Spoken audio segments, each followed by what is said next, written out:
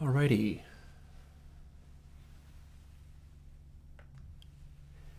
Hi, I am Chris from Airwindows, and we're going to do a little live stream today. Just bear with me while I fuss with some things a little bit. Got my old microphone. I don't want that to be too close. And I was going to see whether I could set up the picture-in-picture a little bit differently. If indeed I can.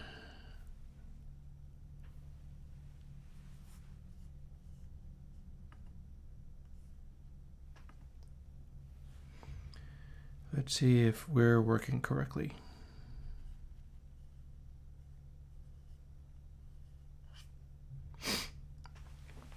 So, if we go over to this, but we turn this on, but then we change it around some. Hey, Sophie.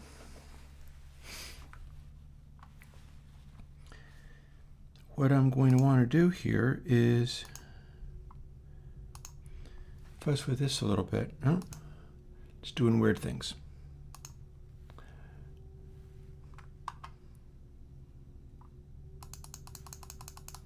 Aha.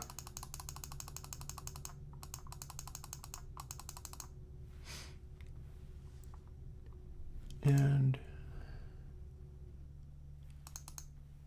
oh no, I'm going away. There we go. Back down we go.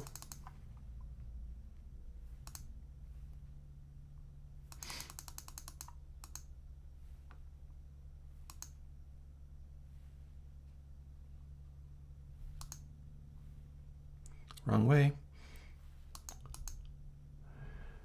This is perhaps not the most convenient technology, but it does seem to have worked. My next question is, do I break the stream by unplugging it? Well, there's one way to find out. If this doesn't work, there's no way for me to resize the video here, unless it is happy enough for me to close the laptop I'm adjusting the settings on like this.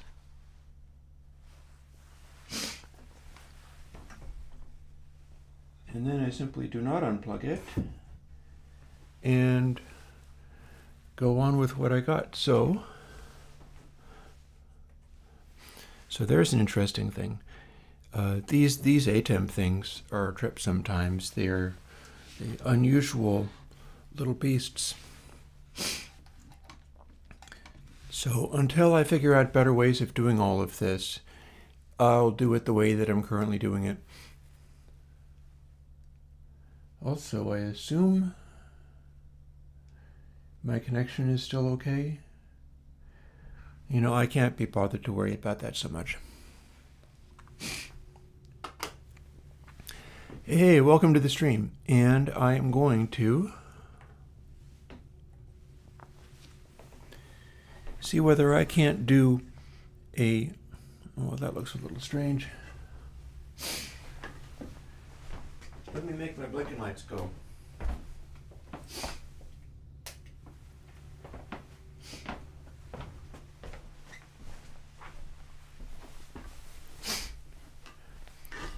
I've been building new things and adjusting things, and I'll see how that works, I guess. For the time being, it looks like I don't know what the hell I'm doing, but I'm doing it.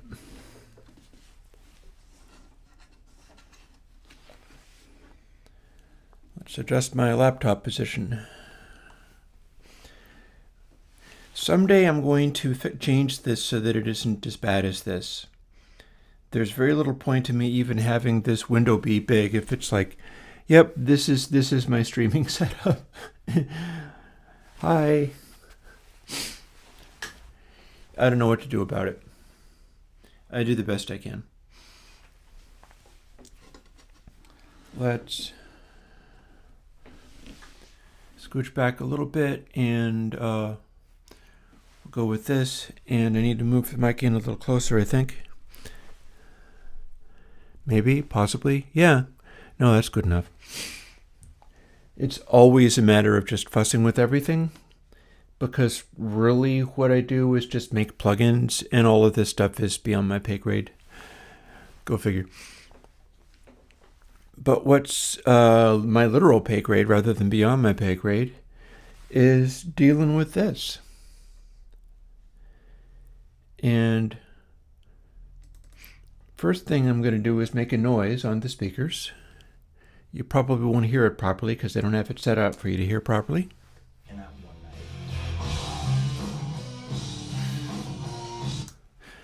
That's from a Sound City documentary.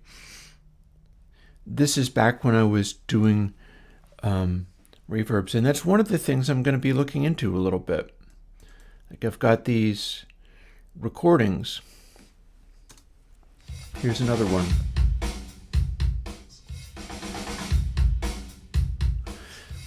And that's presumably the sound of the room, the recording room in Sound City. What we were going to do is dig into some of these things. For instance, my reverb test bed, and experiment with swapping in other things.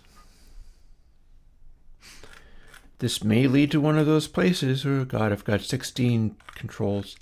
Yikes. This might lead to one of those places where I can't talk properly, but the microphone is right up against my mouth, and so you'll be able to hear what I don't coherently say. Yay. And here's some of my code. We've got a bunch of stages of pair EQ. Got a bunch of things in here, including the way that I've removed some of the biquads, because we're not using biquads for the reverb now, we're using pair.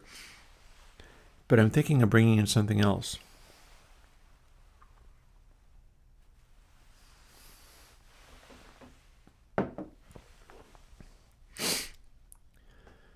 And I could do that by opening a recent project, but not that one.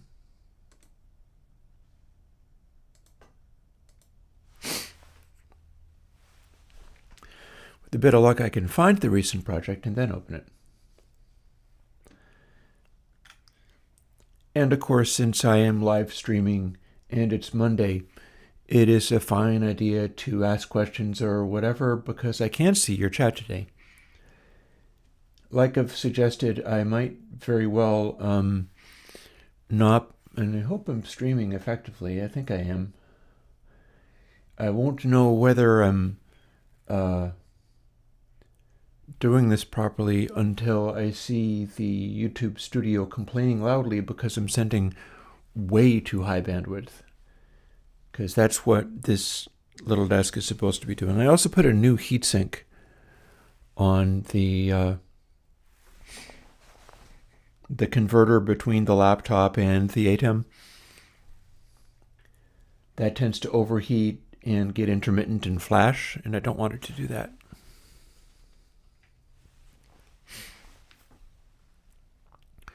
For the time being, we'll assume all of this stuff is working okay. I'm probably going to drift away from the live streaming just because I don't think there's really... I'm not sure the live streaming is for me. Like, I am simply not geared up to do what I do the way that I do it in a way that people can relate to, nor do I have things set up in such a way where that really works. So I've been kind of doing it just because it seemed like a good idea at the time. And it might be a better idea for me to just make more... quick question. Hey, I've got a question. I don't do minimal delay, so I might not see your question immediately because it won't show up for me immediately. But the question is it difficult to support every single OS? And also it is, and I now don't remember what it was, but it is. And it can be pretty difficult to support every single OS, depending upon who you are. Some people are much better at doing that, but then don't have music ideas. So it's a balancing act, really, because you can be a person that has great ideas and can't implement anything, or you can be a person who can implement things but can't handle OSs and things. That's me. I'm able to make new stuff happen, but I can't support the OSs for anything. It took me forever even to get Windows or Linux supported.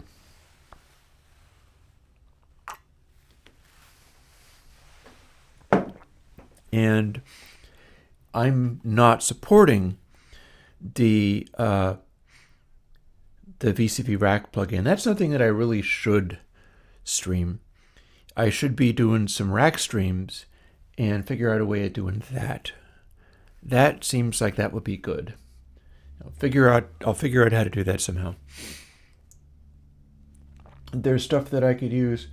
Although I gotta say, anytime when concurrent viewers randomly says like 10 people, that makes me wonder whether I'm not on such a wrong track. Anybody that I've ever seen who was doing streaming effectively went through a period of nobody actually being there.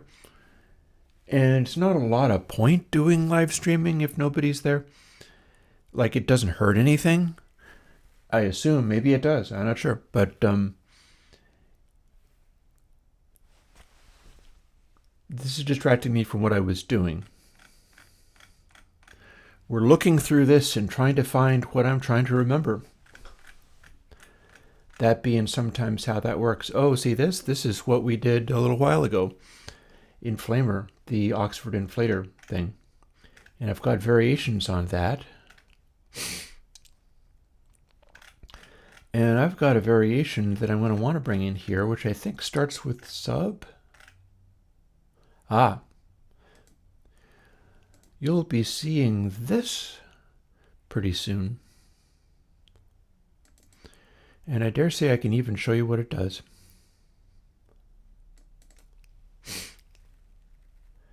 As always, using a track that I made so that I don't have to worry about copyright stuff. Because no matter what I play, it seems like it gets jumped upon by the YouTube algorithms. So what Subtype does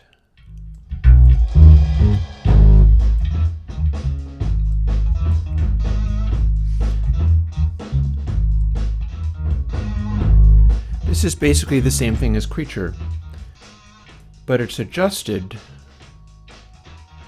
so that I can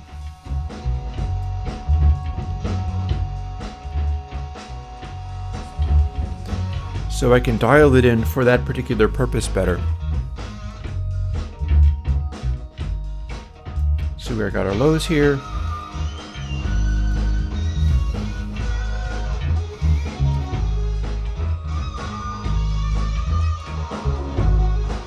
And it finds the place where it starts to add instead of subtract.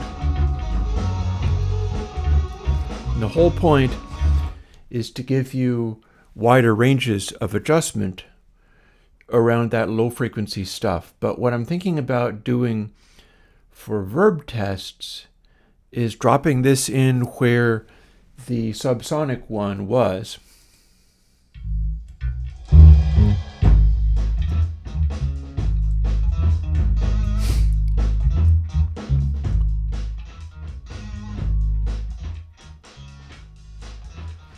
And if I have almost nothing, we're actually getting a fairly effective low-pass roll-off. So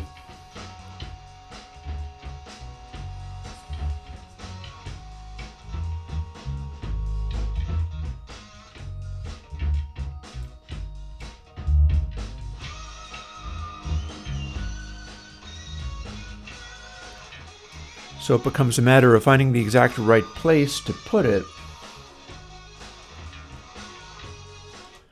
and then using this, which is much less controllable but different, on the reverb low frequency thing. And that could be something to try. So if I was to do that, I'd want to go into both of these things and kind of fiddle with them. Oh, that's interesting. We're set up all over here.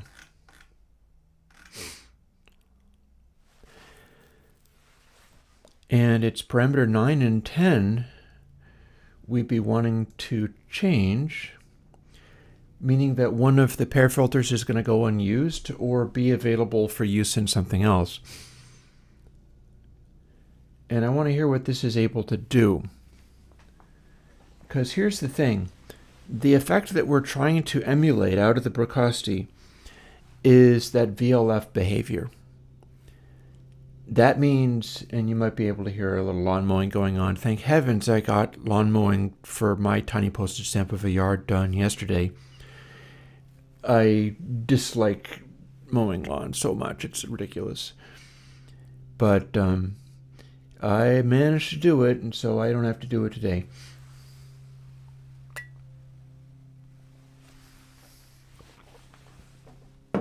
Somebody else is doing it. And the thing is, that Brocasti, here, that Brocasti that we're trying to emulate is doing its VLF behavior using a filter. I don't know what kind of filter. It could be something as simple as a biquad.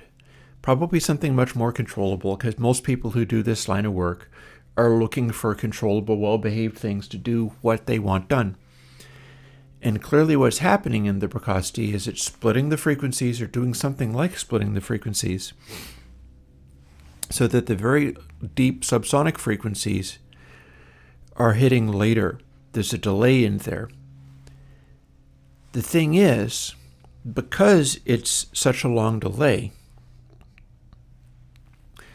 it doesn't even, like, normal considerations of, like, all of a reverb is introducing delays and combinations of sounds. So the idea of doing a sharp cutoff is meaningless here. What we're doing is creating a low frequency channel that is hitting later so that it can make that thundery effect, add a time delay from what the regular time delay is. And that's the important part of that particular process, is creating that delay effect. And the initial attack is going to be more high frequency, and that's also part of it, the overall combination of everything. And I did see the other question about what plugin did I learn the most from. And I couldn't begin to answer that question. I'm sorry. I couldn't begin to answer that question.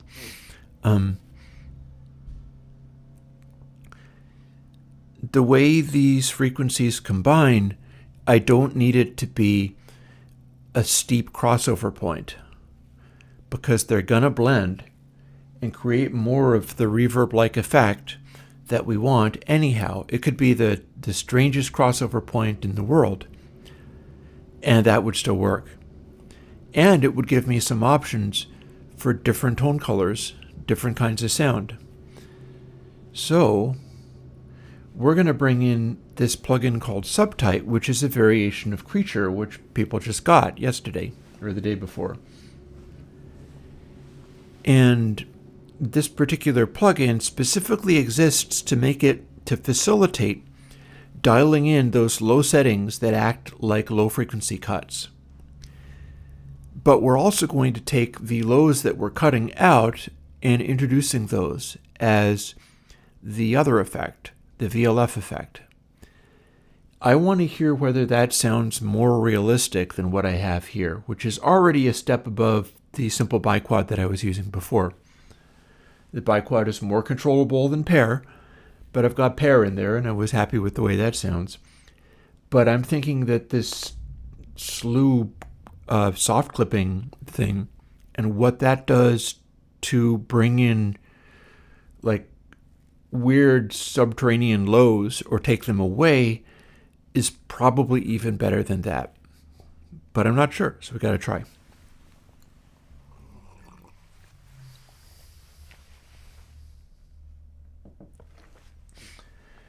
Aaron, I think I've heard you talking about this before. Is there an Airwindows plugin that allows you to simply freeze sound? I would say nope. There's no such plugin that allows you to simply freeze sound because sound changes in waveform. Now, I've made a number of reverb plugins called Infinity, which are designed to make a continuous, unvarying sound. That's not the same thing. You might be looking at something like DAW level stuff, which is just capturing a thing and then resampling or retriggering it. If you mean a sustainy like a reverb wash, anything that I've made called Infinity is some kind of attempt at that. Also, the Galactic plugins are good in their own way at doing that kind of thing.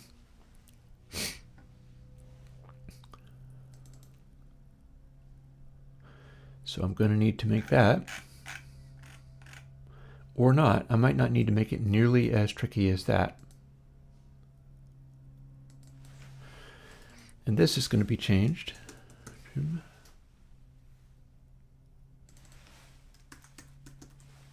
Not sweep, steep. So it's 9 and 10 I'm going to want. And I'm going to go in and define everything I'm going to be using, whether I'm actually using it or not. Meaning we now have to add this. There's going to be a lot of removing stuff that's not in use when this actually comes out to making actual functioning reverbs. This is very hurtful to the poor computer because I'm making so much stuff in here that doesn't end up being in use. Let me go back to that. There we go. So we got our sub. That's not too long of a delay, is it? That's not too long at all.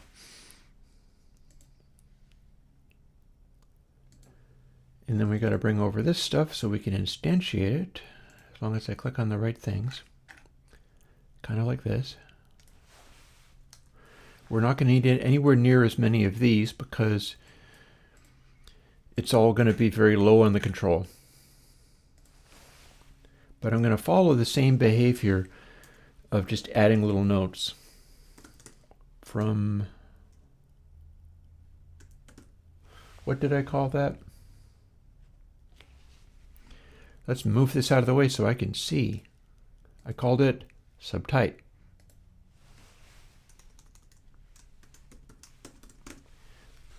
We're going to try using subtype, which isn't even out yet, as the filter on this.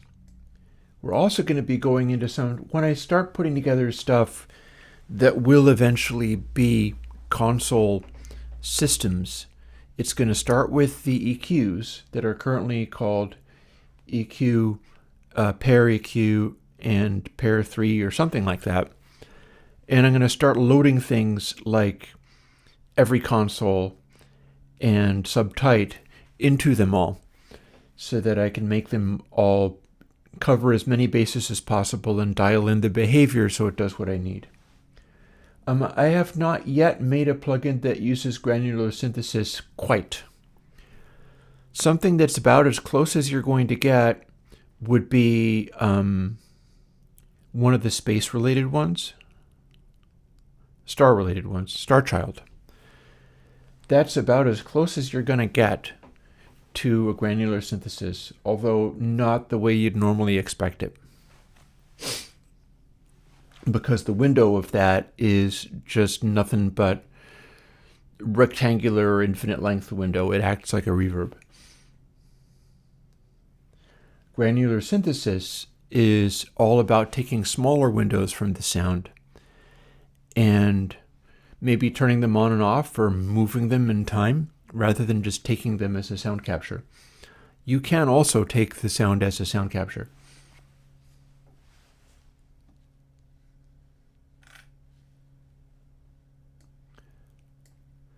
Where was I at? I'm going to try to stay focused at least a little bit. Here's one of the things I need to do. We're going to copy this stuff literally out and use it literally for what I need. So it goes in this area. So 10 instead of 2.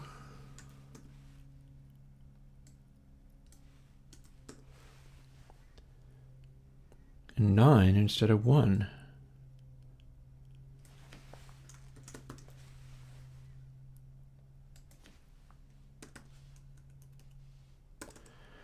And we're not using this algorithm. Instead, we're using from subtype.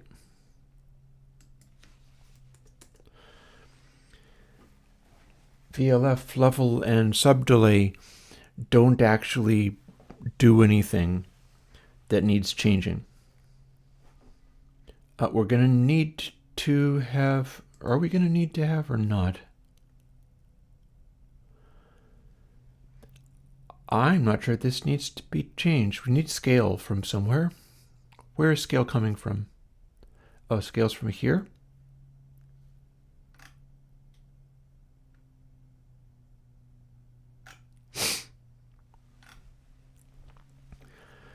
So let's see what we got. I've got it instantiated. I've got the variable created. I've got this copied over. So this should make the relevant thing happen. We've got the number of stages. Unlike creature, this only goes up to 16 stages. In fact, we could simplify this even more. And I'm going to simplify it even more. No more power. No more log taper. And it only goes up to 10. That way, as I control my knob there, if I set it to 0 to probably about 2, equaling about 1, then it's going to be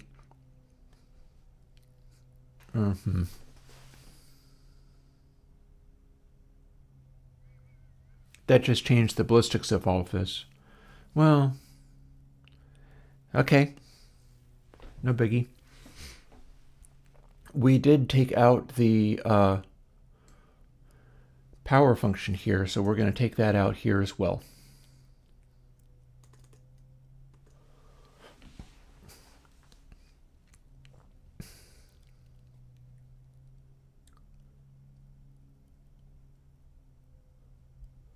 Unless that's not a good idea.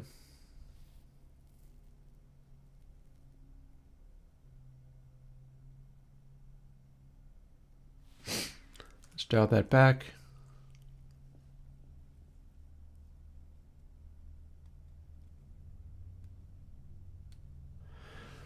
This is going to need calculating out.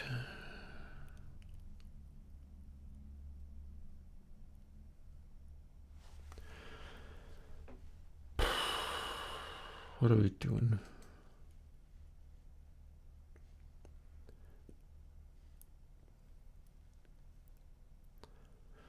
Oh, I get it. No, we are still going to want to take this out. I just removed the power from in substages. That changes the ballistics of the whole control. So I logically need to change this, but this, which is also part of a power function, is this power function up here. So that's still going to do something. The end result is going to be a simple number. This is just a matter of me trying to make it easy on myself as to calculating that number. So let's do that.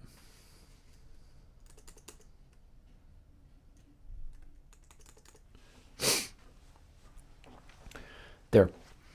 Now we have this and this. They're not power function scaled any longer. And then the overall thing is going to the substages power function, and that is going up to 10, so it can be, this is how the ballistics are scaled to make it at least moderately manageable, producing even a remotely feasible behavior. Otherwise, it's completely unmanageable. And the next thing is find out where I'm applying that. We got our pre-delay. We got our subs filter. And this is how it's getting implemented. We're probably using outsample elsewhere. We probably still need to define it, I think. Are we?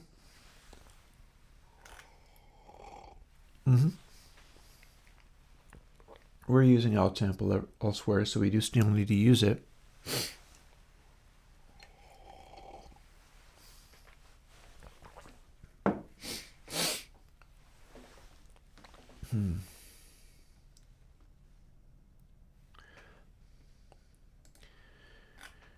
This is what we need to bring over.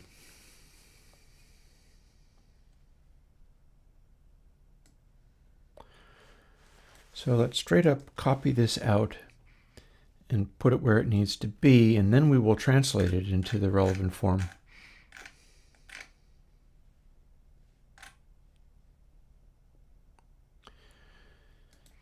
We do need to define this because it's getting used elsewhere. Or we could not bother with that. Maybe we not bother with that.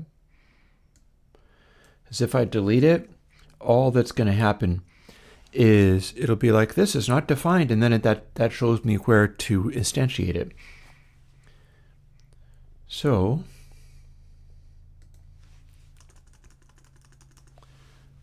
oh, no, wait, we do need to, because we're using it for the pre-delay as well.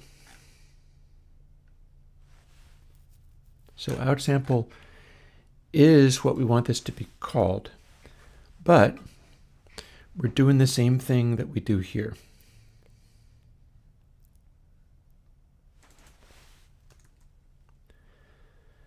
So we're going to translate this over. I could have copied this from the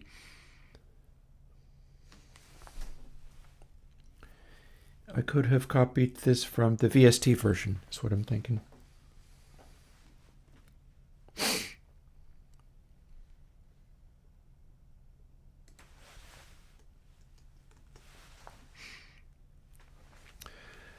That would save me a little bit of time.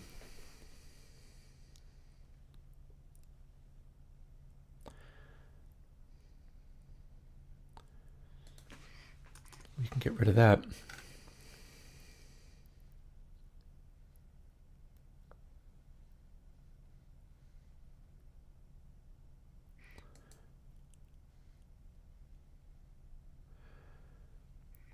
So this is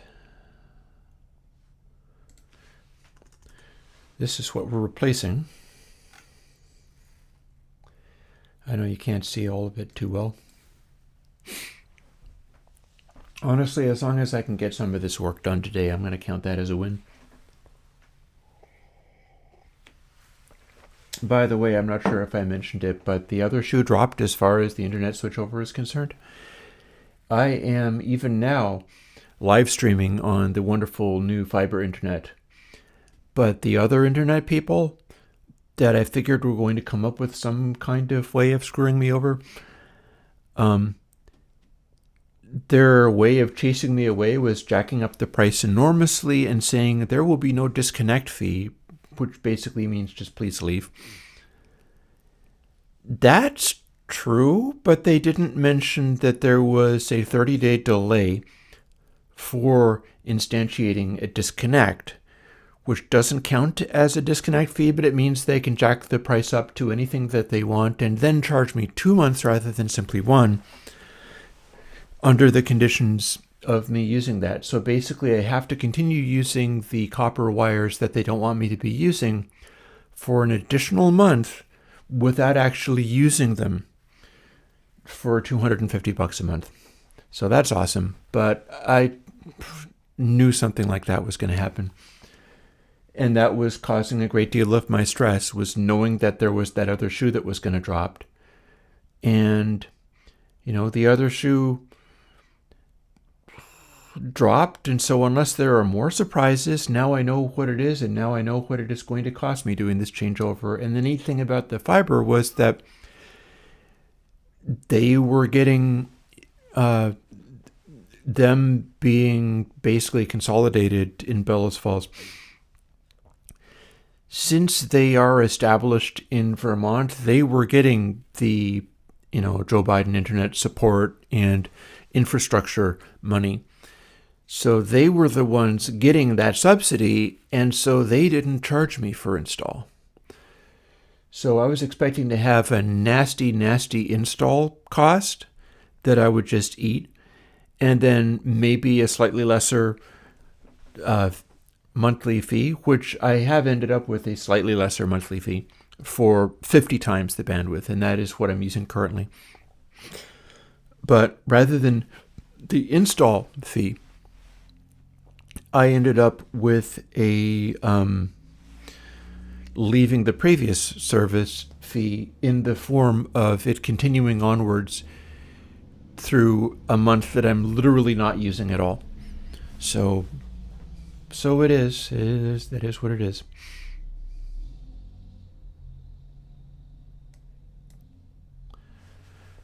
Let's move all of this over.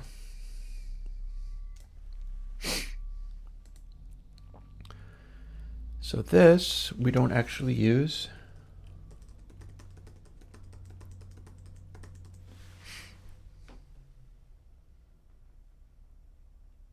Oh, hello. This needs to move too.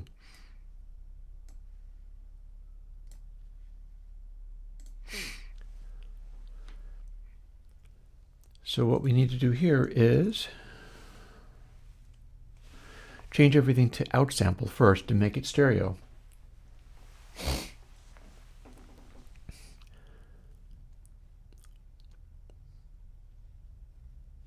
So let's start doing this bit by bit. That's my best bet, is to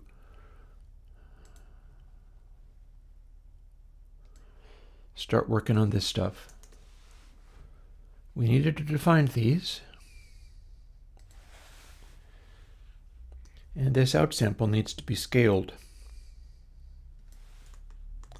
So this will do that. Now I need to make left and right of it.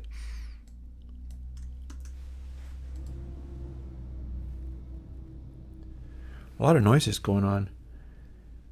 When I was using the Sennheiser mic, the video mic that I was trying before I went over to just my vocal mic, which I'm using now. When I was using the Sennheiser mic, it was pretty good at picking up incredibly realistic outdoors and room noises. It was so focused at stuff like that. It's honestly a very cool thing. I just remembered the appealing quality of using the vocal mic instead, and so that's what I'm doing now.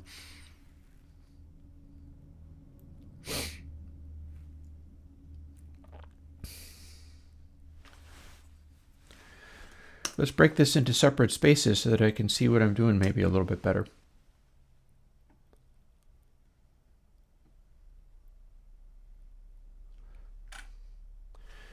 We're not actually using the word subsample, we're using outsample. So what we're going to do is take this and start replacing things that say subsample.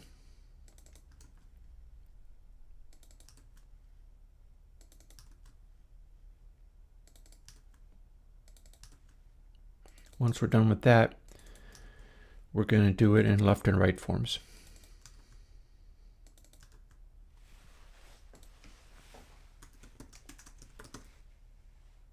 Oh, don't go so quick.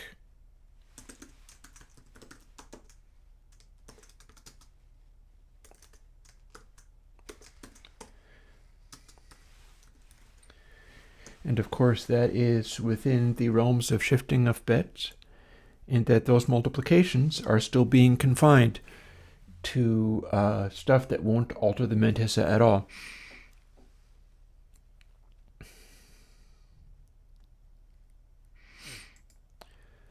And let's do this fairly crudely.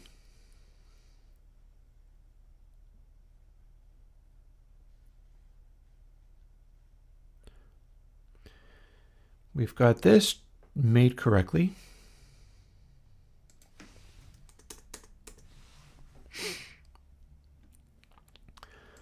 Then we're going to duplicate this on this level of granularity. And we don't need to instantiate that twice. And so now, R.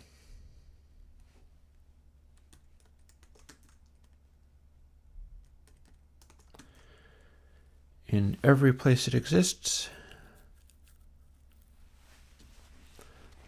except I also need to double this array.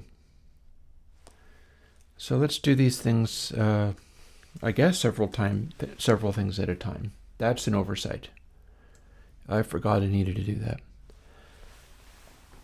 that. As winter starts coming on, I start getting more sickly. I'm getting old, and I don't think I ever really got over the years of COVID. It's probably long COVID. At least as near as I can tell, there was that time early in, 2019 where I got stupid sick for no good reason. And I'm guessing it's probably something like that.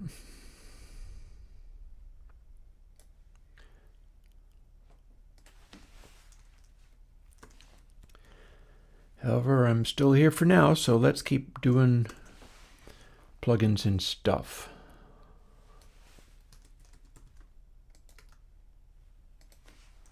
O R. There. Now we have two arrays, and that's what we needed. We needed two arrays, not just one. This doesn't need to be changed. And down here, this totally does. So we're going to edit these things as well. Sub L.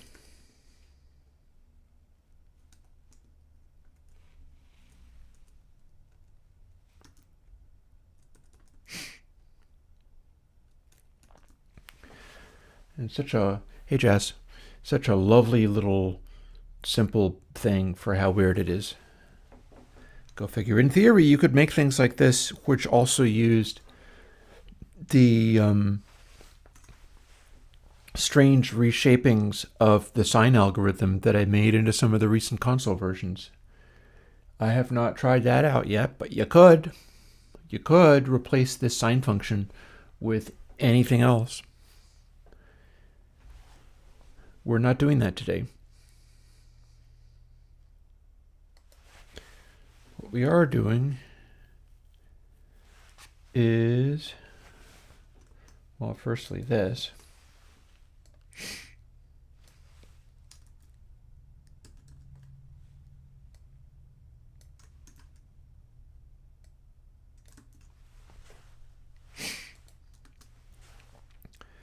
Polarity needs to flip for every other scaling of it.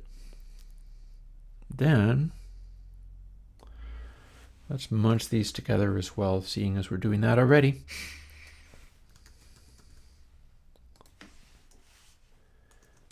And this also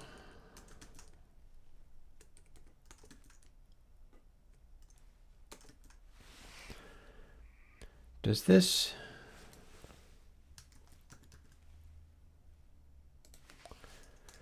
We need to multiply both of those by 16.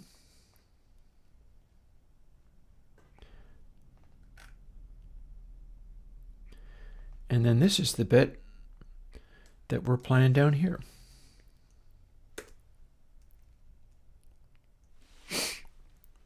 Except let's move this up here.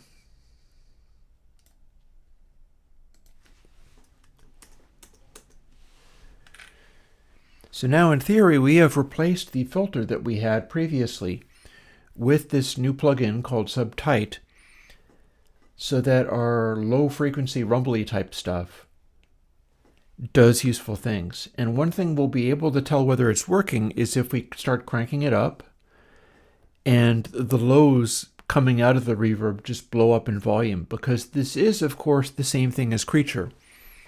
It's just Creature being used as a high pass. And it's pretty much just a thunder scale high pass. It's good that we're running this inside the algorithm because this is all undersampled for high sample rates. I think. Should be. Yes, it is. That's what cycle is. So without any further ado, let's close that and build this and see if it still builds. Signs point to yes. That should mean we now have a VLF trim and a VLF steep out of subtight. That variation on Creature.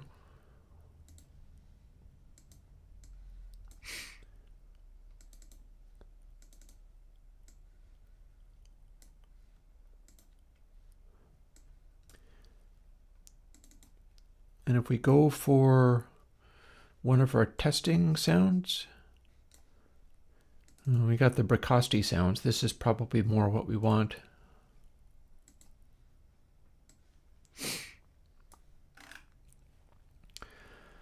We got a bunch of mixes. We got our reference, and we should have the raw sound, which is noise for echo. Does anybody remember with me which of these has the VLF behavior? I'm thinking maybe Sanders Hall.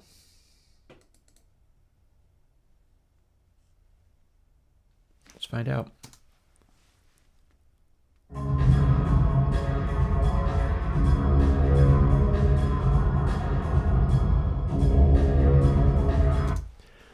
I think it might have been Sanders Hall. In fact, that might be the one I was working with. So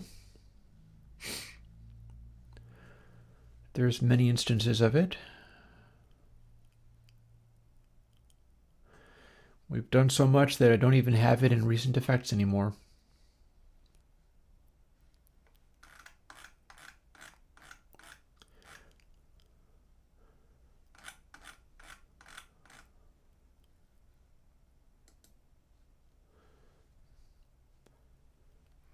But I bet I need to cut this back.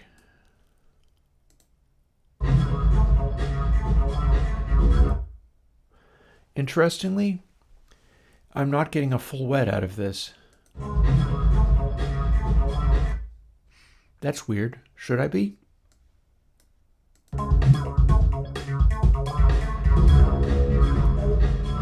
No, I am getting a full wet out of this. That is literally full wet.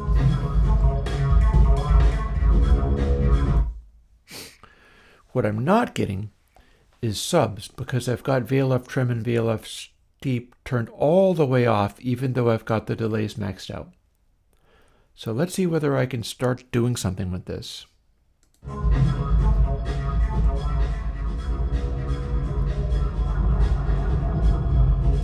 That's what we're talking about. The point of this exercise was to get it so that the low frequencies were severely delayed, which is this. Mission accomplished. It worked. Now if we turn VLF steep up a lot,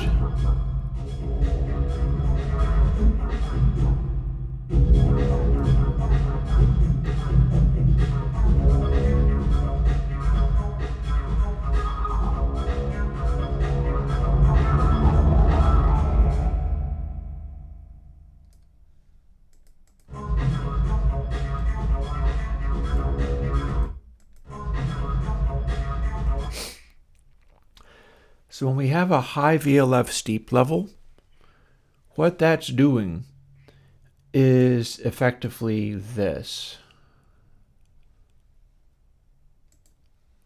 Here's the initial one.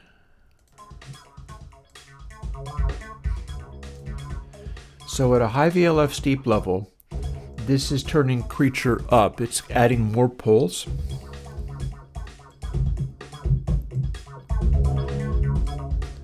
So it's making it harder to kick in, and it is more stages, and so it's kicking in only on the lowest of lows, and it's introducing more of that weird distortion. Also, you start turning trim up and it starts taking over very quickly. And this is, of course, scaled differently from the one that I have built into the reverb. So what we're going to want to do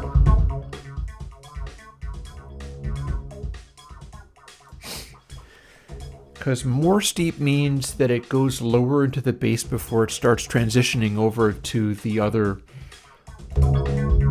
like taking this bass out. More steep means you go lower into the bass before it starts taking that bass away and replacing it with something else. So what that means for the reverb, when we use that,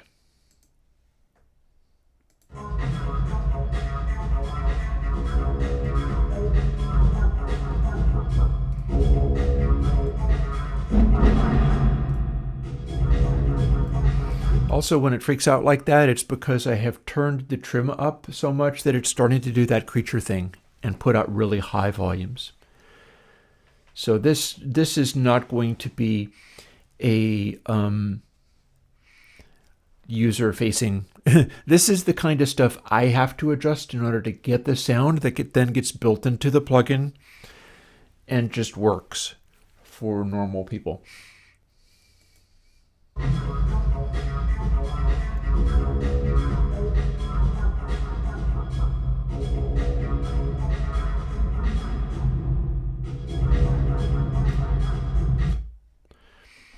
So if I do this, I've got a steeper crossover,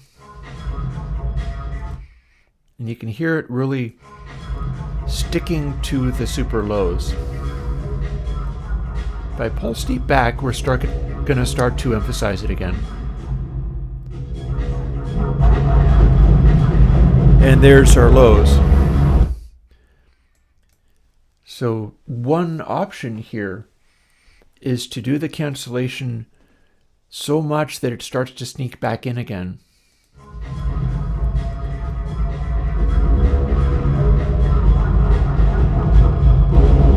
Like that.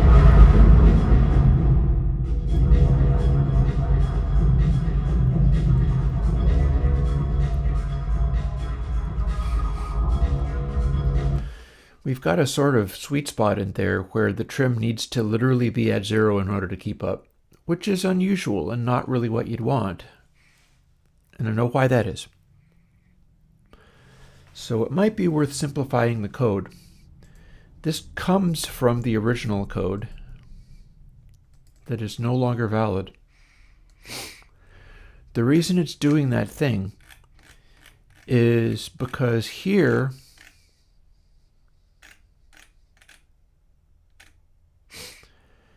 it says the trim is 9 times 0.3 plus 10 times 0.2. So that starts to affect things very aggressively. So what we're going to do, seeing as the trim never really needs to be very high at all, is we're going to make the trim right down to 0.1. It's barely producing any output and taking away the way that 10 comes in entirely.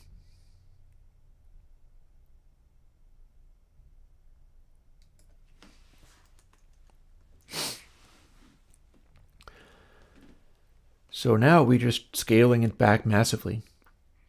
And when we increase substages, it will always raise that node. And there's never going to be a spot where the trim has to be 0 or less than 0 to compensate.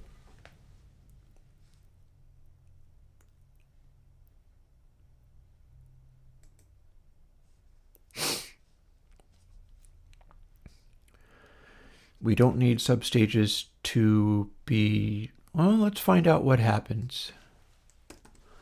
Let's find out what happens if it can be 0. Because I think it becomes 0 if it's less than 0.1. And now we're going to see what that does.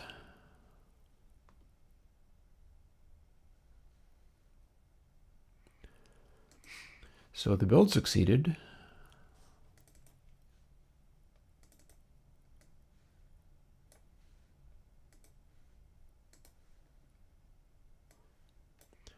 Let's try to make this be a lot smaller. Out of the way, you. See, if this really works well, this is going to bring me into the zone where I can do that work with the small rooms. The Bricasti small rooms are something kind of special. They don't have a lot of sustain to them. It's almost like they're just early reflections or gated reverbs, but they have that low frequency stuff happening in a big way. So perfecting this means being able to do the Bricasti small rooms, and that's an exciting prospect.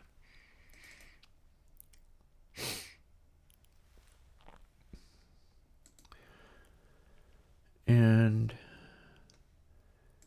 back into verb tests.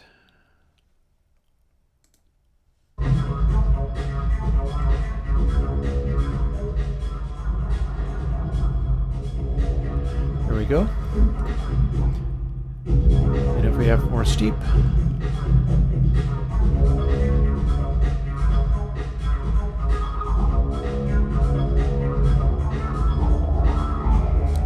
we might need more range.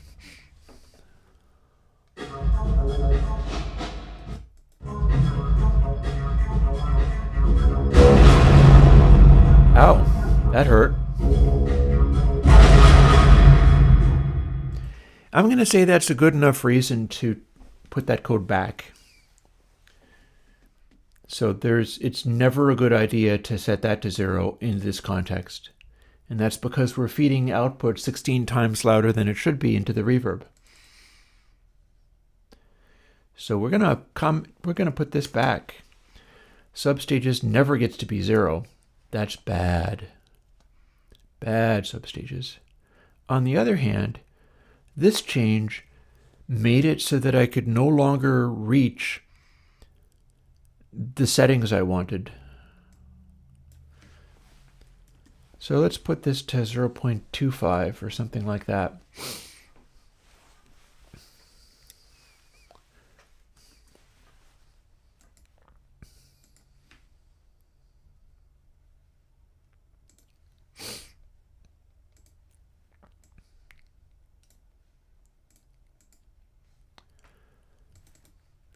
And then back we go.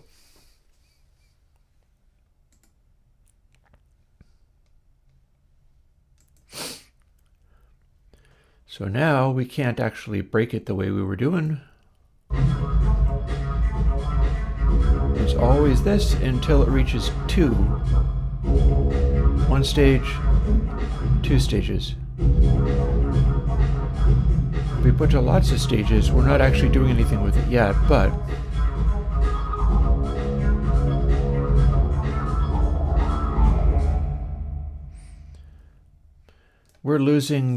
we're not able to reach that anymore.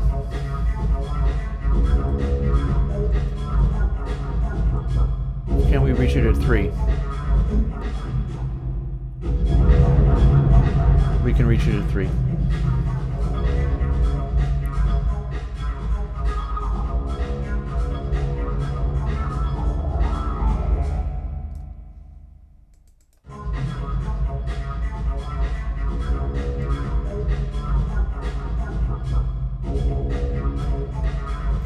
Can we reach it at 4?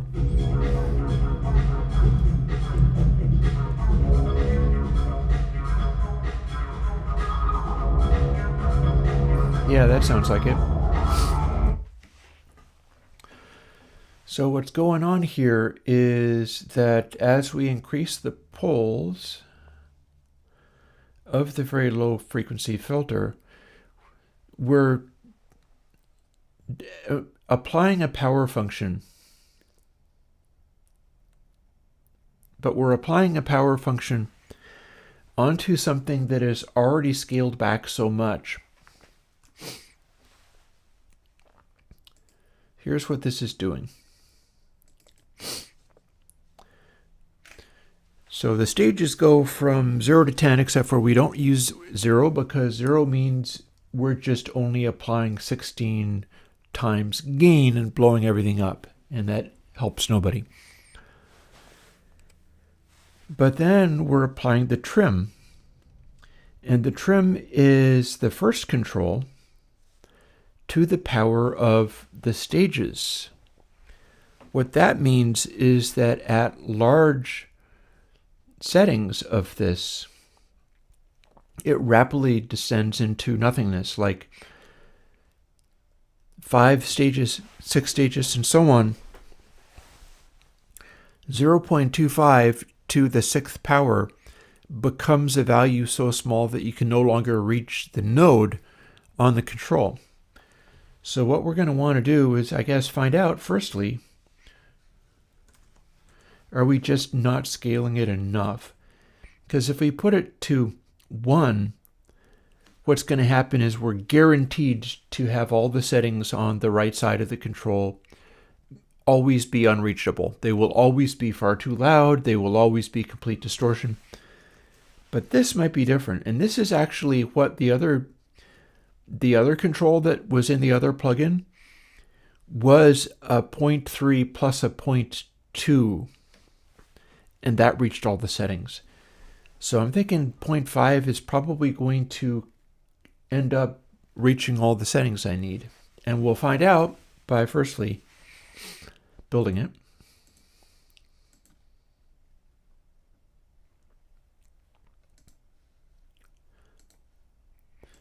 Then replace. And we will know whether this worked if we can run this sound, turn steep up all the way, and then go through the node and out the other side. And we know if it goes out the other side by the bass being too loud, because it then starts taking over everything.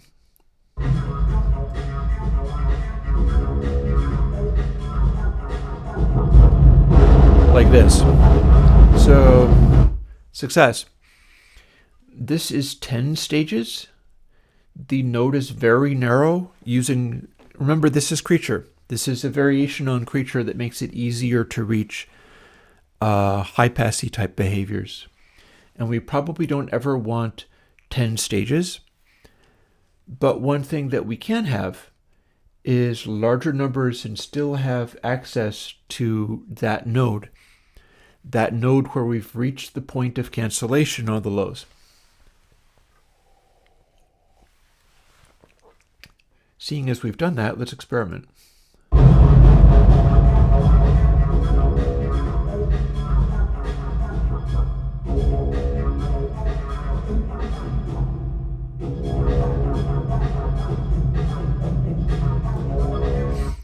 So 10 stages is probably too steep.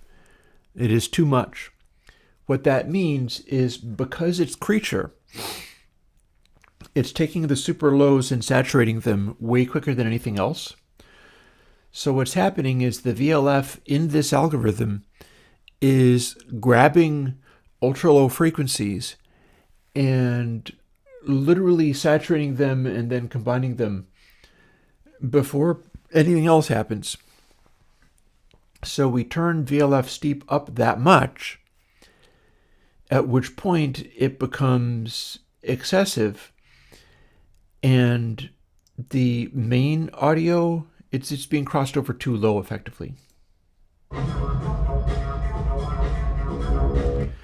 Like that's kind of what that is we've got some of that sub-lows being delayed.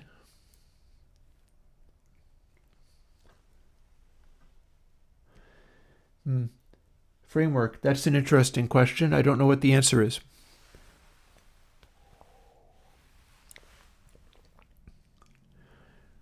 I mean, literally, the code that I'm working on right now is not even VST.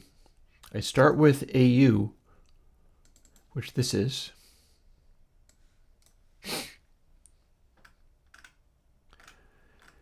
And it's from the original.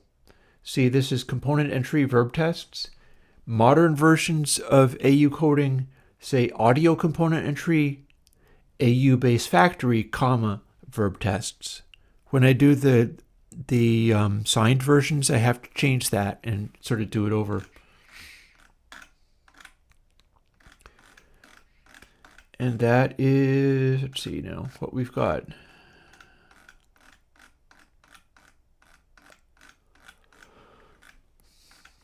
Yep. OS status, verb test, process buffer lists. This is an audio unit. This is the Mac default plugin style from back in the day. Goes back to, I don't know, 2007 or earlier.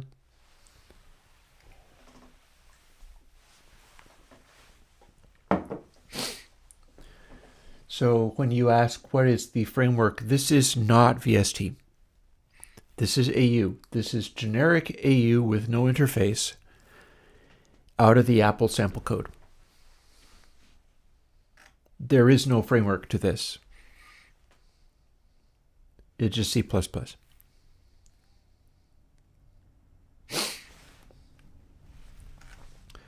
So now what were we doing? I think I was showing people that's what this quote-unquote framework is.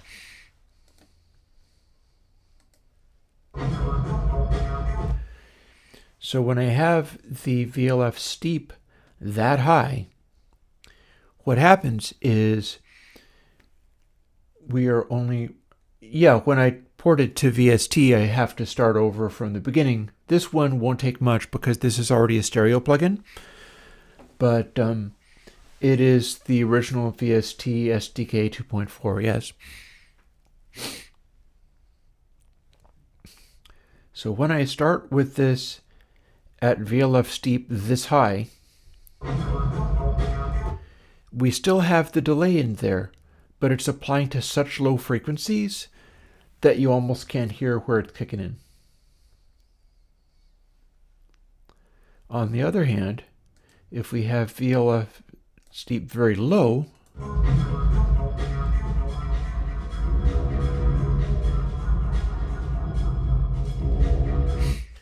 we can dial in the low frequencies crossed over so high because the steepness of the cutoff is so minimal that we can cancel it out pretty effectively. At which point the initial echoey stuff, the initial reverb, sounds very bright. And we can really clearly hear that sub stuff, that low frequency stuff.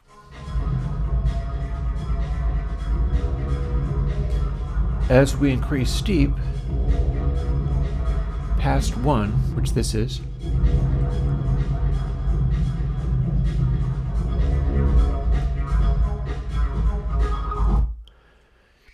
we get to a zone where we can still do the cancellation, but it's focusing on the lows much more acutely.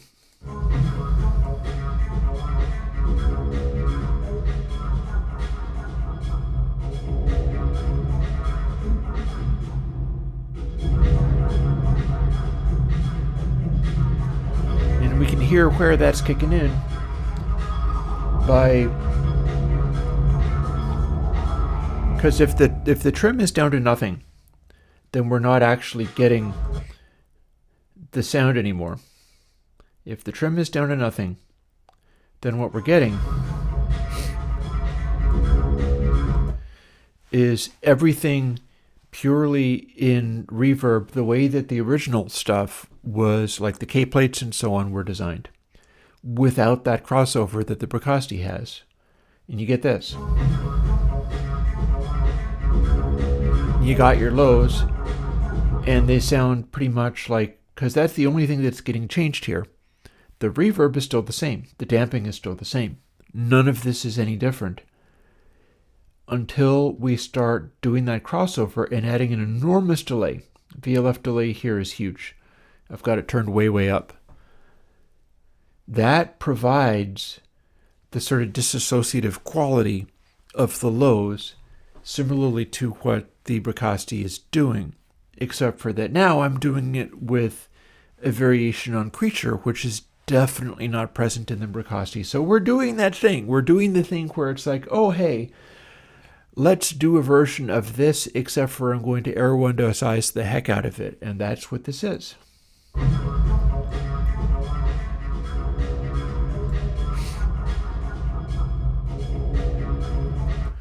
with our little crossover and the speed of the crossover, which is not very high.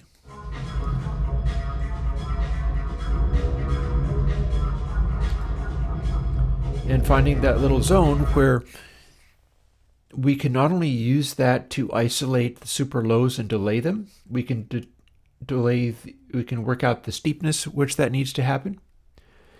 And we can also work out how much, because if we pull trim back a tiny bit,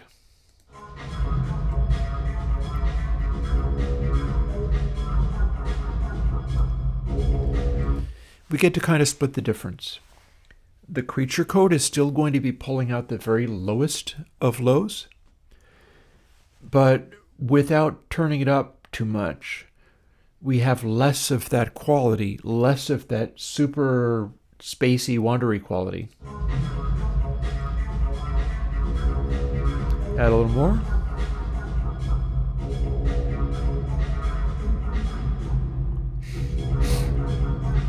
And kind of tune it in.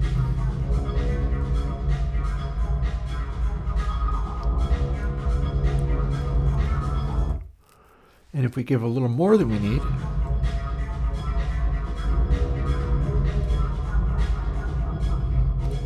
we get a weird behavior where our input is actually providing sound now, but it's inverted phase subs.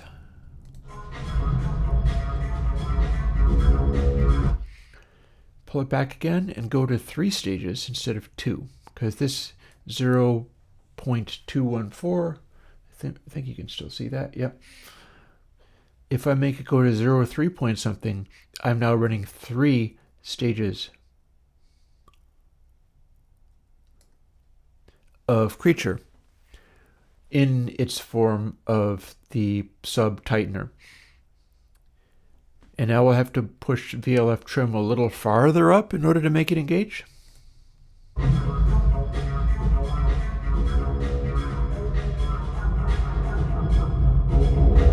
In order to make it do that thundery thing.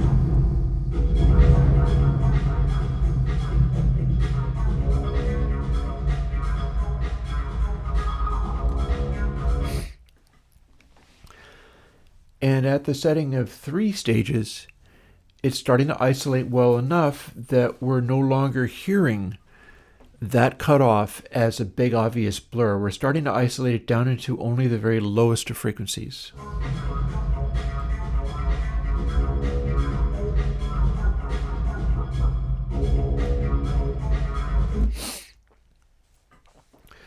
You can hear that by, let's make this be exactly 0.3. You compare this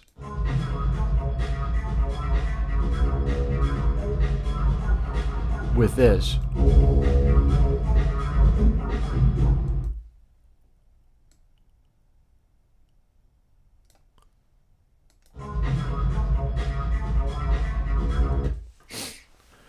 So we're able to dial this in such a way that we have an interesting degree of tonal control that gets increasingly fussy and delicate as we start increasing VLF steep. VLF steep being, again, subtight, which again is a upcoming variation on creature that's designed for letting you be able to work with the lows more effectively.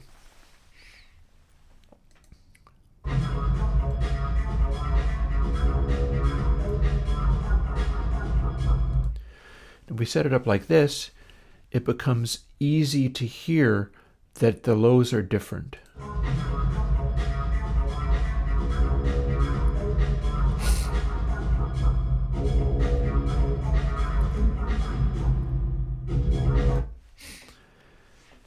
And that's kind of how this is done. This is the way that I'm going to be dialing in Bricasti models. I'm going to be taking stuff like this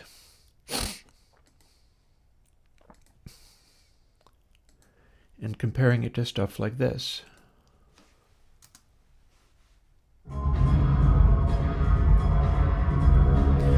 This being Bricasti. A little more sustain in there. I'm also going to be wanting to experiment with different algorithms for the actual reverbs, because part of the deal with me working on this, all of the K plates and K chamber all had slightly different reverb algorithms. There's a whole thing that I was doing with running the calculations on those so that the math of all the delay lines, no reverb is exactly the same as any other. They're all going to be very slightly different. They're all done through processing through millions of variations, looking at ones that perform highly. I don't make convolution reverbs, so that would be no.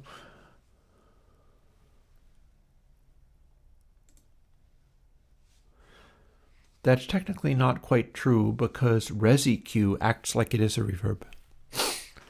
You don't know what ResiQ is? I'll show you.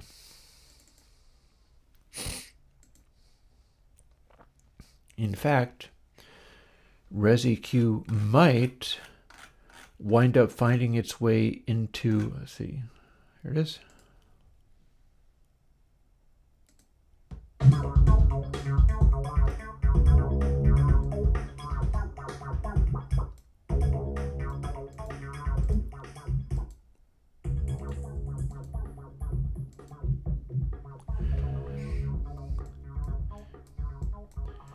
ResiQ is these.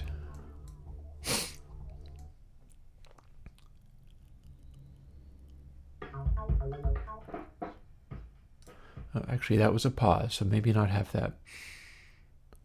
Let's put it back into Alien Kittens. So ResiQ is this.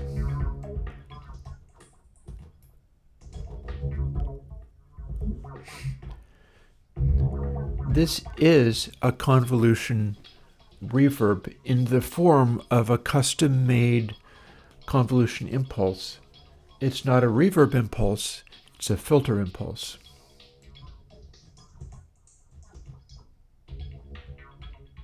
I can make it louder by having these match.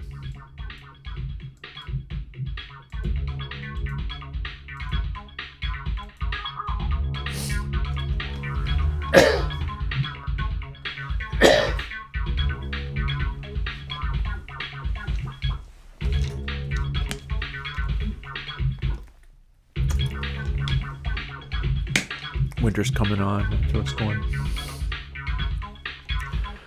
Or if we did this frequency,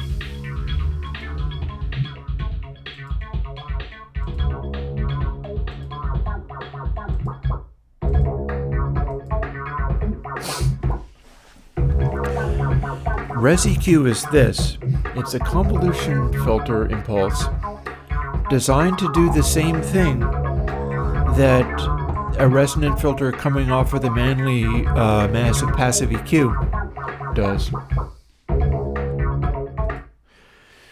So it's like it's a convolution reverb, except for that it's a filter impulse, but it's not a filter impulse in the sense that you would use for an FIR filter, namely a windowed sine wave. It's meant to be like a sine wave, but the attack of it is half as fast as a regular sine wave, so it makes an unusual convolution impulse. If I shut these off, we can kind of faintly hear its full volume.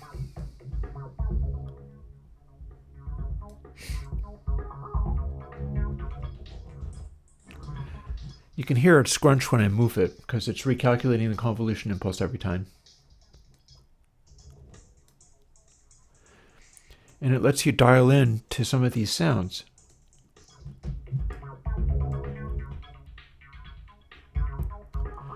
So this might find its way into, for instance, the MCI console emulation, because for that one I need to be able to generate a boost.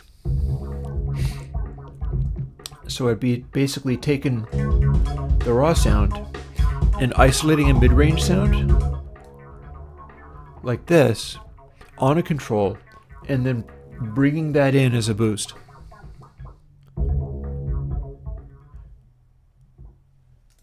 It doesn't go down to the low frequencies very well, this.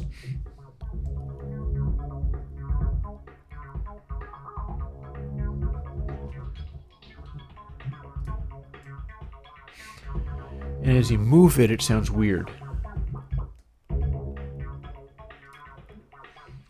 But by the way it's done, and by the length of how long it sustains, you wind up getting a pretty convincing sounding filter.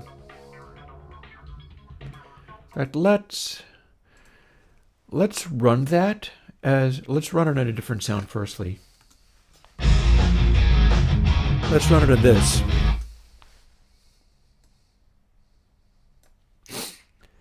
And then let's run it in an effect stack so that I can boost after it. Here's ResiQ. And then the famous plugin that I can't say the name of on stream.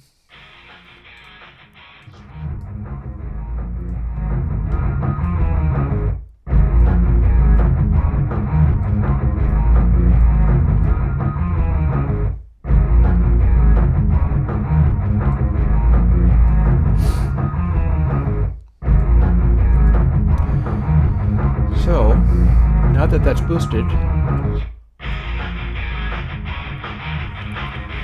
this is what the mid-range boost might sound like.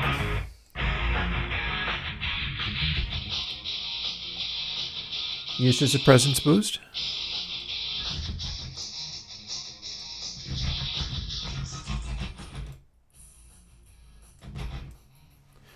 Used as a super high frequency boost.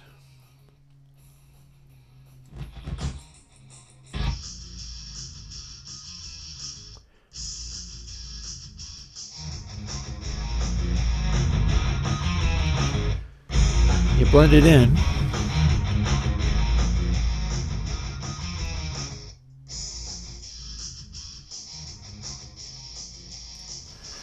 And you get something kind of like this.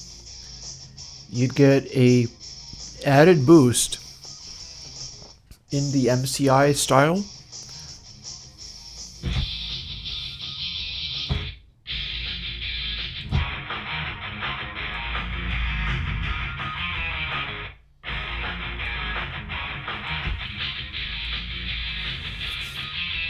Where you'd really be able, I'd be able to dial in the right intensity. But there's still a naturalness to this that's not the case with, say, if I do the same thing, but with a biquad.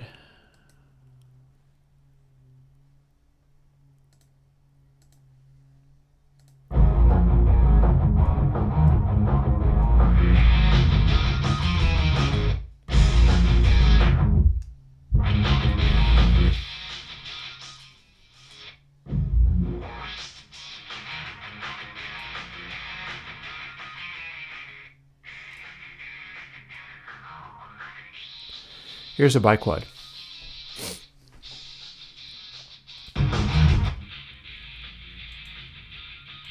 Here's ResiQ. Let's make them meet.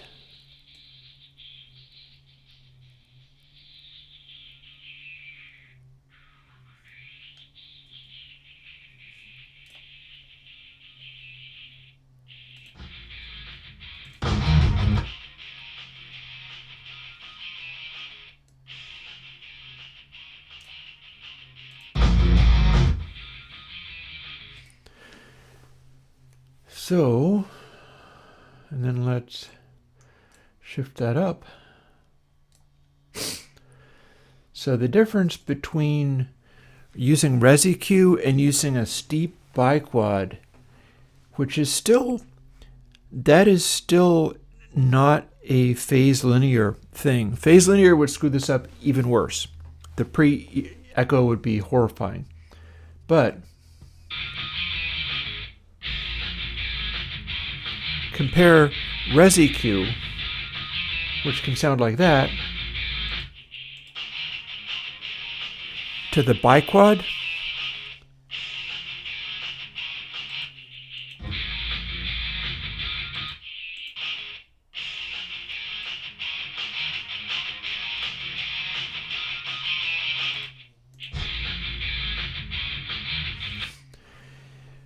ResEQ being a convolution-like behavior, just the way that it operates, it just kind of sounds nicer than using the biquad for it. There is no clear way to use pair in a similar way, but this is probably going to be my go-to for getting an MCI console sound. Because the MCI console is the one where you've got, I think it's reasonable to call it 3 bands. The thing is, on the MCI console, you have boost and cut on the super lows. You have boost and cut on the super highs. The whole mid-range doesn't get boosted or cut. Instead, there is this peak that gets added to it. Oh, Queen's lived. Why, thank you. And so we're going to try to do this when it comes to making the MCI. That's a famous console. That is the console from like the Eagles, AC/DC's Back in Black. There's a bunch of amazing stuff that came off of MCI consoles. And we're going to try to make that mid-range boost. Maybe not as tight as this, though.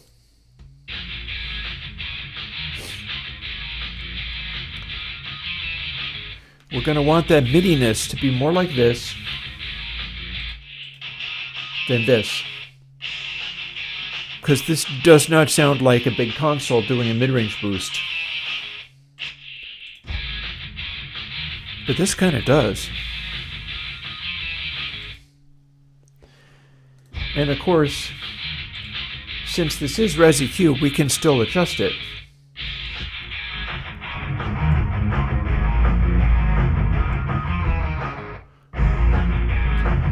You don't get to boost, you don't get to dial it in and then cut muddy mid-range frequencies, but this is muddy mid-range frequencies.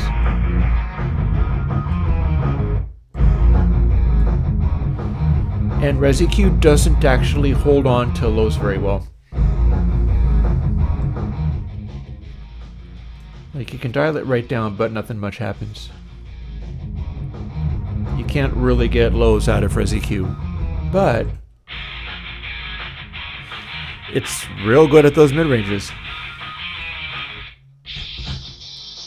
And presences.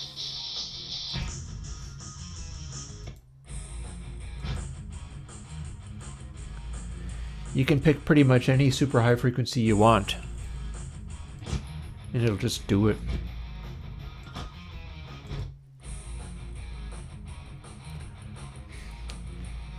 So if you wanted to take like the virtual MCI mid-range boost and turn it all the way up until it's nothing but super bright highs,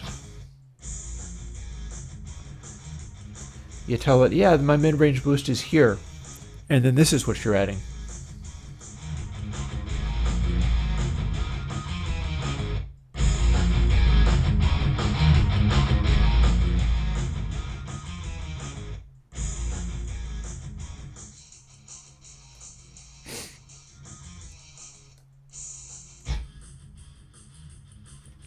Super high frequency boosts.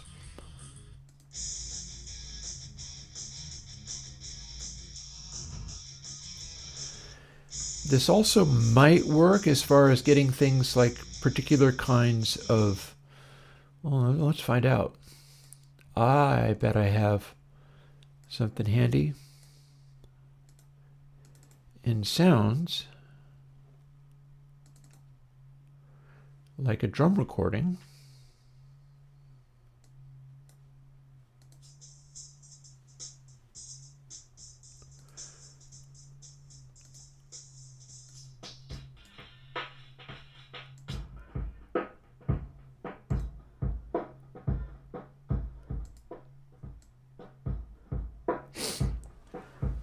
Again, it doesn't really like boosting bass all that much. It kind of works. But once you start getting up into the mid-ranges,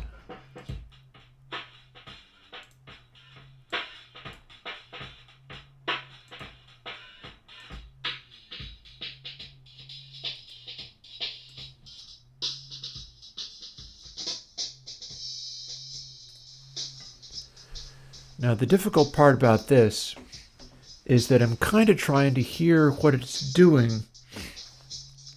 to the attack of the kick drum, which is not really that much of a thing with this recording. This is not a kick drum mic.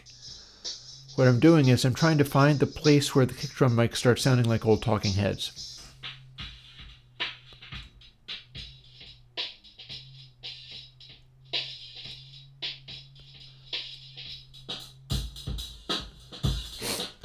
So you'd be taking your lows out of here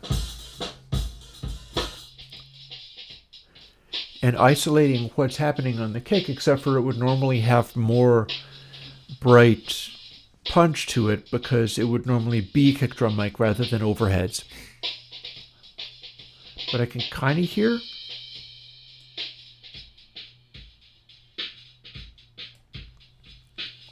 where the punch on that would be.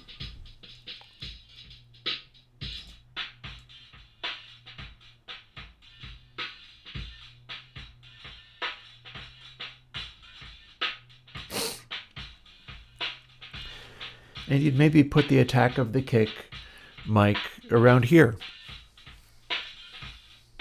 That might do something useful. Or maybe I've got another recording that would work better.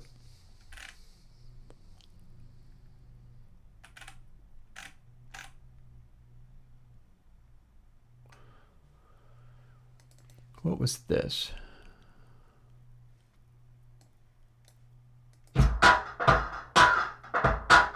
Ooh, that's loud for one.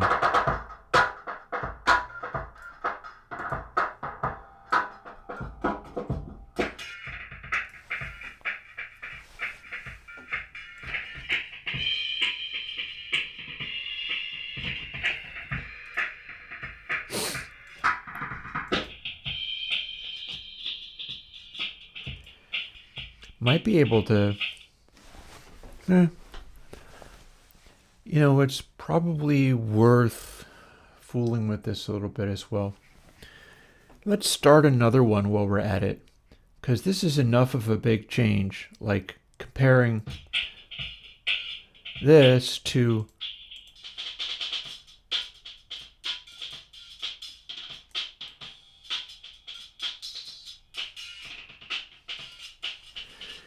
when you're applying filters, and this is what you've got for a biquad.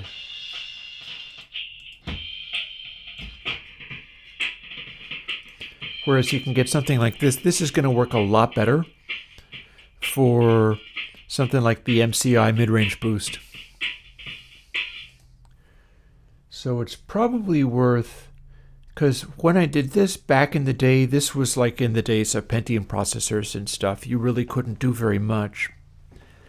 But especially if I don't have to make it be that tight of a resonance, I can probably do it with fewer stages, and we can explore a little bit what can happen with that. So the first order of business there, now that we've got verb tests sorted out a little bit more, we'll put that up here so that I can remember.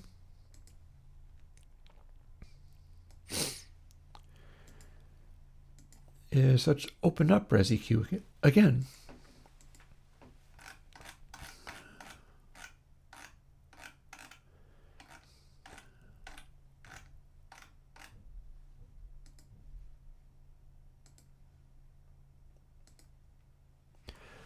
Maybe we should call it ResiQ2. That being a thing.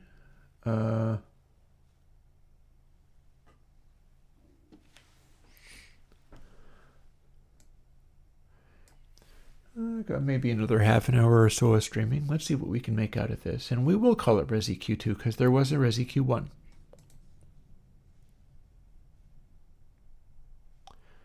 It will not be a stereo plugin from the Macintosh.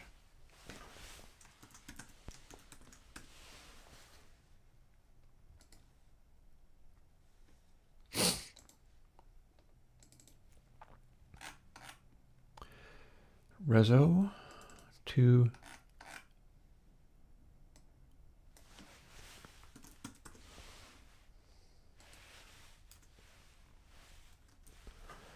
element OP, so it goes from res O to res P. I'm going to go to res E, honestly, but whatever. First order of business, get the previous one up and working. Only 61? Damn.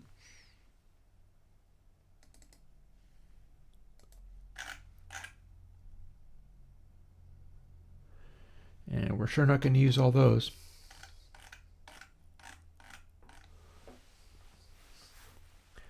In fact, everything about this is going to be a lot simpler because we're only using one tab.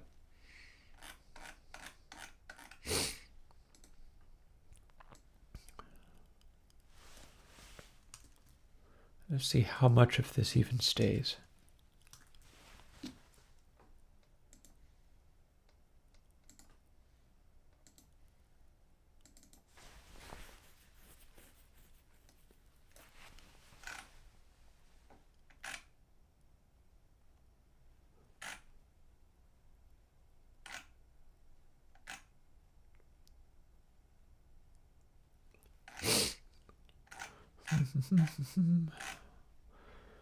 They're all 0 to 1.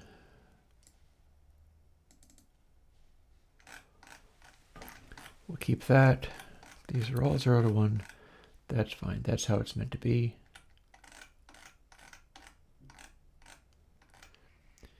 We do need to start this. We're also going to need to make it work at other sample rates. That's going to be kind of important.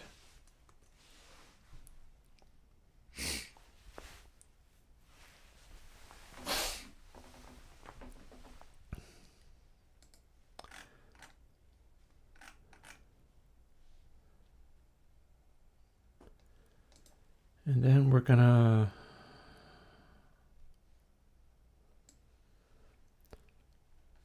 start with that which is working so that we can at least have it turn on before doing anything with it.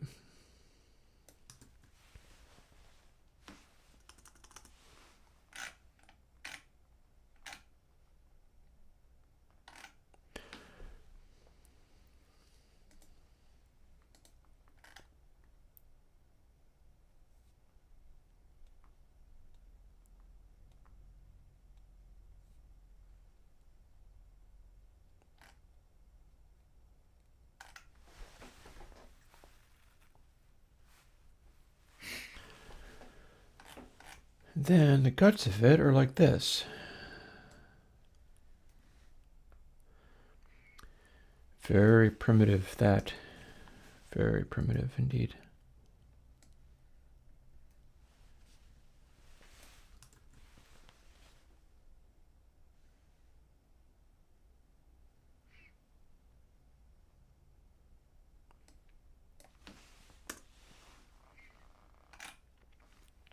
That stays. There's our little EQ kernel. Whole thing was not actually shifting very well for frequencies, but might be good for high sample rates, even though it is kind of what it is. There's a thing.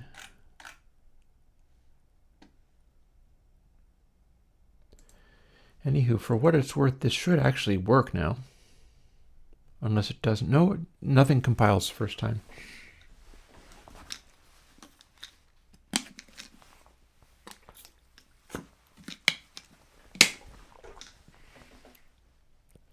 Let's see if it compiles the second time. That would be a nope, and I know why. I had previously defined that as register count. In fact, let's not even call it count at all.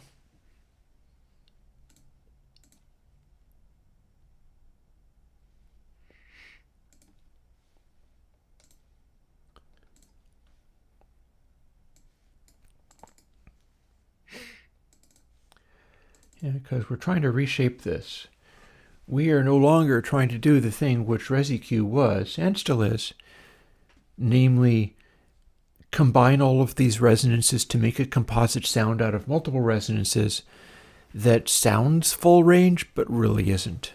That's what ResiQ was. This is not it. This is something else. This is get me that mid-range boost frequency thing going on.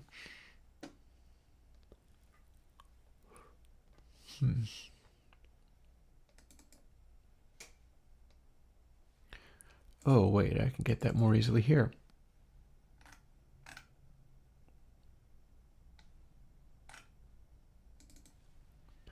Albeit not at 96K.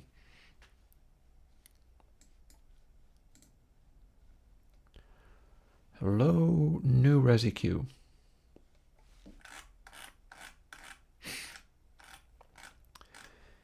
If I can get this working, which is fairly likely I can get this working, I need to start throwing some changes into it.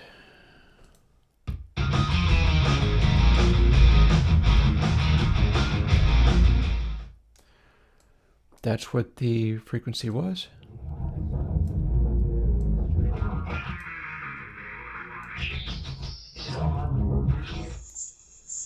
And this is what it is at 44.1K. Goes up to here, down to here.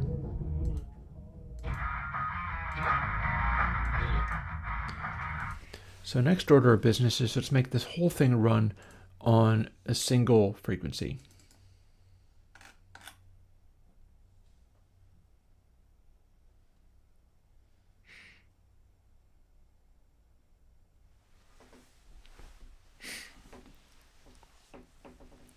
Interestingly, this does seem to use overall scale. That's interesting. And I think it was doing what I thought it was doing, though. So we're only using V1.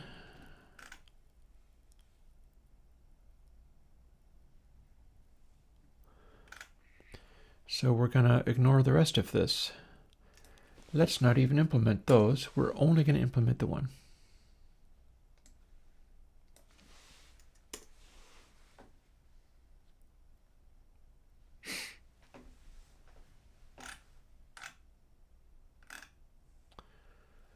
Frame number. That is only the calculation for the kernel. I don't need to use that. That's the thing that causes the glitchiness. We don't need to use that. We can generate the whole kernel each time.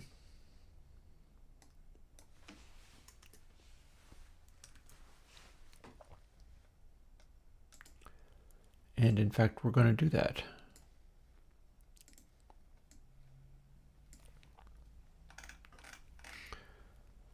I mean, these days, stuff is more than capable of doing that.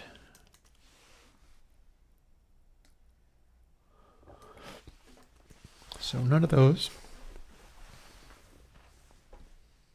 None of this.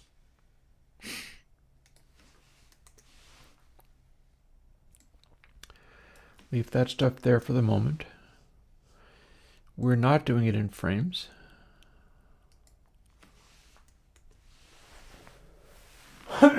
Excuse me. This is something weird. I don't even remember what that was for.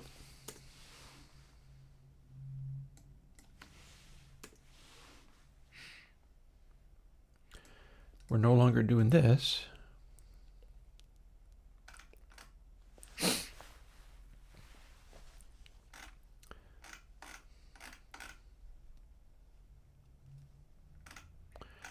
We're generating our 60 frame thing.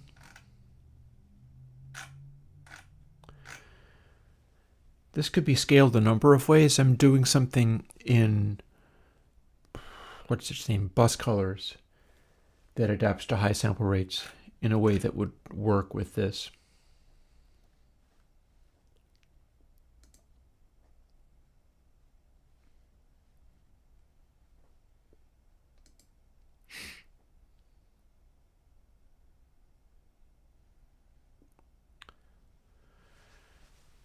So why do we have this twice? This is we have this twice. Why is this here twice?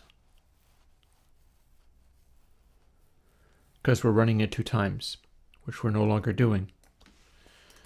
So that makes it go a little faster, but we're doing it all at once.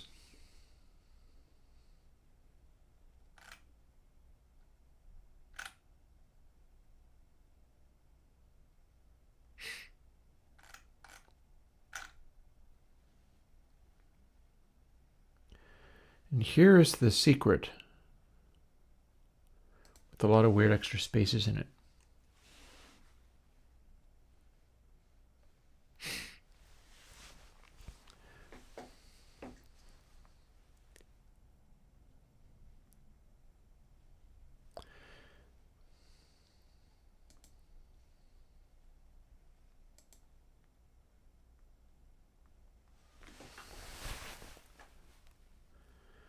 Fall off sine frame number divided by 19.098992. Well, that's weird. That's very weird.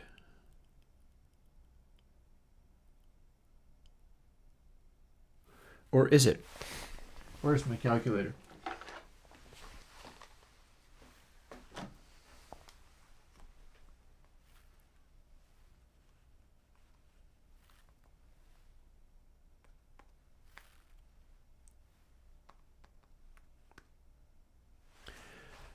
That's not as weird as all that, because fall off means it starts at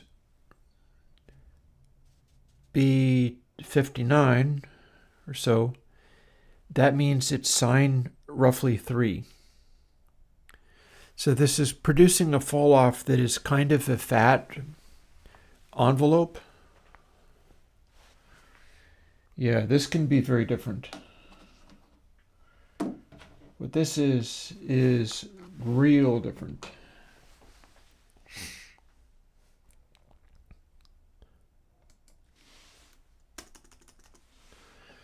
So here's the guts of this code.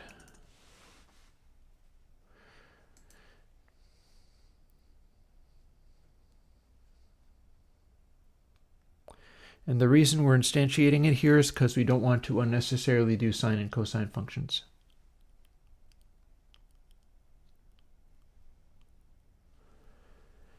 And sine frame number times f1 times 2. All of this kind of comes together into something.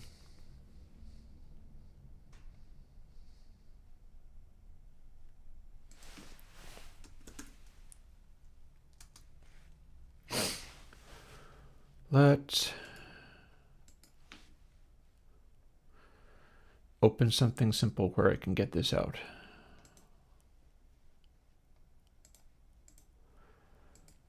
I'm looking up something very trivial.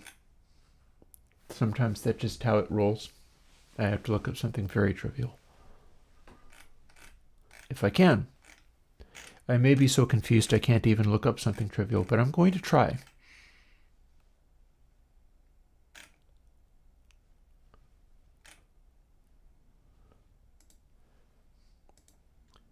How about in here? Maybe it's in here?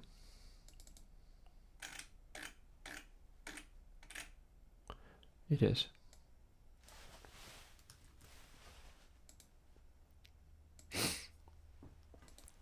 Literally copying and pasting a for loop because I'm confused and don't know what I'm doing. But there's a reason. And the reason is that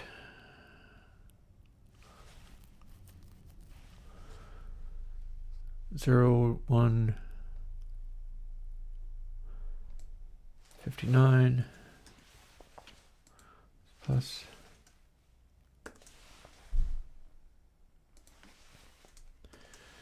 we can run all of these every time. But we got to move some of this stuff around.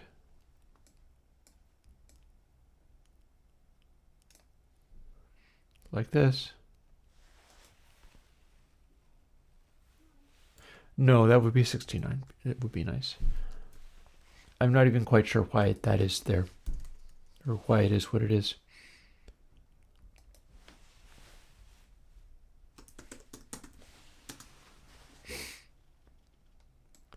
We shouldn't need that.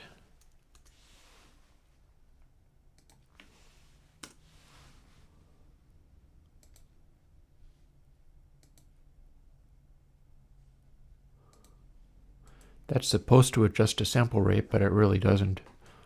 Not properly anyway.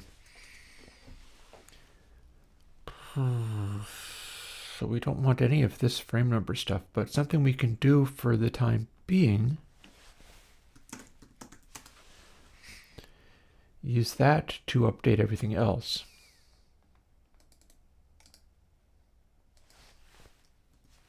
There. Now, instead of being a sort of rotating thing, now it's just a loop.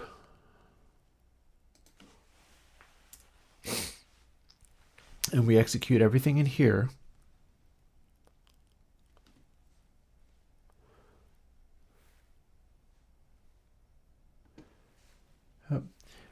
What I was doing, Freescan, was I came up with a way of applying the high-passy behaviors of Creature in the form of a new plugin that isn't out yet into the reverbs that I'm going to be doing. And we heard a little bit of that, and that went pretty successfully to the point where the upcoming reverbs that I do based on Bricasti ideas should sound possibly better than the Bricasti ones, depending upon what you like, of course. At least they can be sort of Airwindowsified. That worked, and so I moved on from there, started demonstrating things like kinds of filters, including the a filter that I thought would work well in the MCI console emulation. And now I'm making a plugin that could be used to work as the mid-range boost that goes into the emulation. It's not going very smoothly. That's okay. It doesn't have to go smoothly. It is what it is. But this is still the code of what it is. Oh, interesting.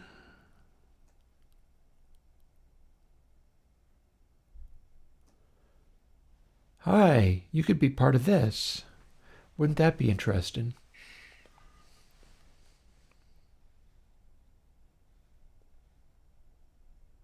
Except it'd have to go the other way around.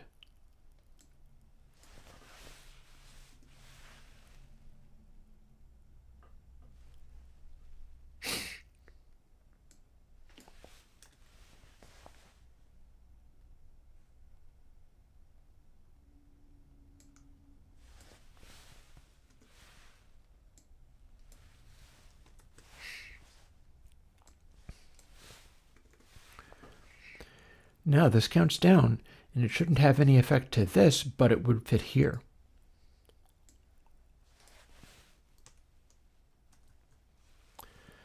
So we're getting bold. We're doing weird things now. Things that don't actually fit.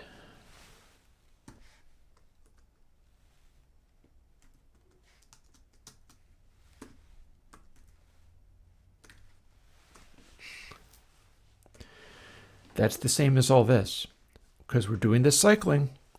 That's what we're doing, so we'll see what that does. We might be able to make a weird, complicated thing out of it all. Refactor it. But all of that stuff might actually work. We will see. We will see whether it actually works.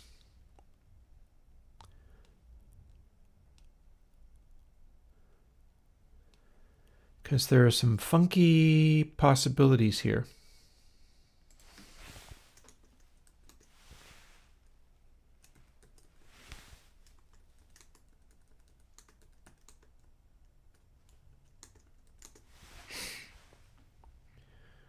Why do I have so many spaces in some of these places? Double spaces all over the place. So that now does this. right down to, if it's larger than 0, it's 1, so it executes this stuff in here.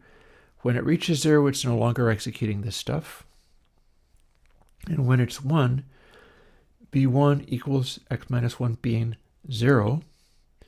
And then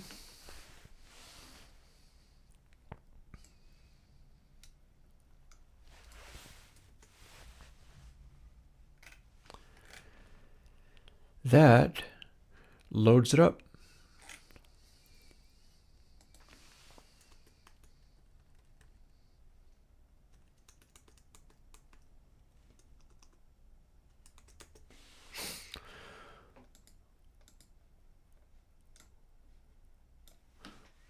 Let's see if it builds. It builds. Is this scaled in such a way where I think it is?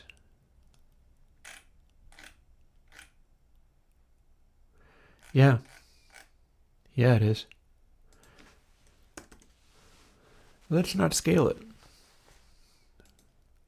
Let's make it loud.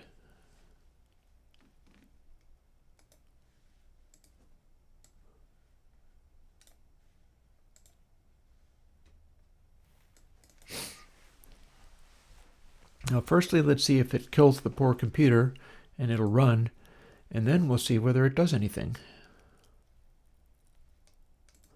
ResiQ2, engage. Wow, that's loud.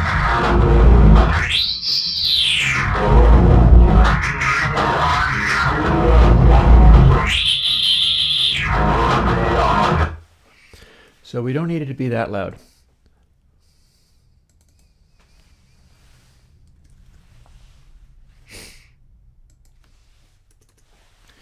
That said, that was kind of cool, in a horrifying way.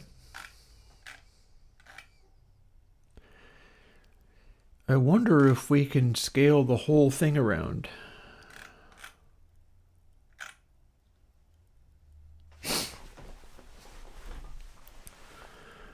Let's do this, because this is also easily managed.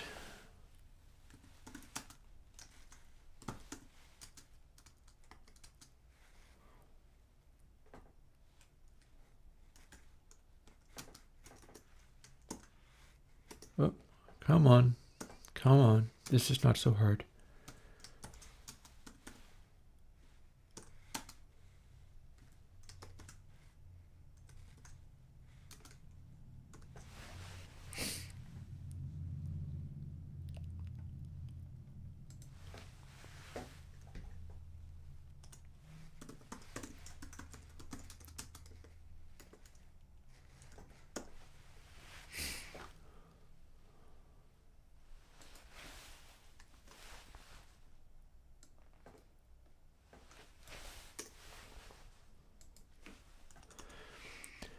Now, if we do that,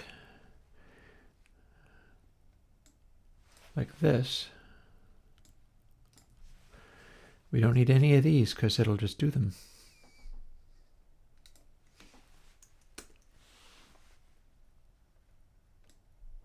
True that longer will give better tightness and base frequencies, but I'm not even worried about that right now.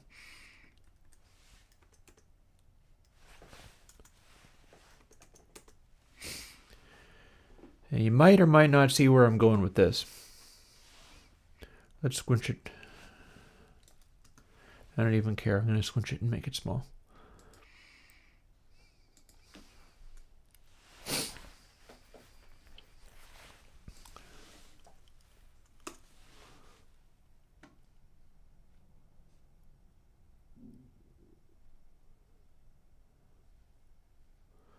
We don't really need that, but it will complain if it doesn't have it. Will it? Oh. No, that's not going to be...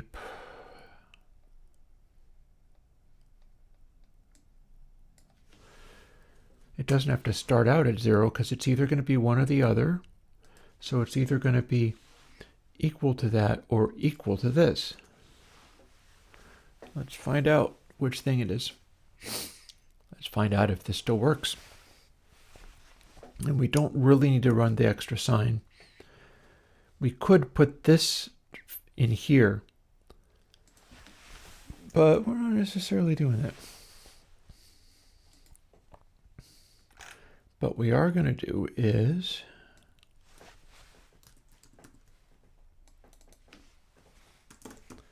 first of all, let's convert these to doubles. That's what I usually use these days. This is some kind of same thing as double, except for that it's part of the Apple base code. We don't need to have that everywhere. I leave it for these because these are how the samples come in and go out. But I like putting doubles into some of the other stuff.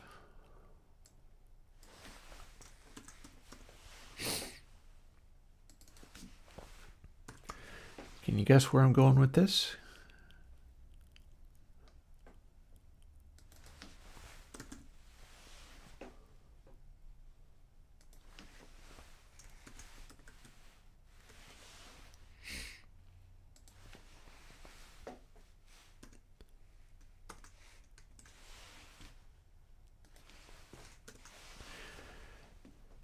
See that 59? 9 plus 50?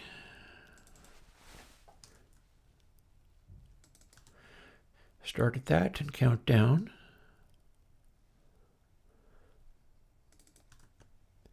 And start at this and count up.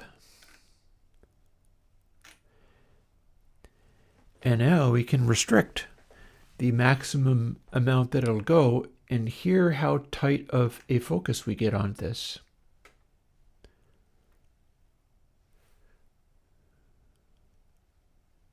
Which might also mean we've got an algorithm for how much louder to make it. Where's my calculator? What's the square root of 60? 7. Hi, I bet I can do something like this.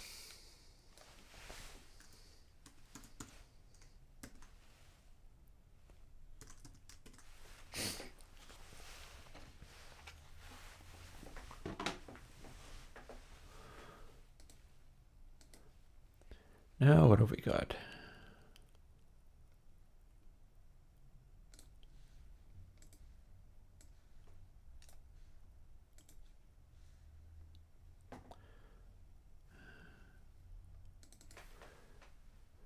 Back to our noisy. Back to our plugin. And what noise does this make now? Oh, we gotta turn that up.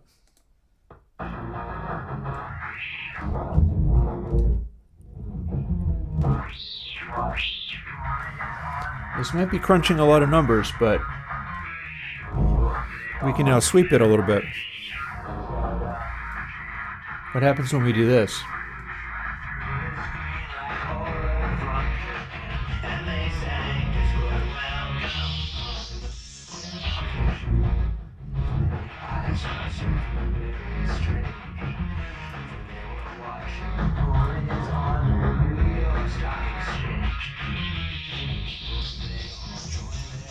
It's got a funny kind of quality to it, but it does seem to be doing the thing I thought it was going to do. Namely, what's happening here is we are shortening the length within which we're looking at samples. And the thing to understand about that is that a maximum length of 60 samples is not that long. There's a reason this can't do bass. It can't do bass because we're just not extending out the number of samples long enough to have too many pieces of the waveform. But this is also why it's doing a pretty good mid-range and highs.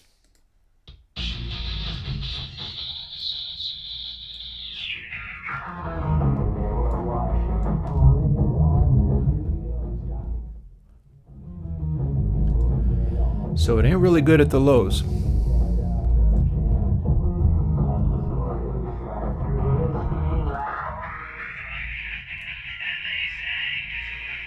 But we start getting a real tight focus on mids and things.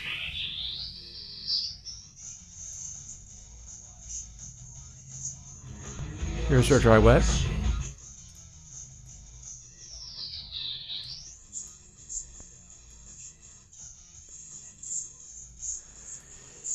I'm hearing something that sounds a lot like aliasing, which is not surprising me terribly much.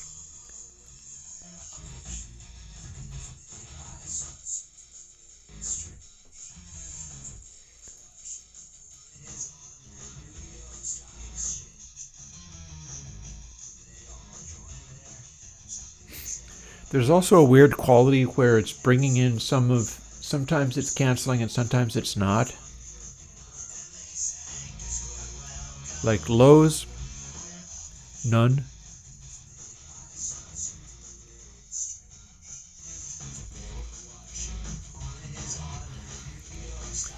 It's switching back and forth between numbers.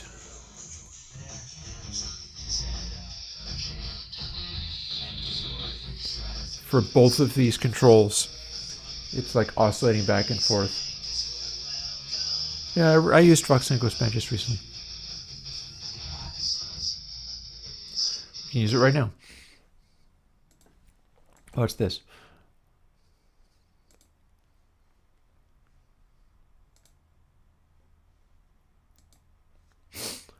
Res Q2 and recent effects, Vox Echo Span. Trust me, I use that.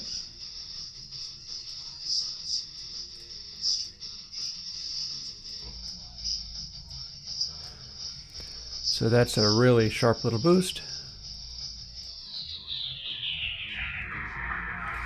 And we can see it moving around.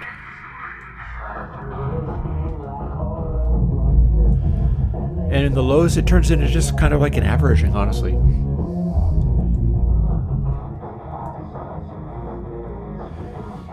We've definitely got some funny ridges and things in here.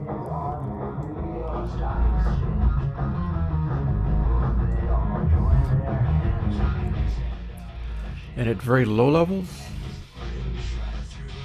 we've got almost nothing as far as control is concerned anymore.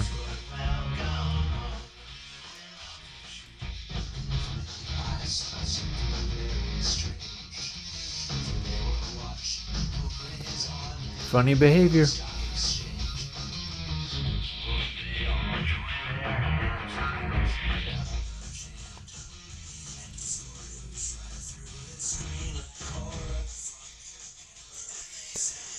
Sometimes it's super effective cancellation, sometimes it's not. If I push it a little bit forward, all of a sudden it's not canceling those lows out as much anymore.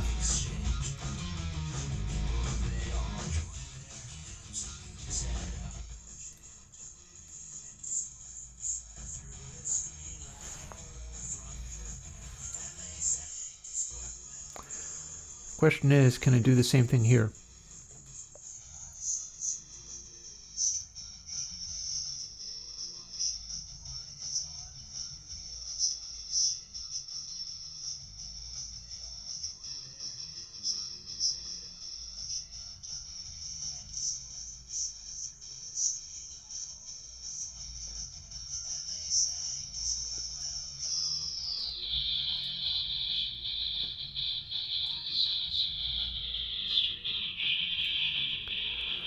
Oh wait, I have a kick drum here.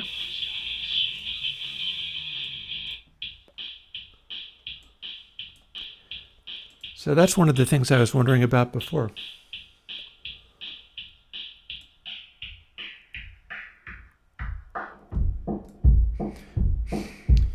We do have a kick drum that's kind of internally mic'd. So what I was wanting to find out was whether I could do that talking heads kick click sound. Let's see if we can use this to replicate that clickiness that I remember from old Talking Heads records.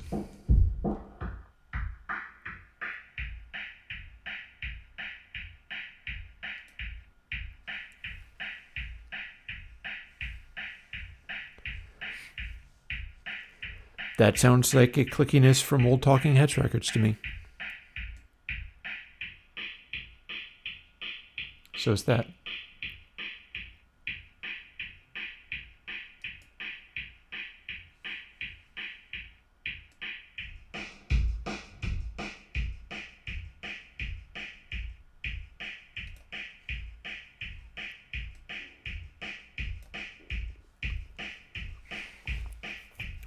Very neat. Very neat. So that, on a mid-range control, if I can get it to behave properly, and then you crank it way the heck up on like your kick mic, that could come in handy.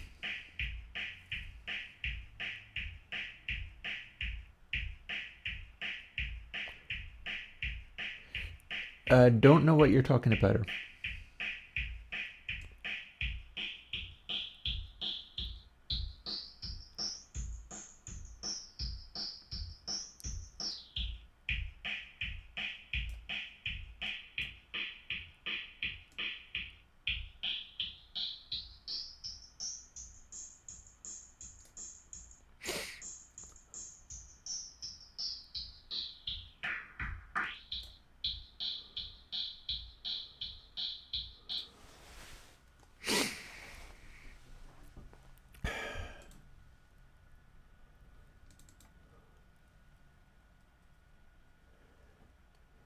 Probably didn't exist. If they were using reverbs on the old Talking Heads records, it would be lexicons and things like that. Gotta bear in mind the center time signatures. Oh, and the laptop has become upset. It's a hot little puppy.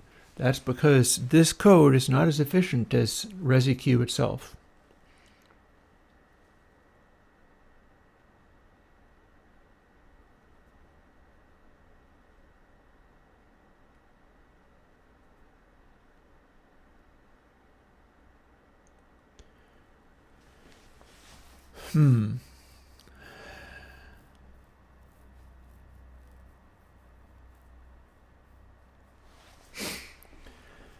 So part of what's happening here, we've got this V1, F1, which is V1 squared.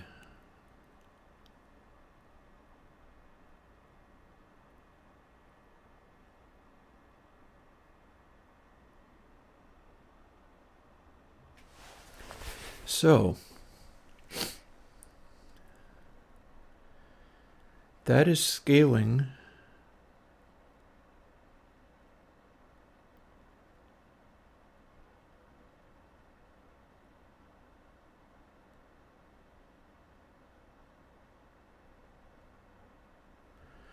so fall off is the application of how loud these impulses are. Frequency, x times f1, we're like doing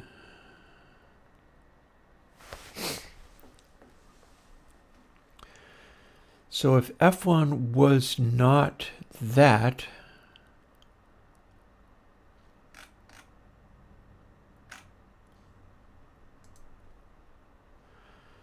this just gets applied by fx, that's fine.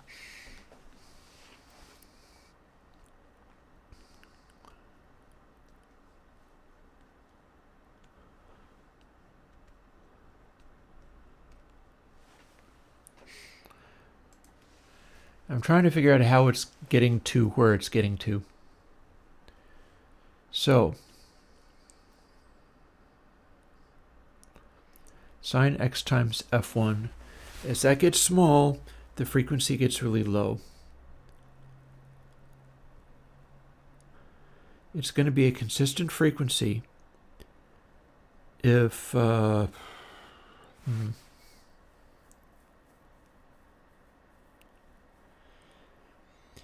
we've got it kind of set up where it's all consistent amounts.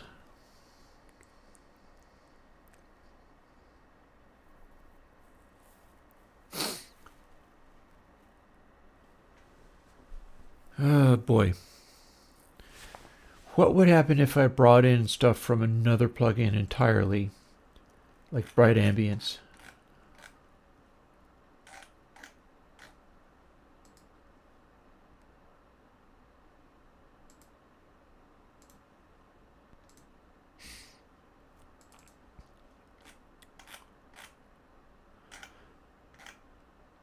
but not bright ambience, because bright ambience doesn't have what I want.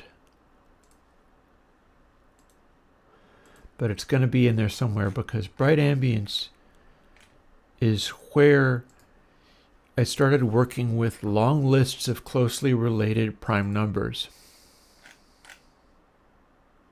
And there's one. My problem here is that this is not every prime number.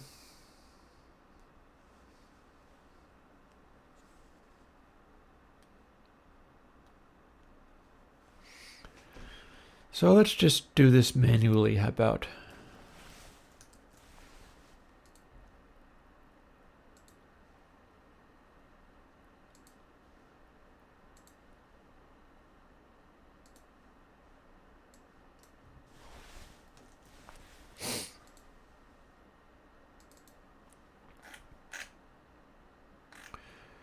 Here's this where we instantiate stuff.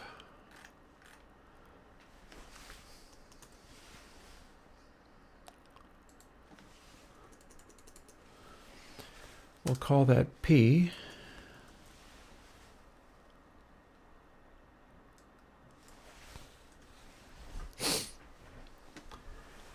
And this is not going to be useful yet, but it might give me a glimpse.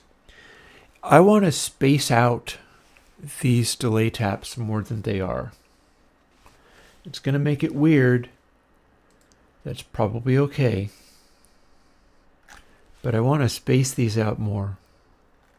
We're still going to use the same numbers, but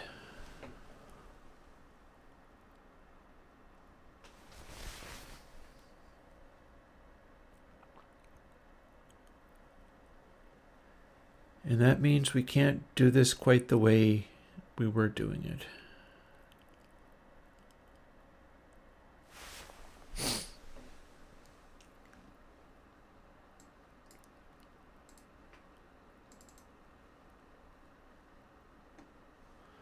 What was that, 480 or something? Oh God, or even worse.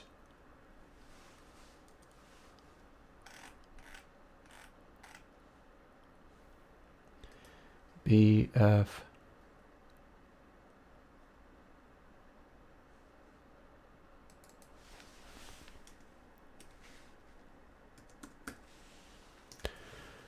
Big old delay time, much more than we're going to need.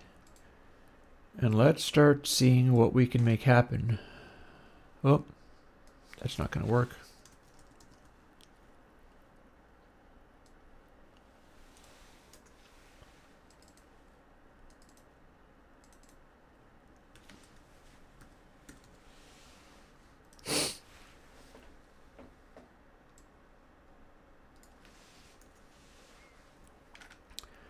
But that might.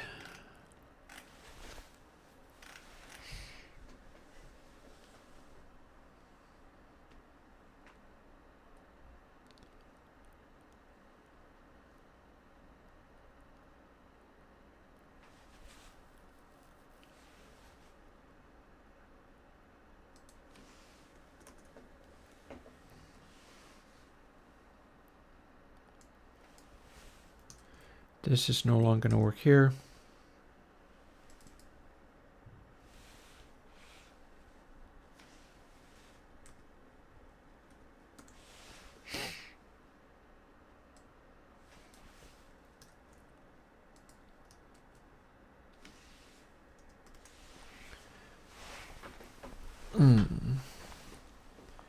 That should make a much larger delay buffer that we're not actively using yet.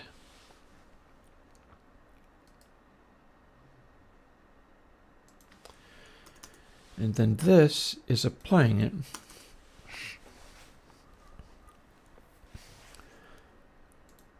And the poor computer is going to fall over and die attempting to do this, but it should still make a noise. We're not using that yet.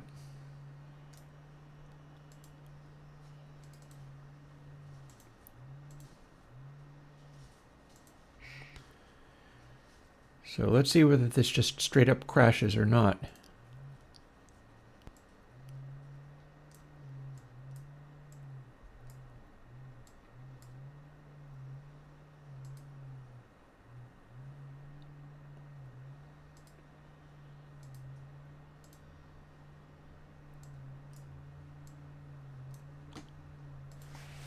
Something happened.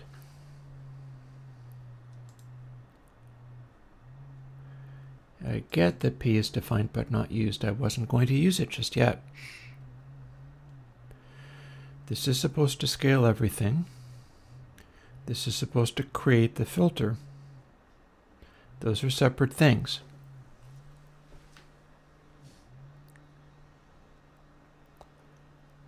This is counting downwards properly. We don't need to start as high as that.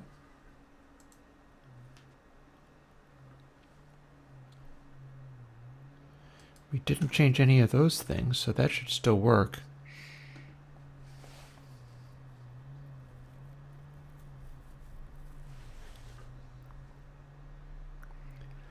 This shouldn't have made it stop. It should still be able to do this.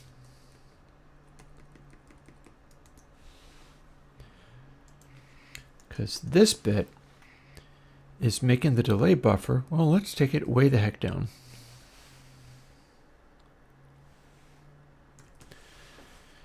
If it's just max, now will it work? Because this was here and it made sound, and then it's here and now it doesn't.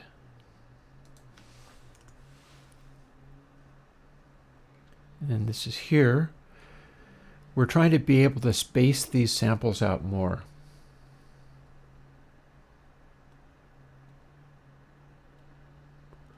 Oh, I'll find a list of primes. Don't worry about that. I'm just trying to make this work in any way at all. The change I made broke it. Broke it permanently. So let's see whether we can unbreak it.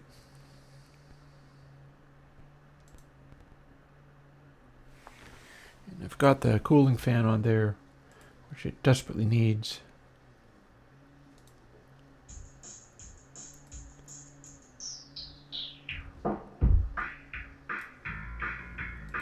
Works. So now that we have that,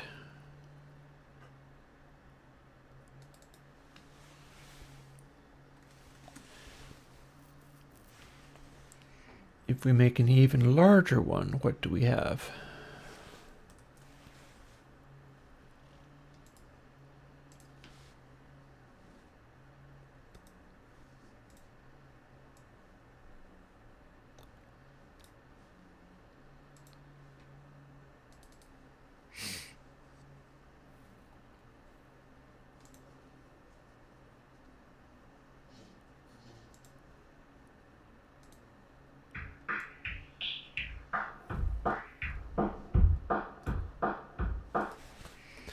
Now that we can do that, we can make this number bigger. Therefore, we can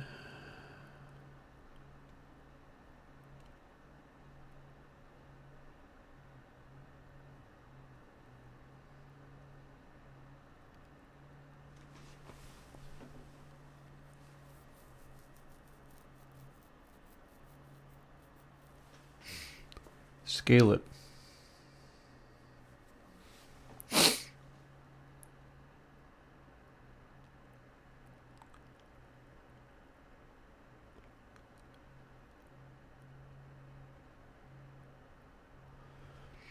So the F array is applying to taps that we're applying as a convolution impulse. What we're doing is making it not line up with the samples exactly. So we can probably do that. We have made our buffer here. This is not the only way to do it, but it is a primitive, crude way of making a buffer that moves. This part, good enough for now. I've got other code that does this in a more elegant way. This is moving everything over by one, which becomes really inefficient really quickly. This is applying the buffer stages and starting with just 1 and adding more and more. If we do plus equals bx times fx, f is the end location of the waveform we're making, and the waveform goes between -1 and +1. It says sine function. If we do input sample plus bx, but x is no longer just 0 to 60, let's make it x times 3, how about? That should shift the pitch of everything down by 3, while otherwise not changing anything.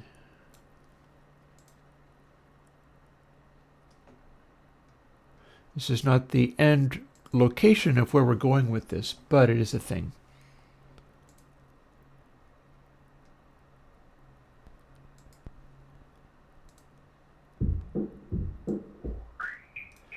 And now it won't go up as high, but we actually have more control over lows now.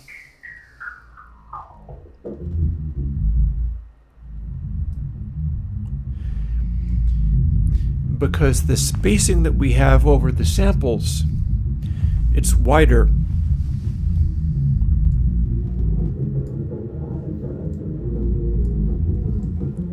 So we have more granularity over lower frequencies, and much less granularity over high frequencies.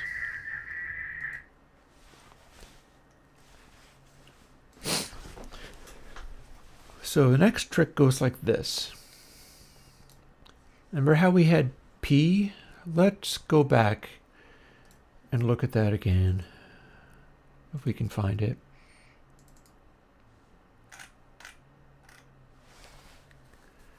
I want to go and find a list of primes.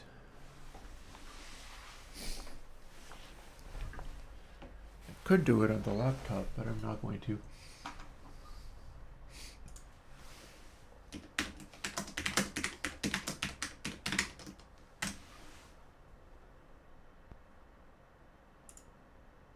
There we go.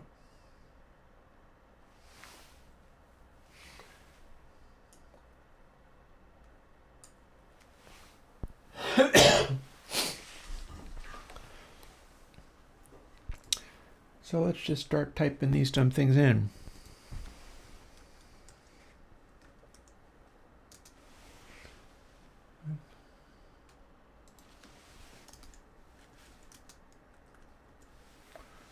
Mm-hmm. 17.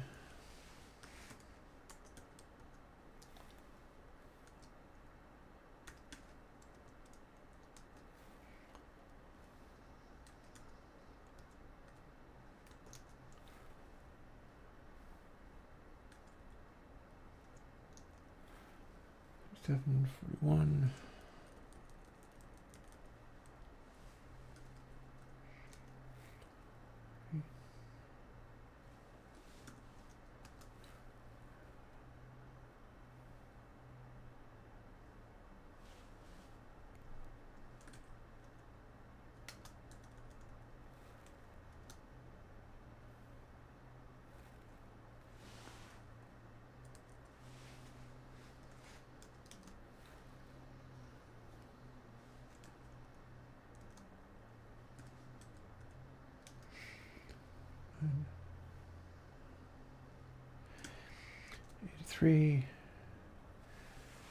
And you know what? I can worry about some of the rest of them later. I don't have to be that concerned about that, nor do I have to be concerned about all these dumb spaces.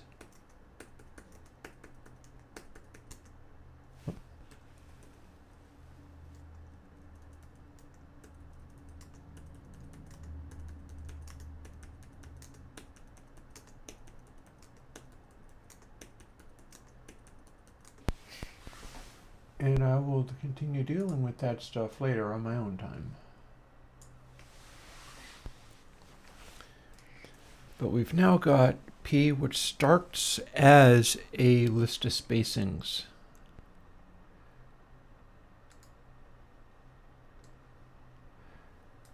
It's a big old number.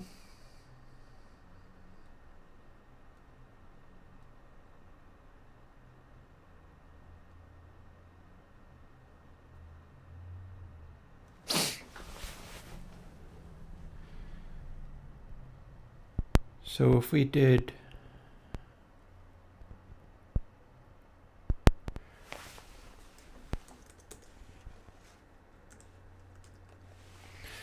see that? We are now looking up the position specified by the prime, which needs to not become too huge, but I think it doesn't get too crazy. I think. We'll find out.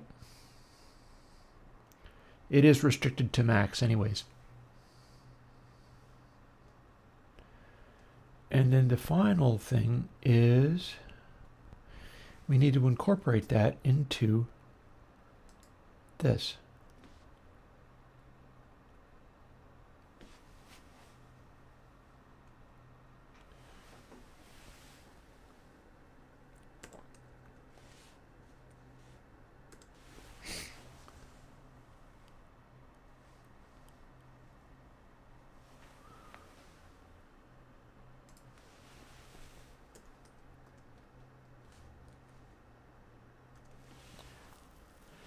Let's see what this does.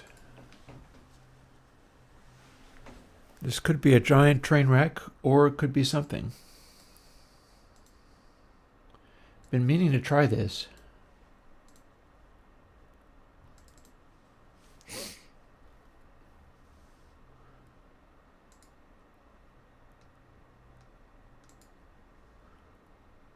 And let's make this be a little smaller.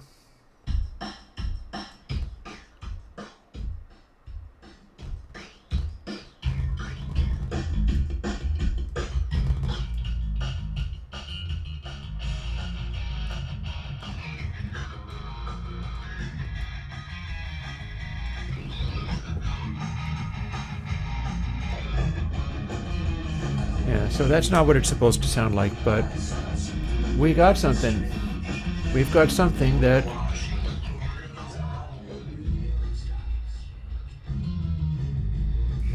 allows us to dial in some fairly focused low frequencies.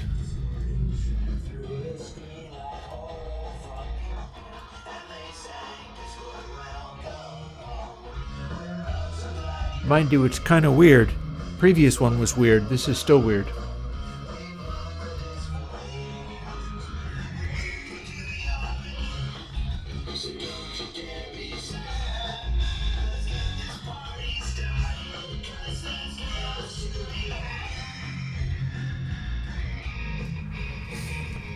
So we've got something here. If you dial it right back, we can make sure we've got only like a small number of primes.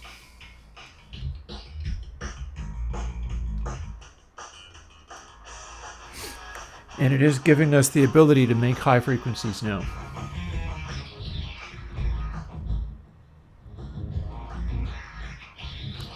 And we still have that funny behavior where sometimes it's lows and sometimes it's not. It's like there's a phase transition. Lows, not. Lows, not.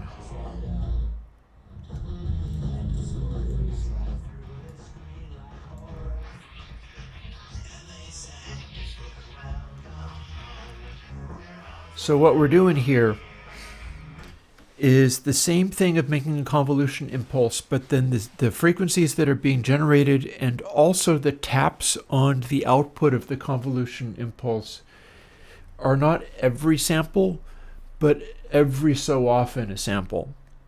It's samples spaced out specifically according to prime numbers. Except for it's not really prime numbers because we haven't optimized that yet, and that might be a good thing to try now.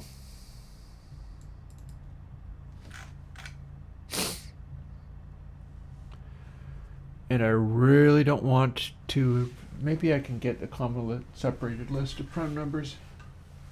That'd be nice. Do I have a SD card thingy? Yes, I do.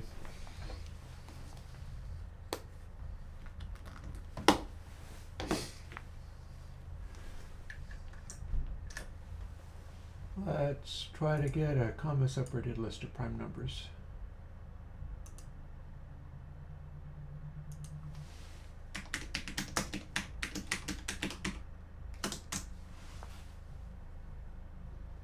Boom. Right there.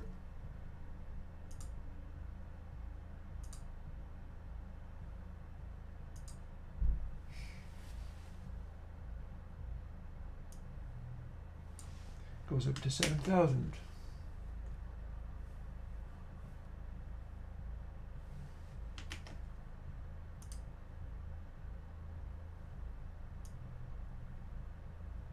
Actually, you know what? Give me that back.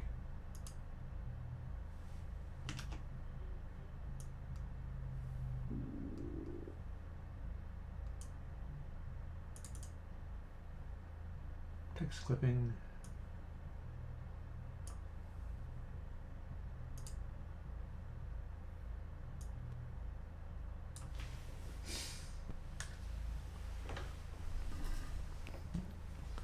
Heck with typing in prime numbers, we're going to get them from the internet.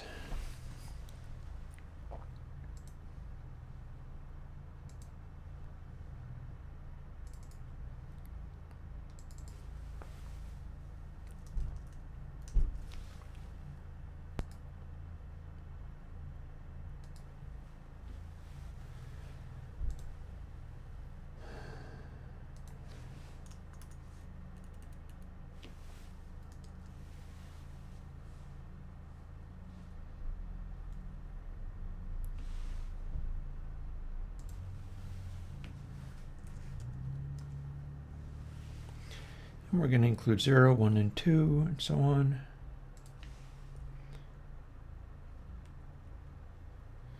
And it's going to be a curly bracket and a comma.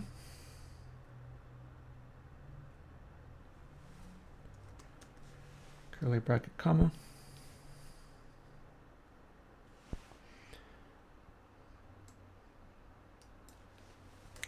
And we can delete that.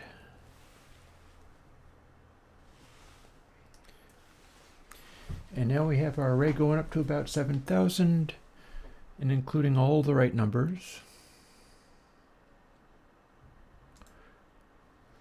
What'll be interesting to see is whether we can still reach high frequencies with this, but it will work better at higher sample rates.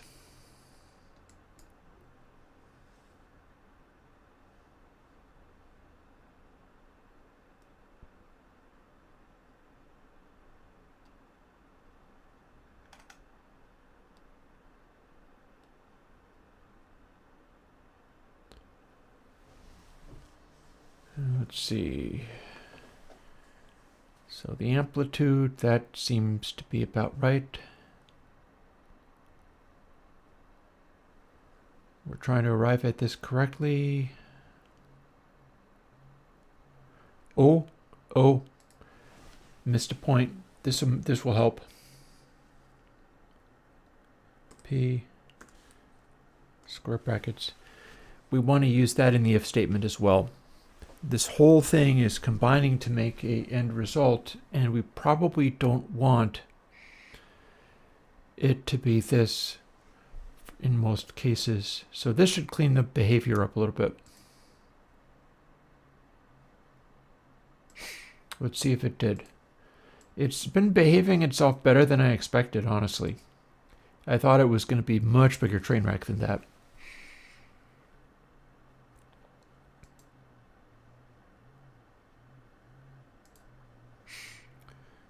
Maybe I spoke too soon. Maybe it's going to be even bigger.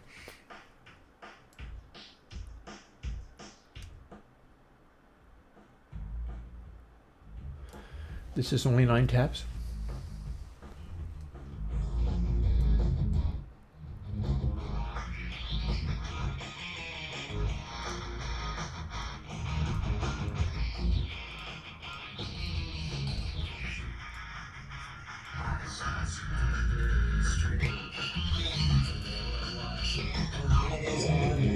Yeah, see, we've gone beyond the range now.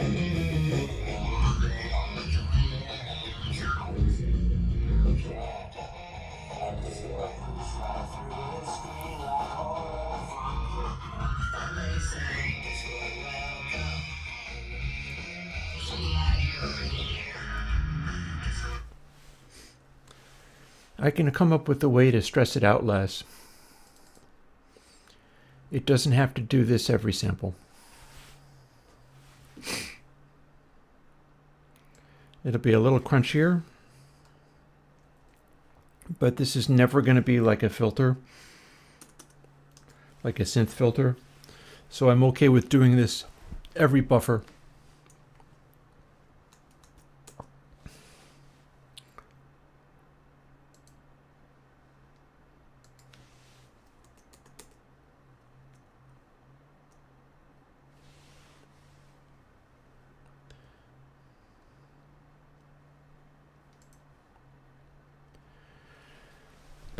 I gotta wonder whether maybe this is a good time to apply the big buffer behavior, because manually moving all of these is ugly.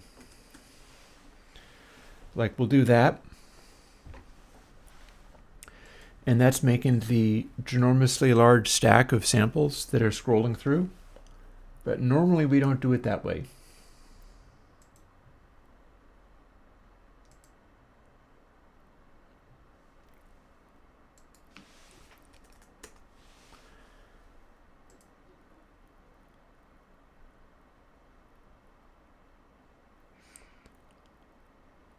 So let's see what we got, anywho.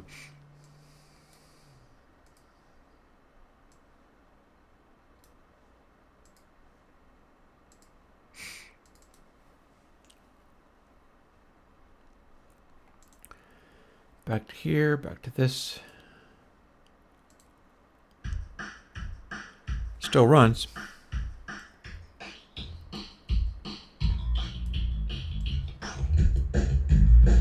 When I turn it up too far, it starts misbehaving. Like, it will not do super high frequencies anymore. We're at 44.1K.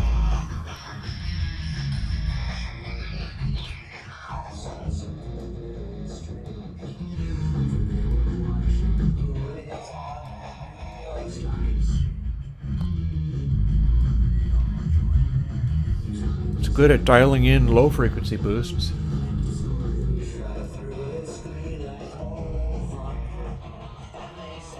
If we use many fewer taps,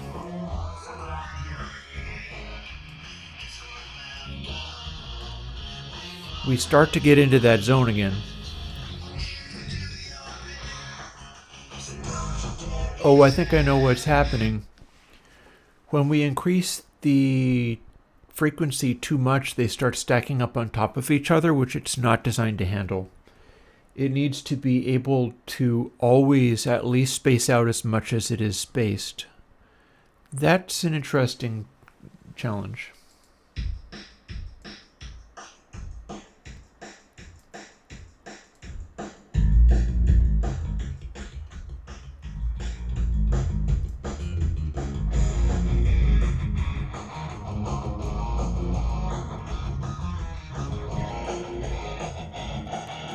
Like, this starts to become artifact. This is not what it's meant to do.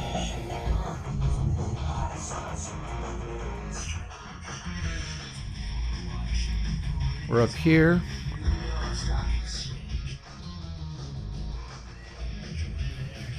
Small number of taps will go a long way. Like, this always starts at least 9 taps, if not more.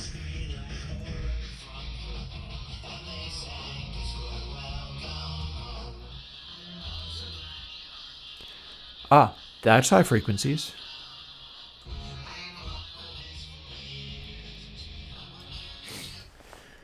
Let's edit it even more, because we're no longer that concerned about having at least 9 taps.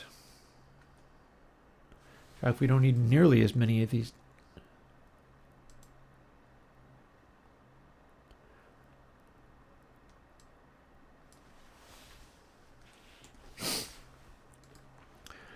1 to 49.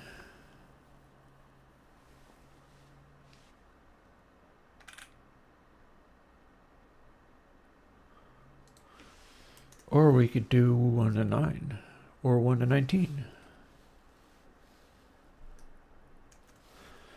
So a max of 20 now.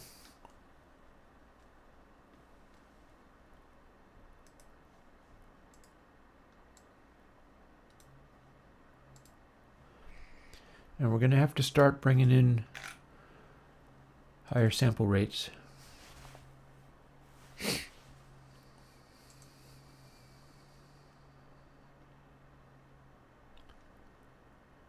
Not there yet.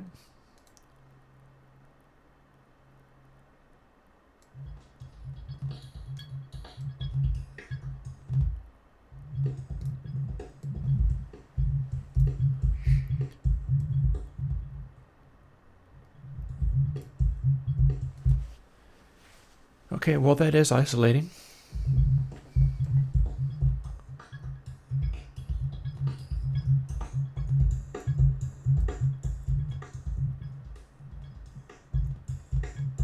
I think we might need more than that. And we're cutting back our volume way too much.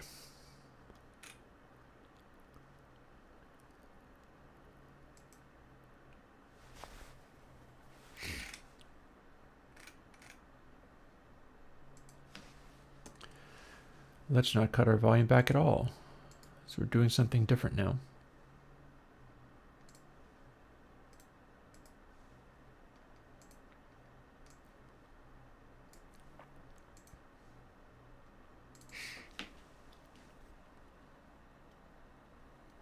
See, this should start giving us better control over high sample rates that wasn't there before.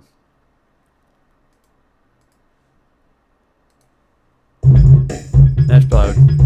That's good and loud.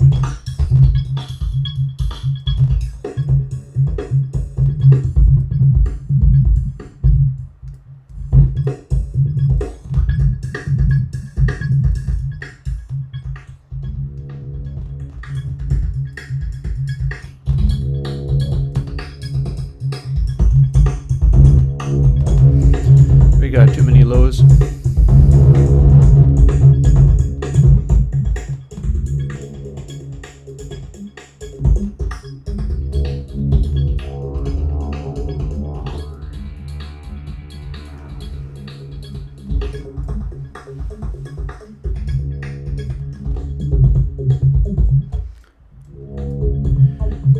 Got a strong ability to isolate bass, but honestly, some of my other stuff does that better.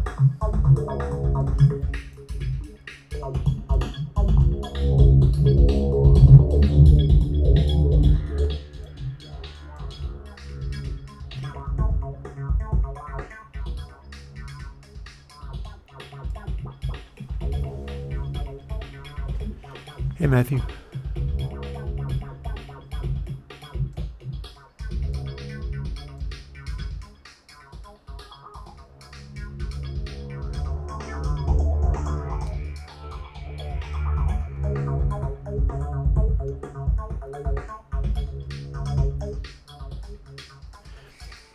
Yeah, bits of this isolate really well and bits of this super don't.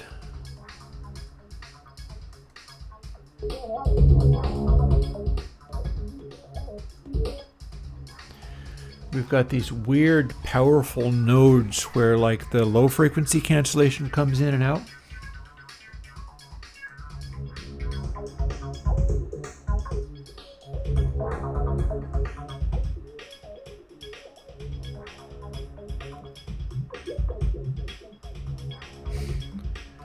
Like that's a fairly nice place for a tight little frequency boost.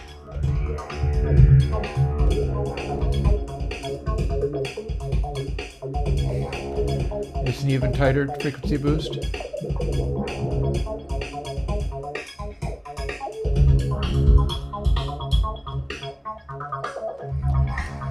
Well, it won't really matter whether you distract me or not.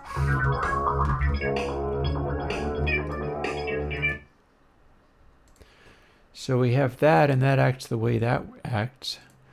But then if we were doing it 192K, which probably means the poor computer will fall over. But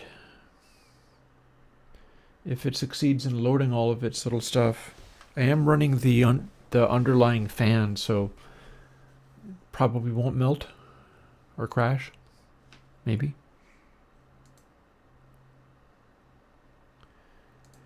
And we see whether this does anything at all. And sure enough, now we have what sounds like a much higher frequency boost. It's just all pitched up by 4 times.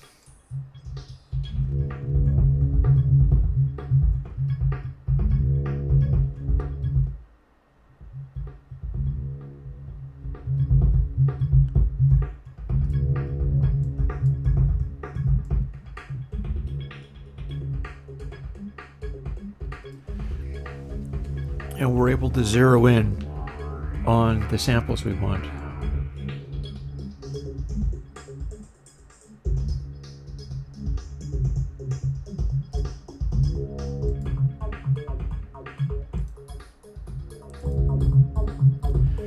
We turn it up too high and we start getting lows again, which is not what we want.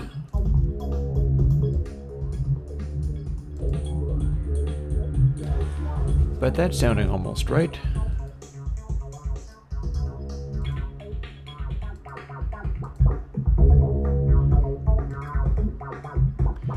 And then as we start going down in frequency,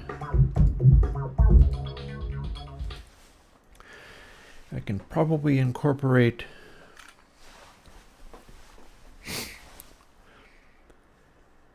max into this fall-off calculation, because the fall-off calculation should be... So, it starts at the largest amount.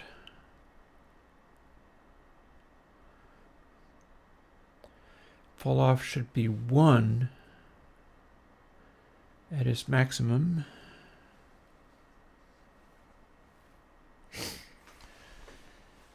This is not my calculator. This is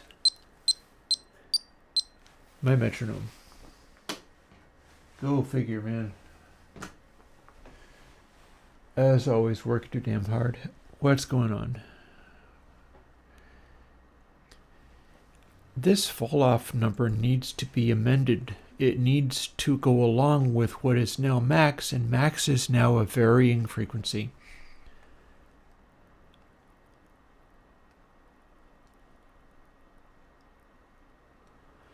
This is how to make everything kind of work together. So our initial numbers are going to be 1, and they dial back to 0. And max starts at, was originally 60. We'll keep ramping it up a little bit.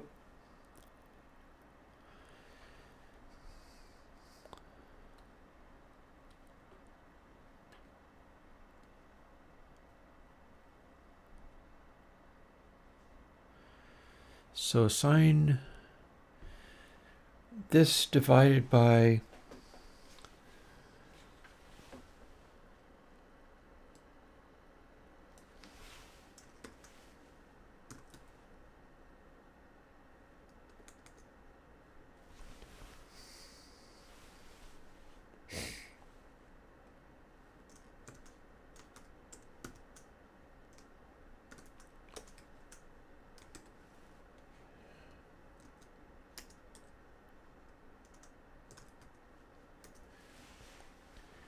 m pi 2 divided by max.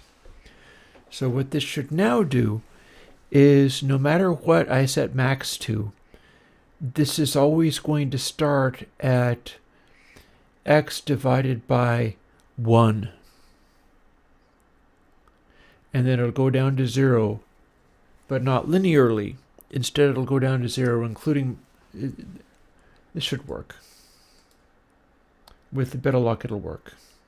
It might even make it start acting more cleanly, because I'd kind of like that. This has been grappling with this weird code to the point that it's cumbersome, unappealing. We're taking a convolution impulse that is a wave and kind of stretching it out to make it longer and scaling the samples within it.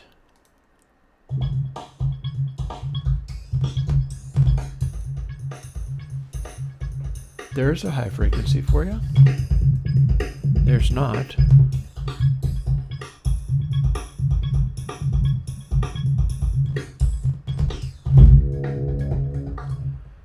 And silence, subs, bass, lower frequencies.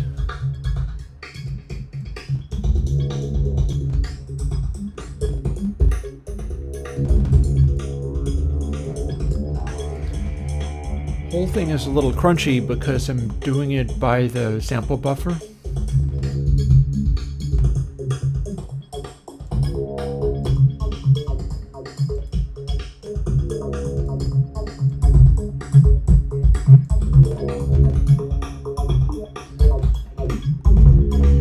I think it's wrapping around and coming back down again.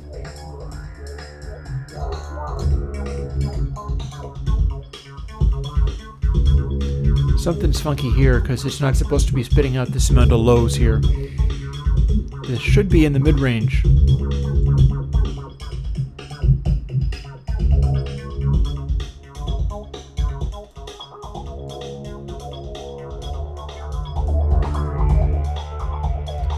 So 50-50.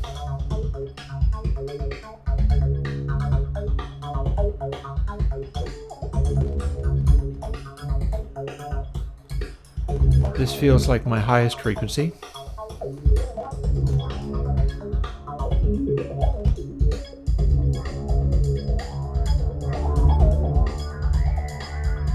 And this is my full web. This is not a thing, it's mislabeled.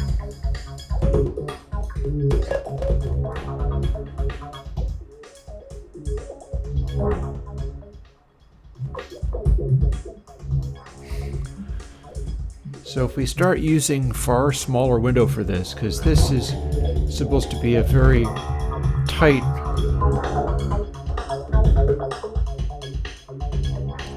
like if it's this big, that's a very long window for the convolution impulse. So it should make a very high Q, a very tight resonance. Whereas if we back it right down,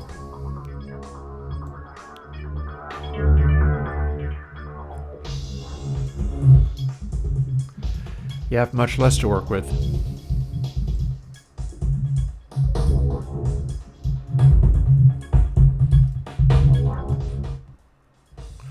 Or less still.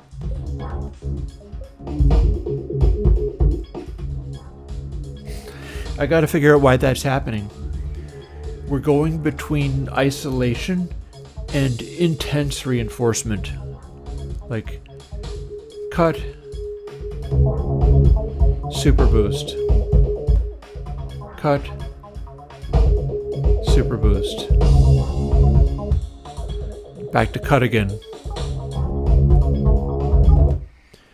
It's almost like the number of phases make you have to it's like going, I have this code in the one that I just did. We're doing stages, int max. It's what's causing this to happen.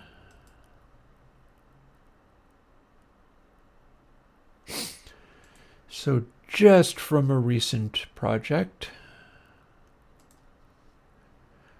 which if I'm doing really well, I can remember the name of the one I just did, because this is where it comes from.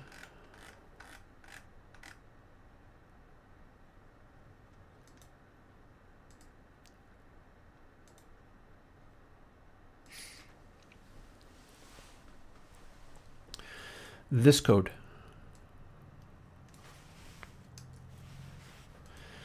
This code is what kicks in when as the number of Macs increases, it starts flipping phase around. Max is an integer.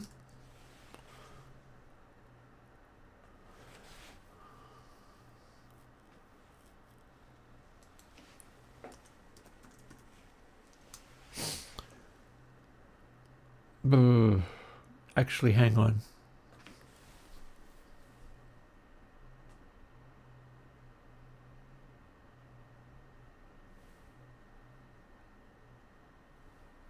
No, Jess. No, not like that.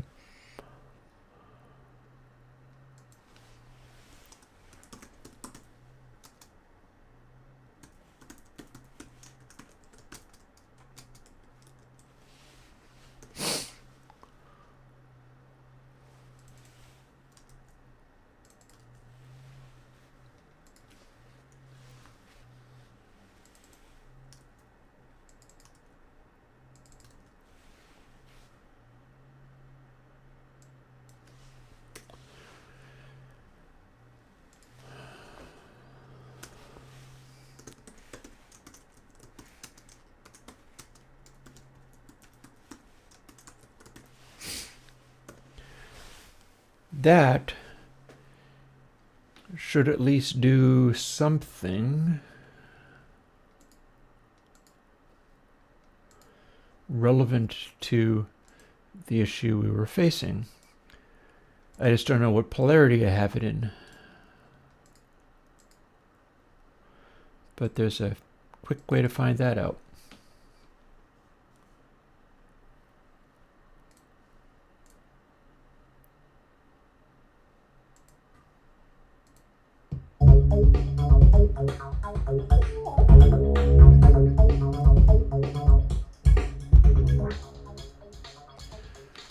I'm not sure that worked. Yeah, see? Cancel, not.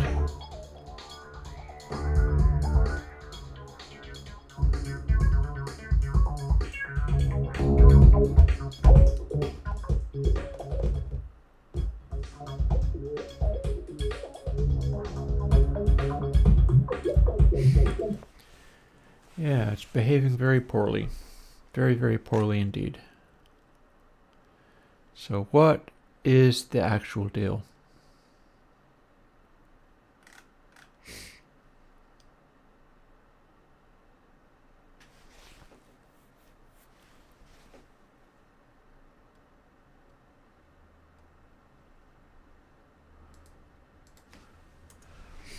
That should have fixed it. That should have fixed it.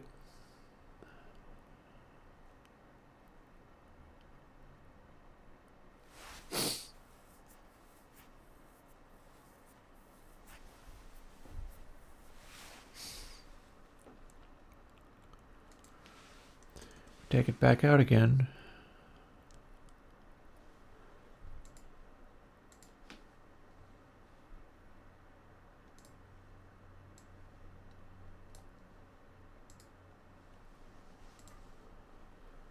Fire up how about this one?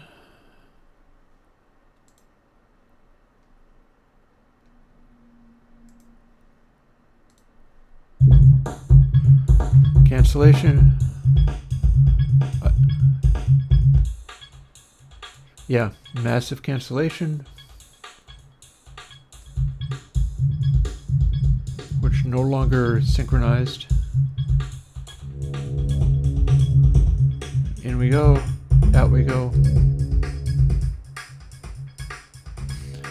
There are these tight little nodes in which it works and then doesn't. And both these controls are making that happen. See, we don't want this. This is not what we like. We want this, but moving.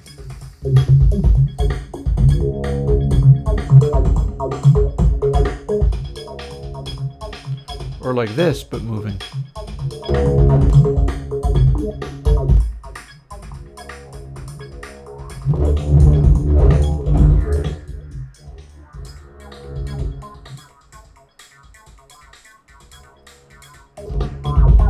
back.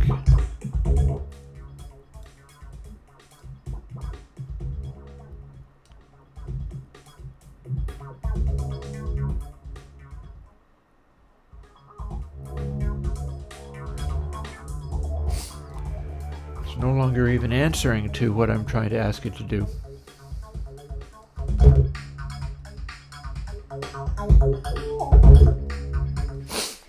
So what's going wrong here? It's no longer even close to trying to do what I'm trying to do.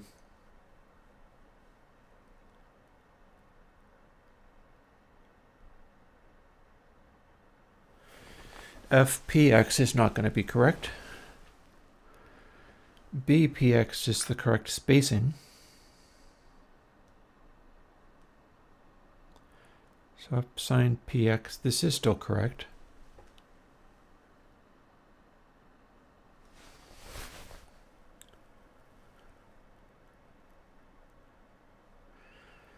Unless we want sine px times f1 rather than sine px times f1.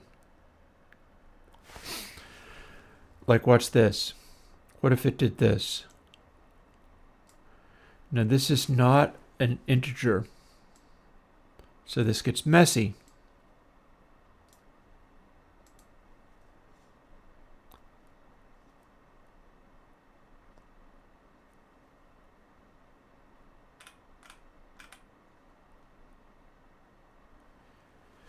And in fact, that can't actually work, so that doesn't make any sense at all.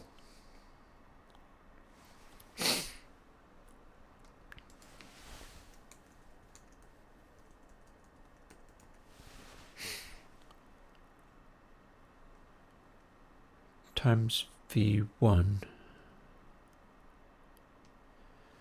What about this?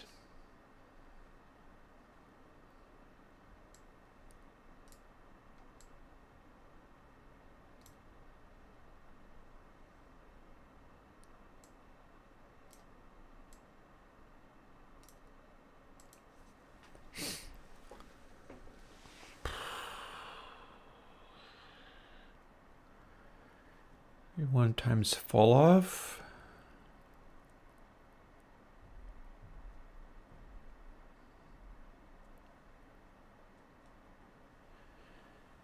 What's that extra v1 doing in there?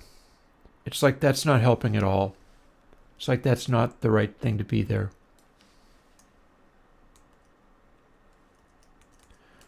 If I didn't have that there, then this is not going to scale down nearly as much with lower settings.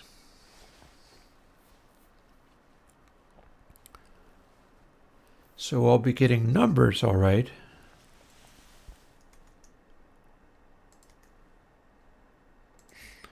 In a much simpler way. But it's very much restricted to, it has to be this signed number based on this scaled amount, but this don't enter into it at all.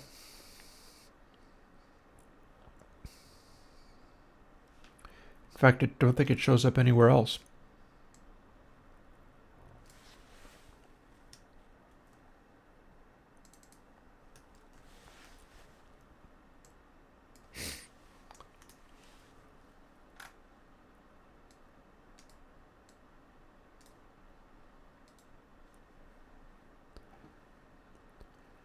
So if we do this,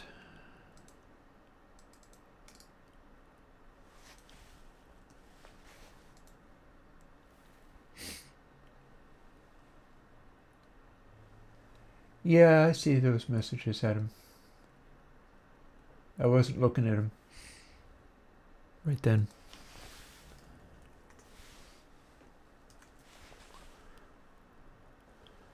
Now what have we got? Because that would have made things very strange. This doesn't make any sense.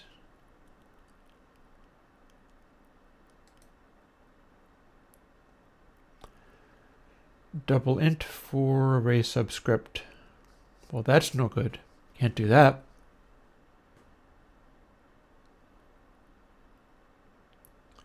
Where does that even come in? I don't see it anywhere. Maybe it's because I have this here. And we don't have this. Now will it work, or is it going to give me more headaches? It's going to give me more headaches. Why is this a double? Where is this a double?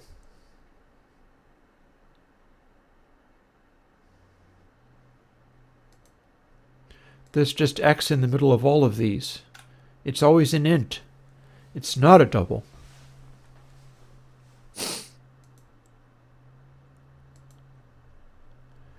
It doesn't make any freaking sense. Invalid types my butt.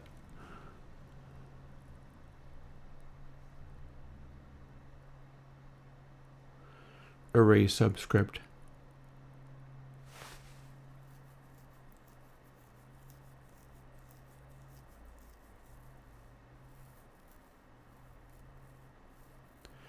It's not a double int, it's just an int. X is an int.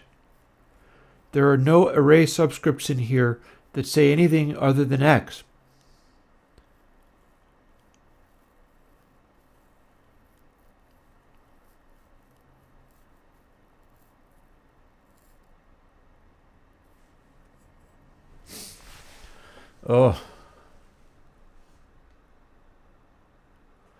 Oh, hang on. Spoke too soon. There is a variable here. When I say double F, this is overriding apparently this declaration, which is the same variable name, but this is meant to be the array. I've just overridden the array with the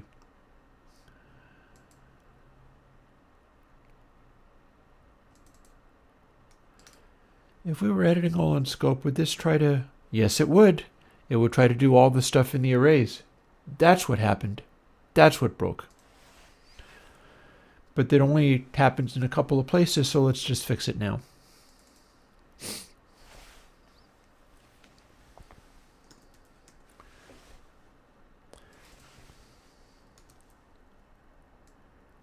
This is what we want, times freak. Times freak. And times freak. And we're not dealing with any of these F's. And this one should work. And it did. That's what I did wrong. Now that we have changed those things, let's see what happened. In the ongoing process of Chris losing his damn mind, struggling with this craziness.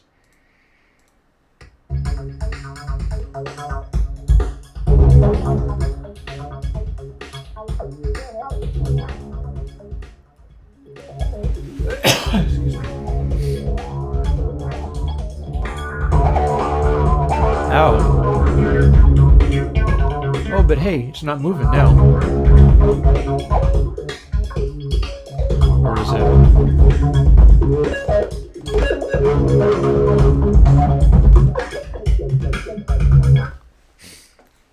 Let's put that square root crap back in.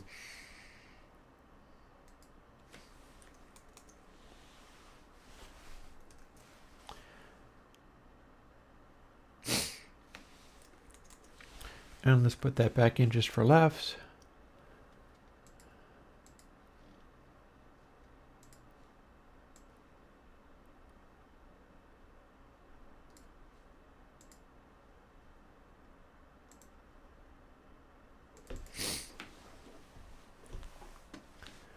And this stopped being maintenance an hour ago.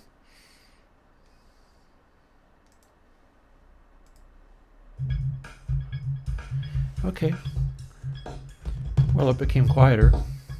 Sometimes.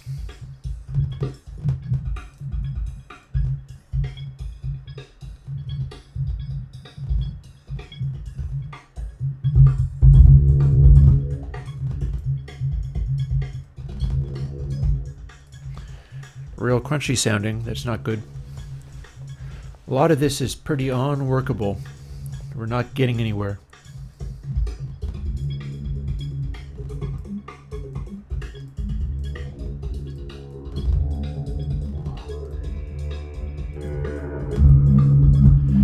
See, this we don't want. When it does this, this is bad.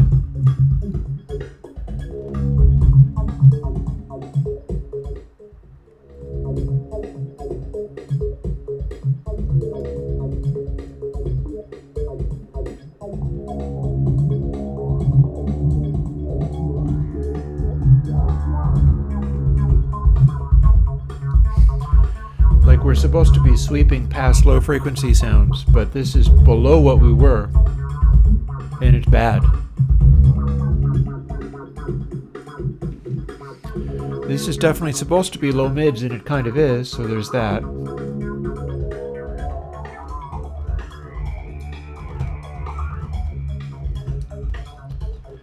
And I can't hear where any of this is.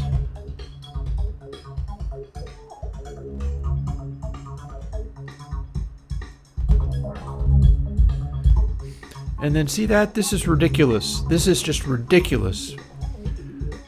When I pull the max from this,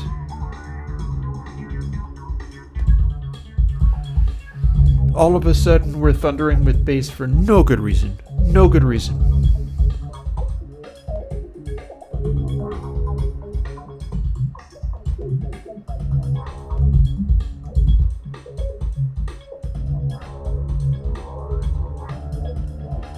And I can try to make it be cancel-y.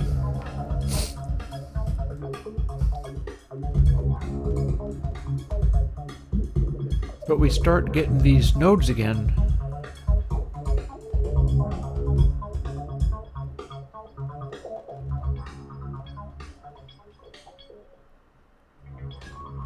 And then in here it goes to nothing. So yeah, messy and not good. We've lost everything that ResiQ was trying to do. That's bad. That's bad. Up to 59, full crank. Could it be that the range of this has just become too large? Well, I can expand it a little bit.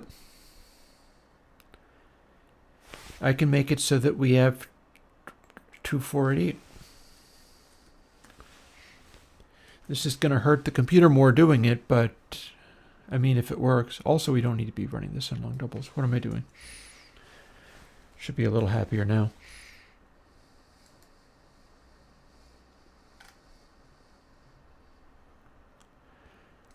That's useless, so we're not going to use it.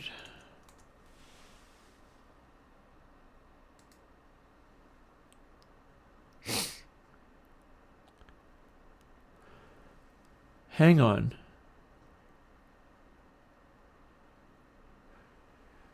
This is dry wet, except for that I'm always just adding it to input sample, but there's no special reason to assume that this has to be a factor of subtractive from input sample.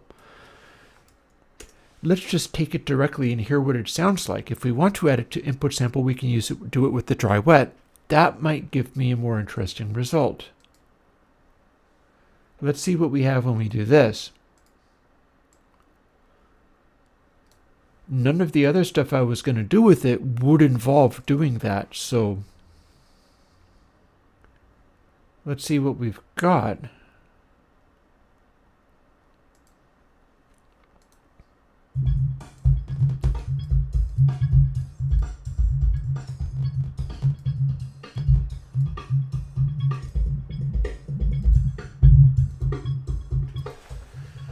Well, we're still getting a lot of excess bass.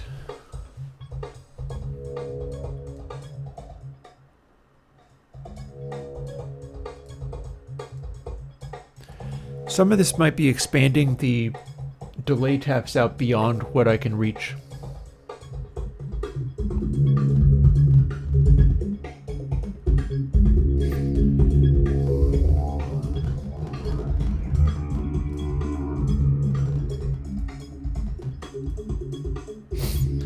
Like this is as high as I can go here.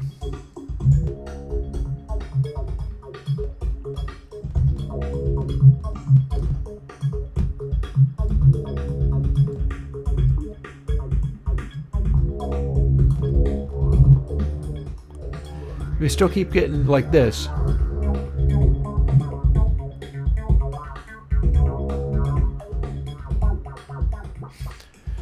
We're not supposed to have that huge burst of lows.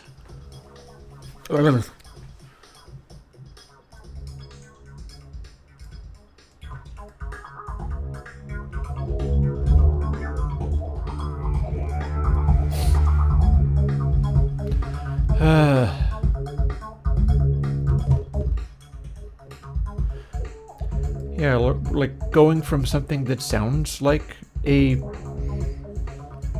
resonant peak to like this out of nowhere. What even is this? If we generate this, and boy, that's taking a while to grind away. What is causing that amount of low frequencies to be jumping out of nowhere? It's like literally out of nowhere. Oh, man. Well, I'll let it finish doing what it's doing. So stupid and annoying.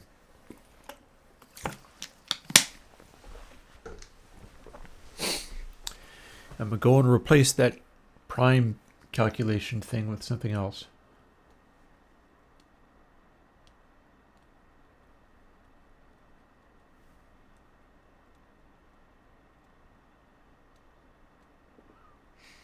Come on, you generate your dumb thing.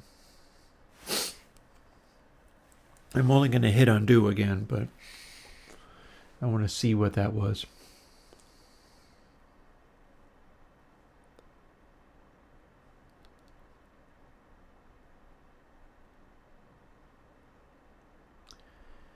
Like, I might have to run that entire thing in undersampling to make it work. That's ugly.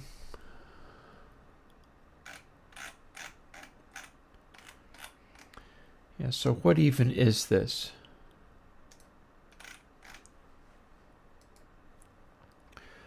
We got enormous low frequencies out of nowhere that are not supposed to be there. It's like the low frequencies aren't taken away at all.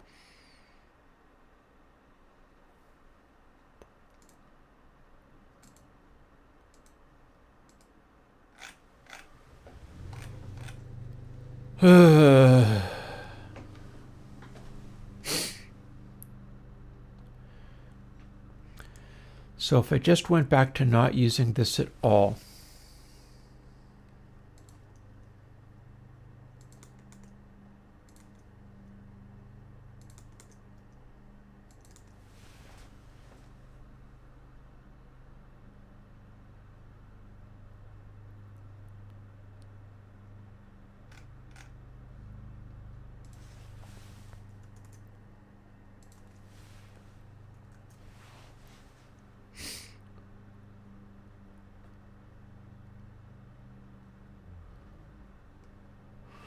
or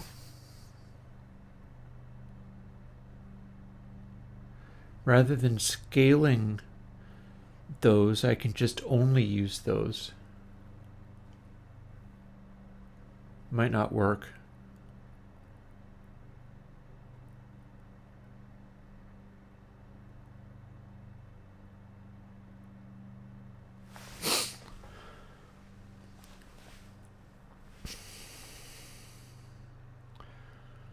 Well, let's see what this is.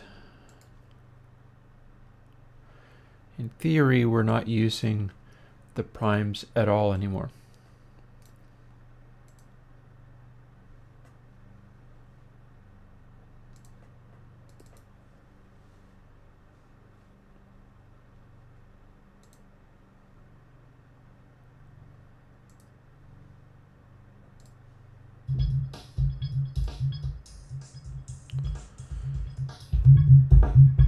Why is it reversed? Now it's reversed.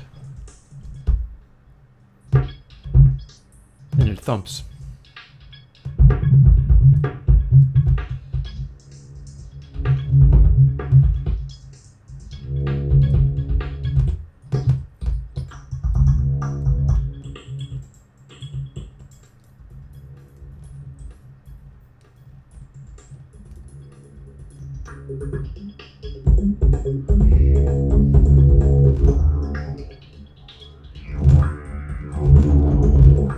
a node there.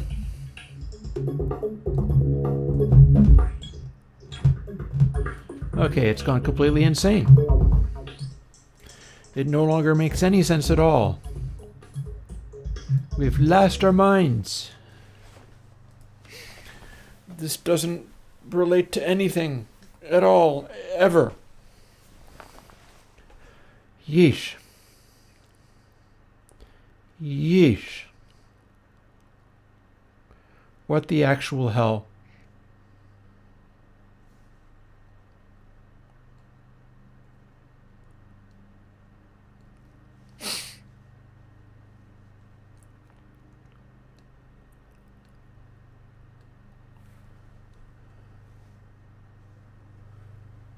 What the actual hell?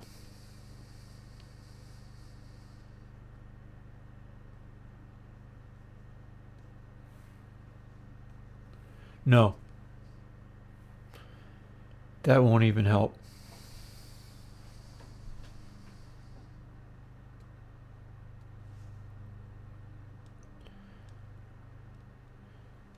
The amount of space we're using within that should be meaningless. We're never getting anywhere near the full crank. So, starting at x equals max and larger than 0 and going down, we want that to start out as a large number, which it is starting out as 1.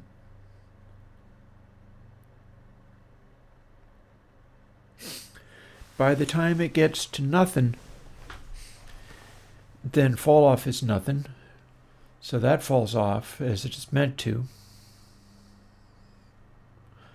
It's starting at a large number and going down.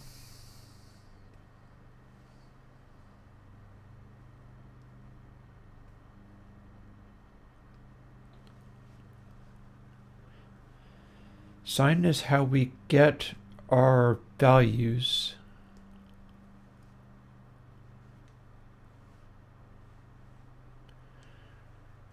Freak is how we scale it. Only when it is a very small number does it go into the sine, otherwise it goes into the cosine. That's how I bridged the gap between the two things.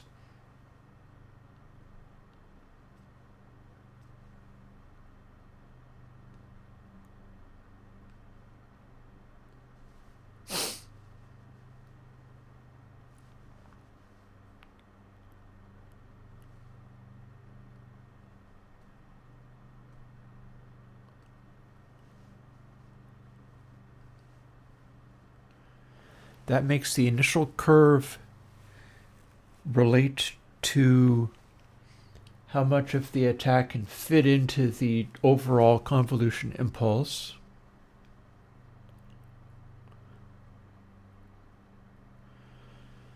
So originally I had it so that it was going off of a thing called F1 or V1. That being an aspect of freak, effectively, because that is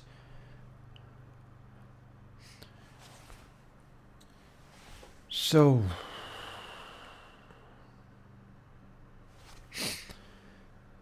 If we scaled that both times,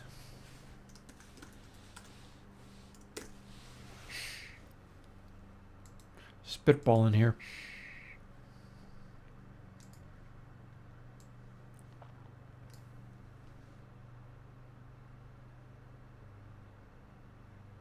Correct. That's the way it was meant to work. It was transitioning between the sine and the cosine at a neatly specified place, causing the attack to be twice as fast as the resulting sine, which the entire rest of it was based in a sine shape.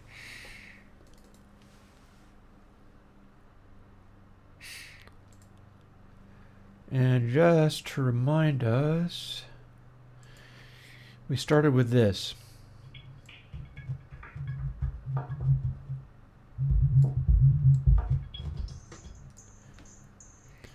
Which at a frequency this high means that it's chasing along the samples and overriding between 1 and 0 a frequency that's being generated by the length of this window going from 0 to 60. So if it's high frequency like that, it's going 0 to 60, and the speed at which it goes through the sine calculation makes it go up and down. And that's how we get it favoring a frequency like that. Whereas the monstrosity that we've been working with, although we've done a bunch of interesting changes,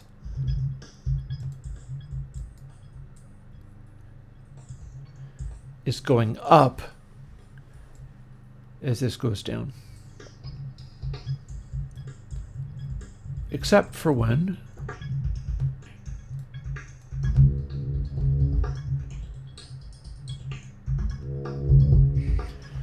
the number of stages is just right, in which case it's the reverse for no good reason.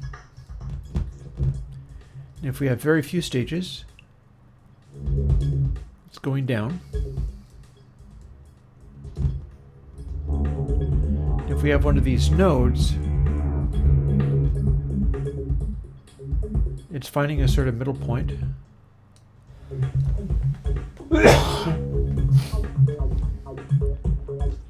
If we max it out,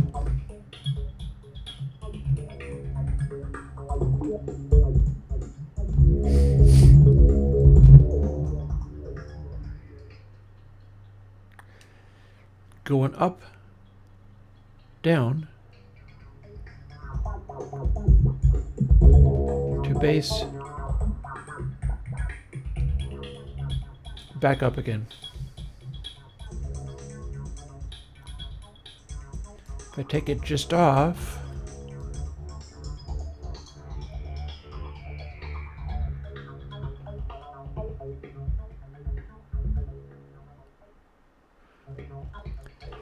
suddenly we have a narrow little window of behavior where it's actually acting almost sanely.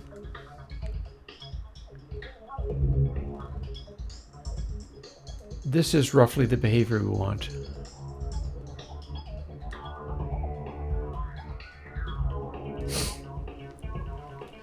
Except for it's losing tightness here to the point where we start just getting subs.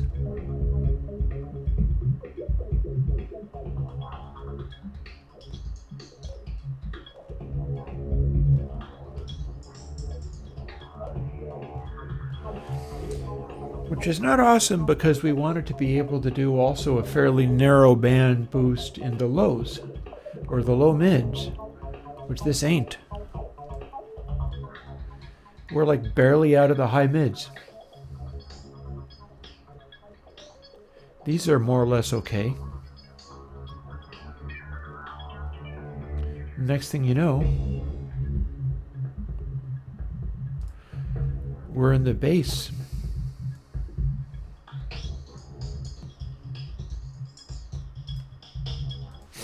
So that's weird. So seeing as we found a little moment in there where it was doing something useful,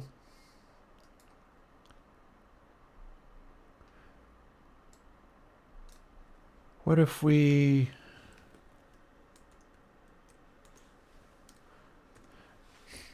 went from 1 to 50 or from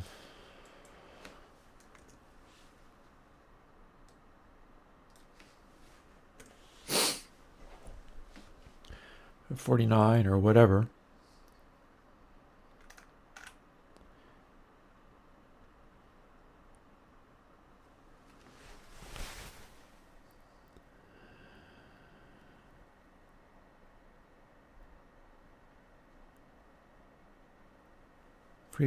Creeps getting smaller as we go.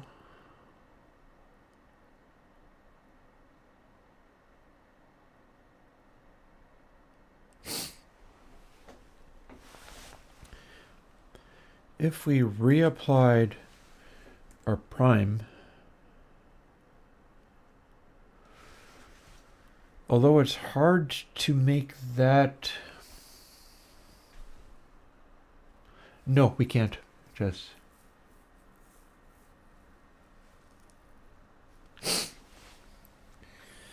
so we're trying to get the sine value of the thing that is gradually blending. We're trying to take the sine value of a point in time that is gradually blending. Thing is, the thing that is gradually blending is also, well, but the points in time that we're taking are integer points. So those could be spaced out like sine 1, 2, 0.1, 0.2, 0.3 are successive points, whereas sine point prime number sequence of array value 1, prime number sequence of array value 2 should amount to roughly the right things, like that. Though we have to incorporate it here as well. This is what we were doing before. Likewise for the cosine, because that's where we transitioned over.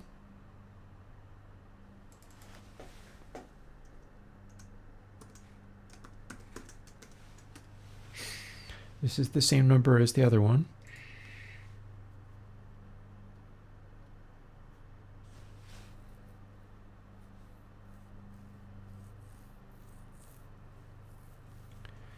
Fall off should still go from 1 to 0.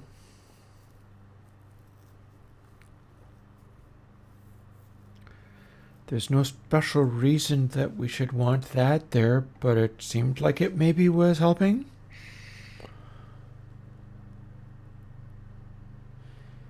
Max is definitely the one that is causing us headaches and giving really weird behavior.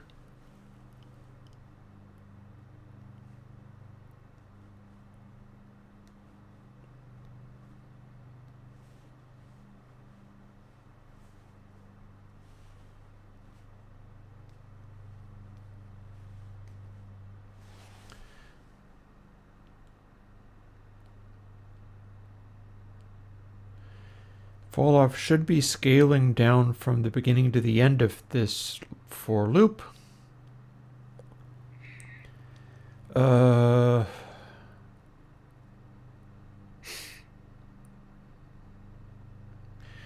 We really shouldn't be having to multiply by freq in both places. That really kind of makes no sense.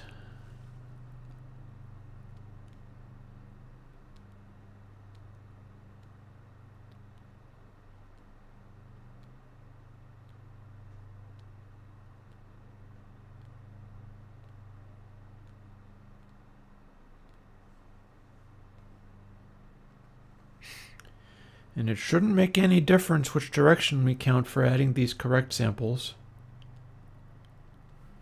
That really shouldn't make any difference.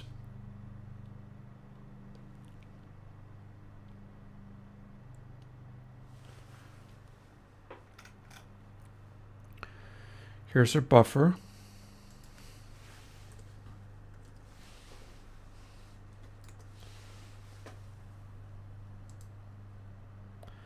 Here's our amplitude.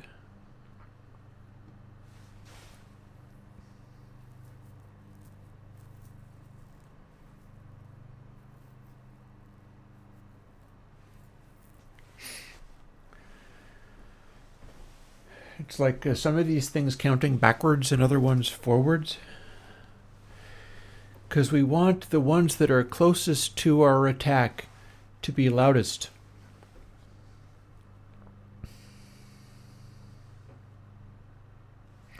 Most recent samples are the lowest X number.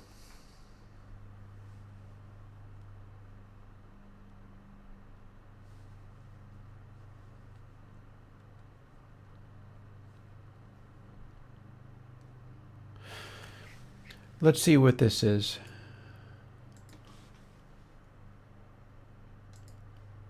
I mean, granted, one answer is it's a mess, but Let's see what this is. Let's go back to the rock track.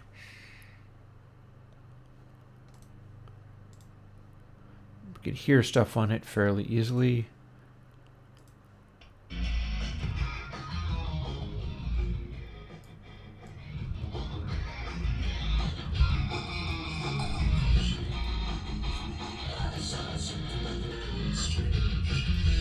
See, too much bass, too much lows.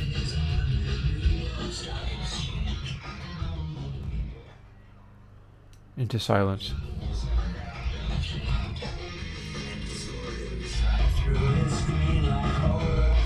We shouldn't be getting this phasing in of...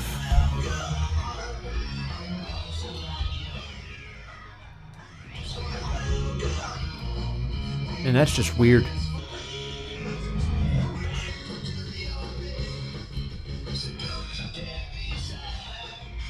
It's like a phase shifter.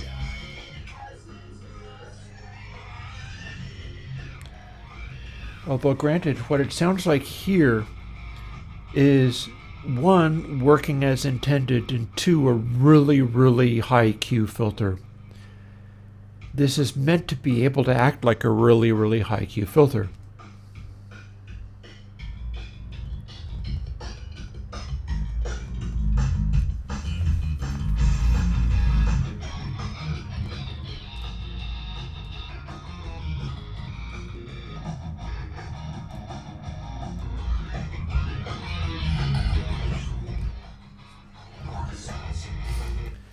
We took out that other scalar.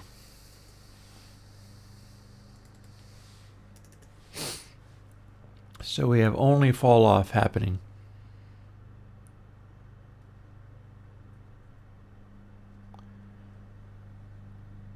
That being x divided by n pi 2 max, so large number x is a high value.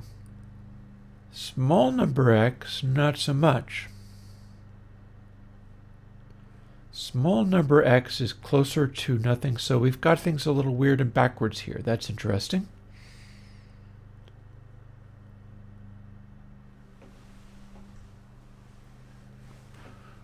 What happens if we do this?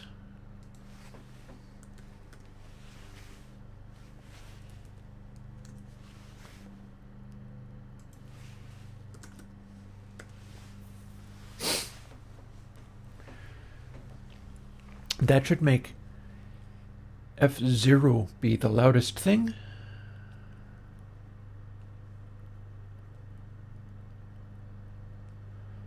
Thus reversing where the emphasis of this goes, or something. When we refer to F, well, let's see what it does. Let's see what it does. This would imply that I have the entire thing built correctly, but it's being built in reverse. So what is the loudest part of the sound, like the reverb decay would be biggest, is being made to be 0, and then everything else gets louder from there backwards. That would be really weird, but that would be deeply unpleasant and produce unpleasant results like the ones we've been getting. So who knows? Maybe that is the secret. Let's find out.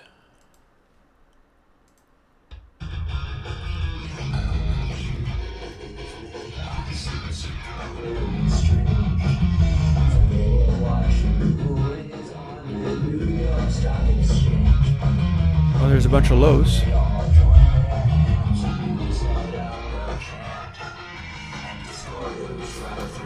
That sounds a lot like a frequency sweep, which is what it's supposed to be, is a frequency sweep.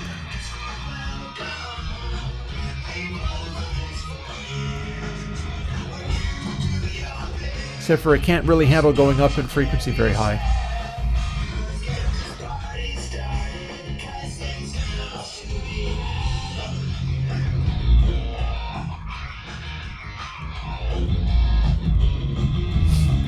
And we're back into the weird zone. What happens when we have very few taps? Okay, that's going backwards.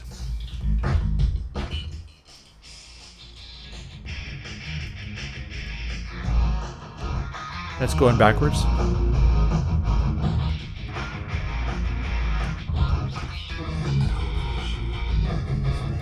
Does this have something to do with the phases of sine and cosine?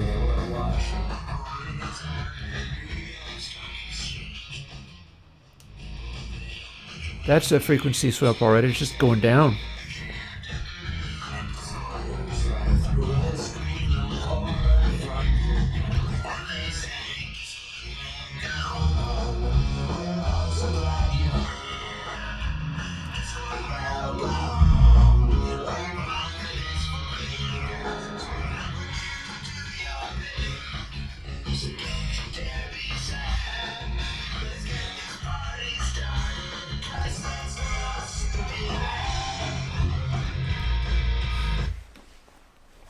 So that's interesting. That might even be grounds for making another tweak and seeing what we get without the prime numbers anymore. Because this is all fairly straightforward, but it makes sense that f max minus x, it makes sense that that's not a thing.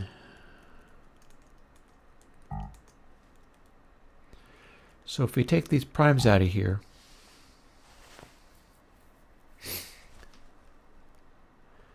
and then we're building it in reverse, but our fall off is the way that we've had it, and it's scaled the way that it is, and we're not applying an extra function here. And then we do this, we still have the very large number here, but that's probably harmless. Just for laughs, we'll do this thing. Maybe just your instinct is correct, and maybe it'll be happier if I have a smaller buffer, even though I'm not touching any of it.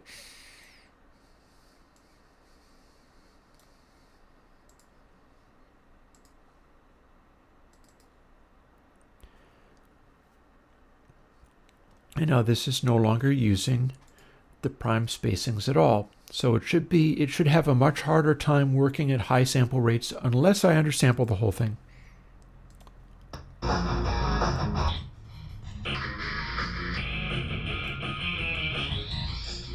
That works backwards.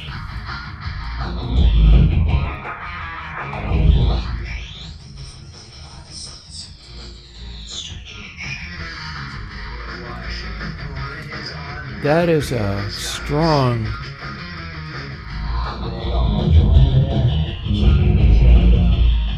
Well, there's another node. Like, that's not supposed to be there.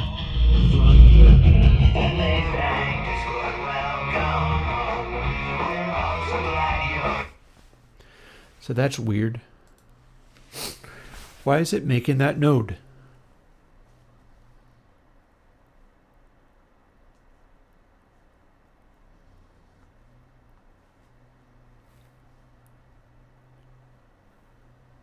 That node makes no damn sense.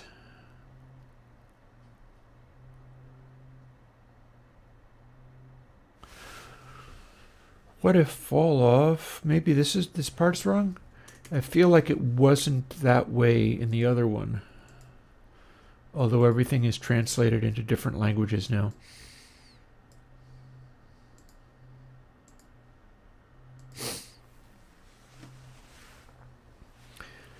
It's acting like the misbehavior is at great volume and intensity.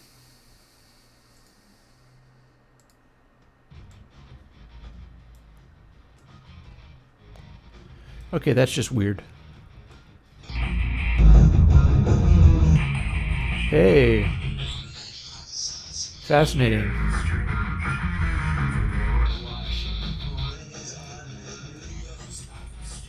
Goes up.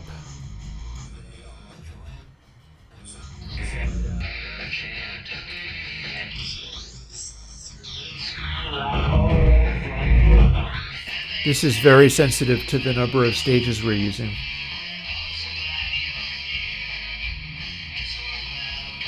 Well, I can do that like this. This is now both, so it's plus.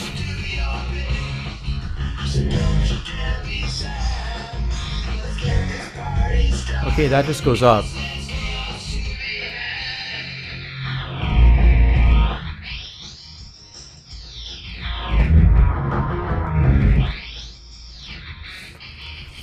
Very sensitive to the number of taps we have, which is a large number.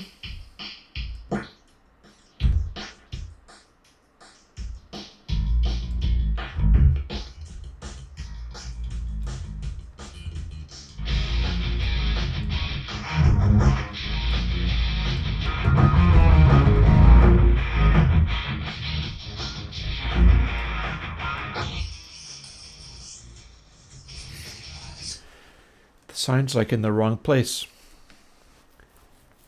It's phasing through stuff in this weird way.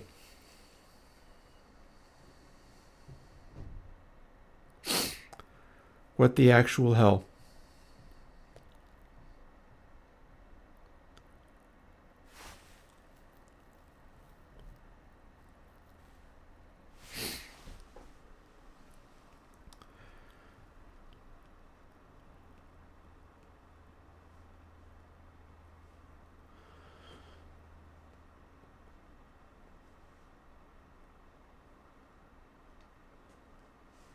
So sine x divided by. That should make it a big number, but that ain't necessarily so. X starts out large and goes small. Fall off should be going between 1 and nothing, but that ain't necessarily so.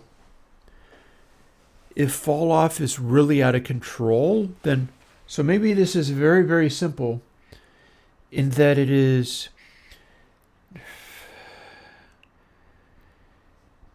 x divided by m pi divided by max should be going from 1 to nothing.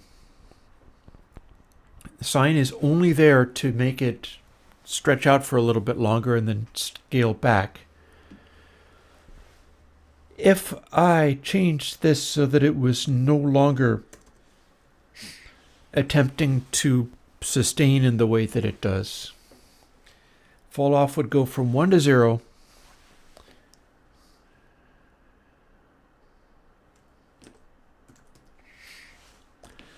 Like this. That max is my largest number, and x starts off at largest number divided by largest number, that's 1, to just about 0 divided by largest number, that's small. So if the problem resided in that weirdness, this might have simplified it a little bit. If not, we'll find out soon enough.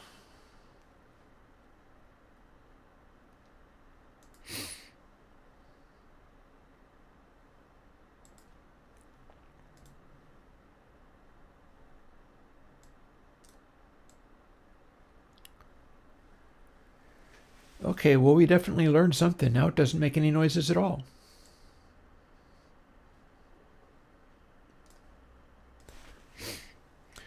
We're on to something weird, and I bet I know why.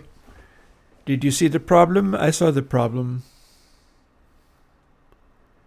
The problem is that these are integers. Could that be what's causing this other problem? We're trying to do a sine here, but all of this junk we're dealing with is a bunch of integers.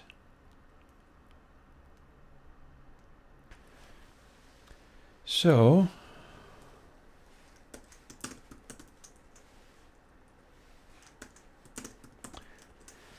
cast them to double to see if I can make a sound. If I can make a sound, that is a good sign that maybe I can straighten this out by paying closer attention to what variables these are and how I'm using them. Because all this sine function stuff kind of requires that I be able to make it work in double precision, and I'm inadvertently casting all of these integers to double precision, but if I'm not doing that correctly everywhere,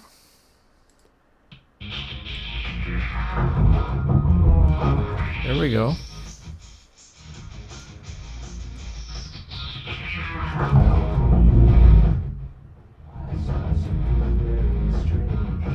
There is a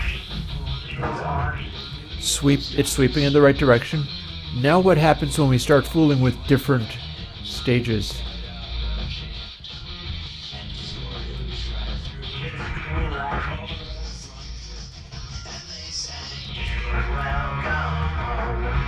We've made it immune to going completely crazy. Good. Good.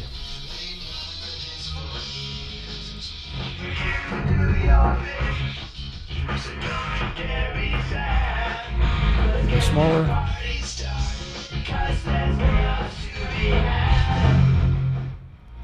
Lows. Highs.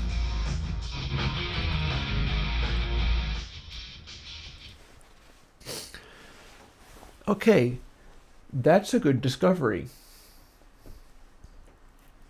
That means the problems that we're having have to do with these integers being used in math, but they're forcing the output of the math to also be integers when it cannot be.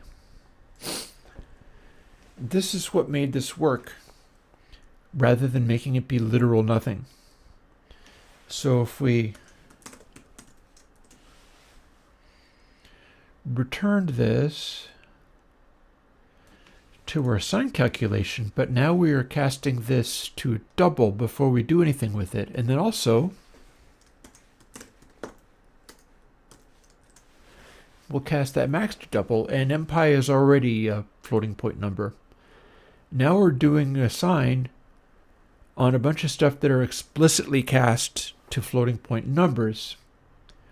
Where else might we need that to happen? We might need that to happen here.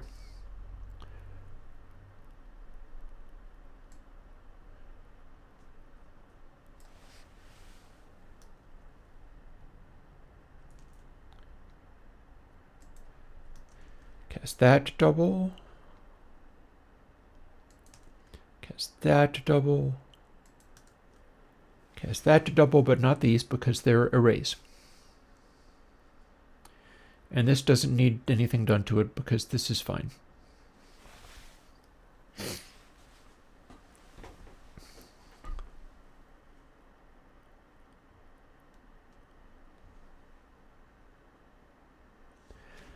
I wonder whether adding this stuff to, well, if I put it on 50-50 dry wet, that's about the same thing.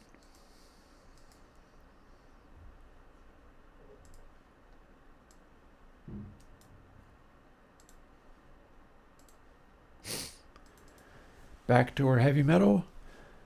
This time, rather than being a linear fade, it is a sine-shaped fade, meaning that it starts out loud and goes quiet, meaning that it will be a more tightly resonant sound. Up, and we got back to a weird zone.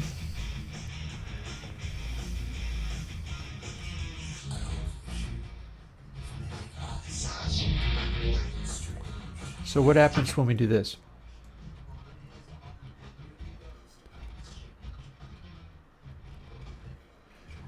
That's fascinating.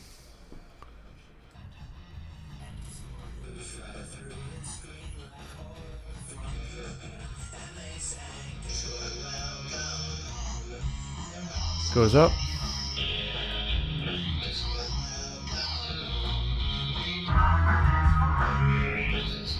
Goes up. Weird. Weird, weird, weird.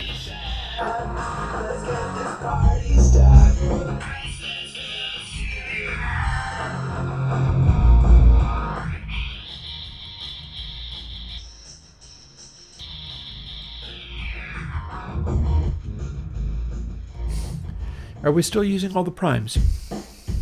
Maybe we're using all the primes.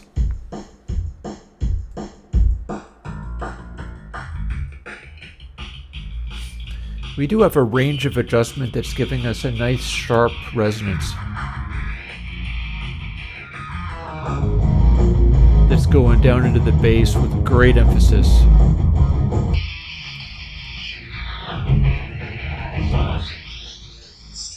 Hello. That's a nice sweep.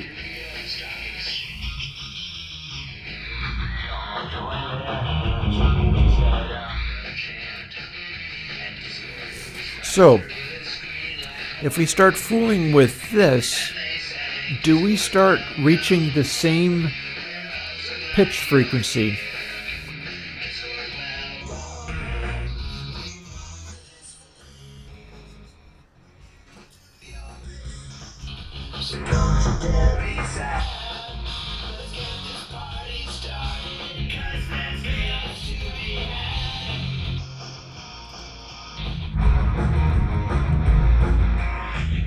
Oh, that goes up.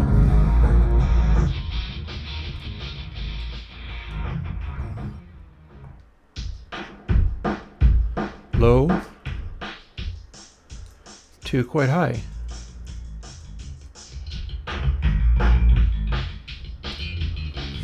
And then if we do our dry wet,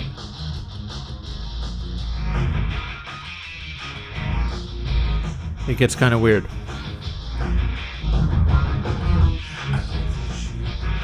We're no longer getting a pitch sweep, but full dry. Oh no, never mind, that doesn't work at all. Let's go find the one that was sweeping.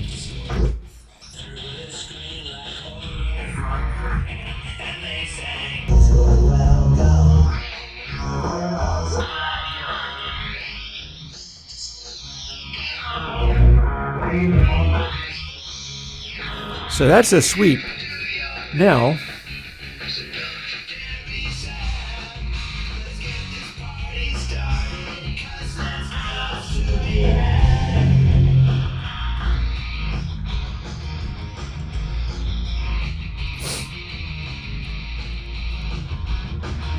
dry. So in this one delicate little setting,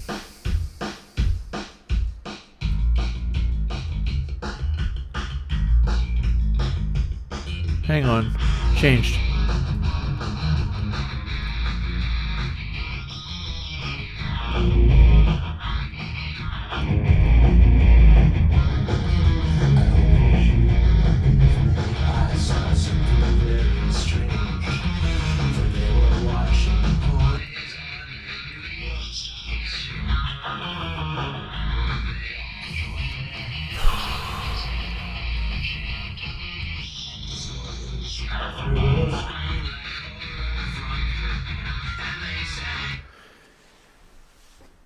We're getting to where some of these tones are sounding good. It's just that this is way out of control. This thing that is marked second and is actually the number of stages, that the length of this that we're doing, is still going crazy.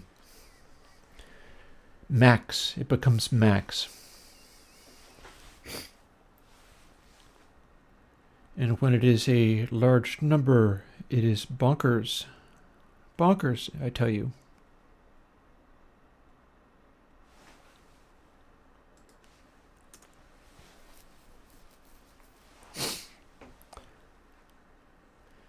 So with this one, we're starting high and going down. That one, we're starting low and going up, and we're making an accumulated sample that we're scaling back. Oh, here's another possibility. Let's make this be a double precision square root.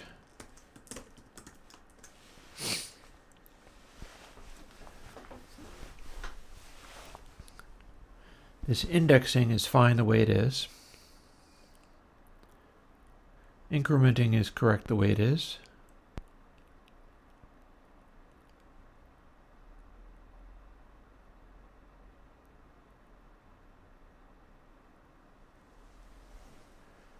We are counting up, and that's right.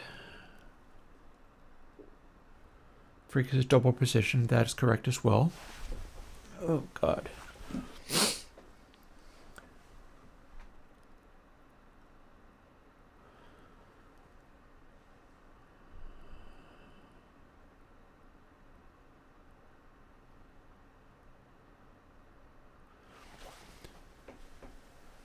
So we're trying to scale back.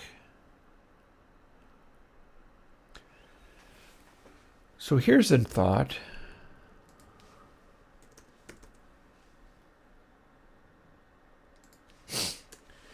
If we're not applying the fall-off term,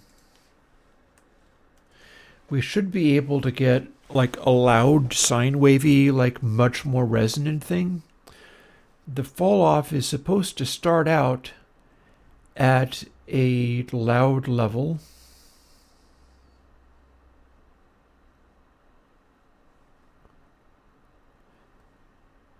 And then it'll make the sine frequency.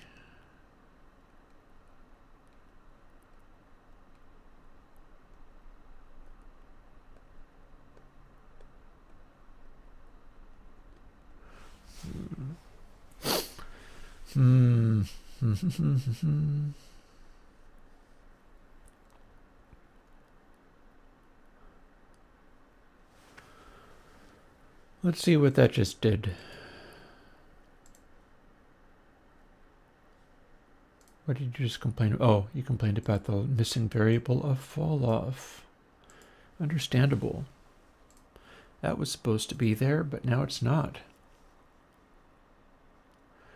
I'm going to want to figure out why the multiple levels work the way they do.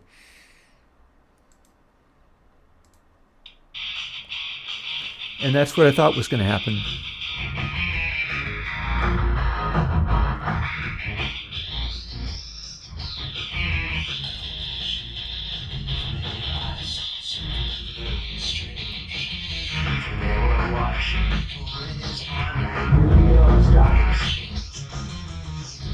So this should be emphasizing the frequency that it produces, and it kind of is.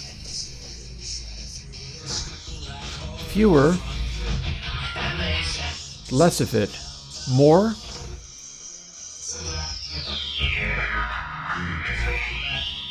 you can hear the frequency sweeping.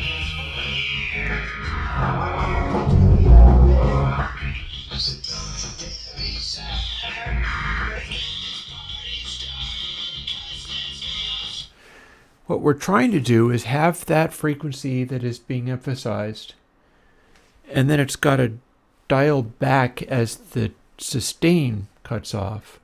Like we can have a long decay here, like this. This amounts to a long decay. And it's supposed to emphasize higher and higher frequencies.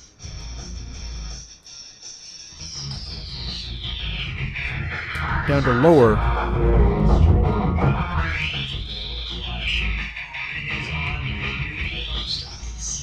It's a resonance. It's a resonance like a reverb is a resonance. That's how this works.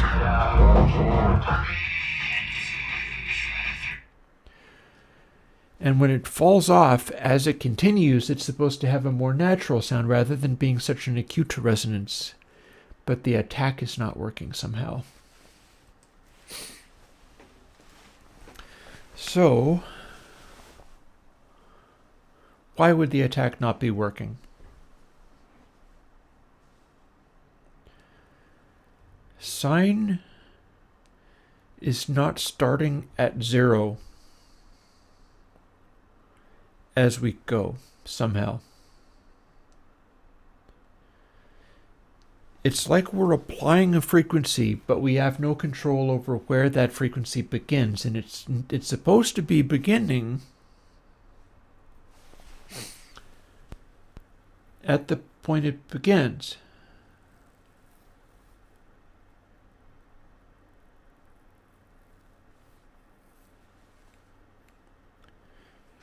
There's your problem.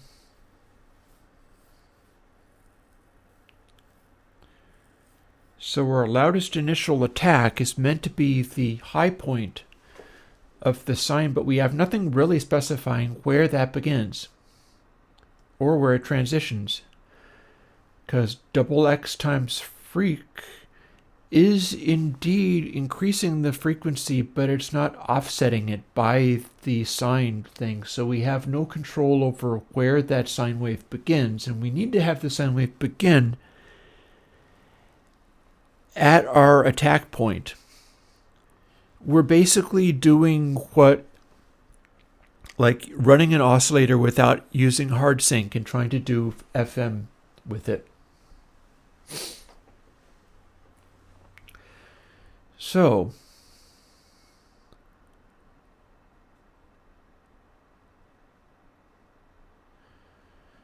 fall off should still be fine.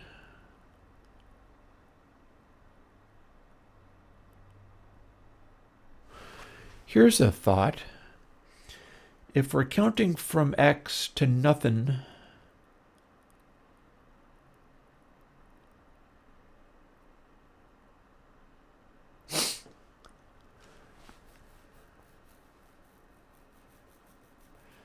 that max minus X is doing useful things in some places. Why don't we try using it everywhere?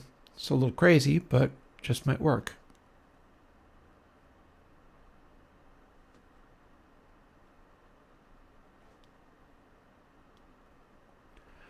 Or we could reverse all of this crap and just build it backwards. How about that?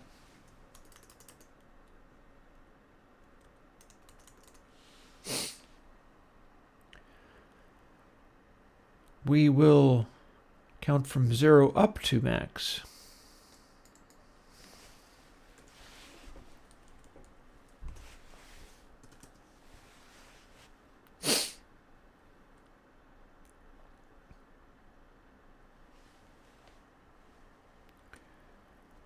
And fall off is reversed.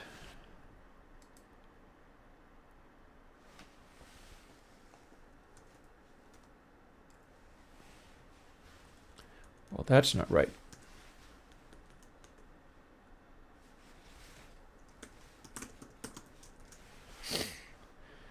And then more parentheses to make sure it knows what it's doing.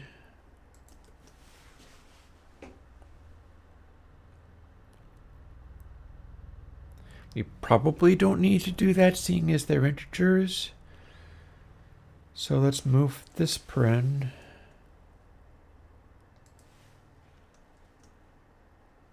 here. So the number of taps we're going to be doing is always going to be yay many. But we got to count that like this.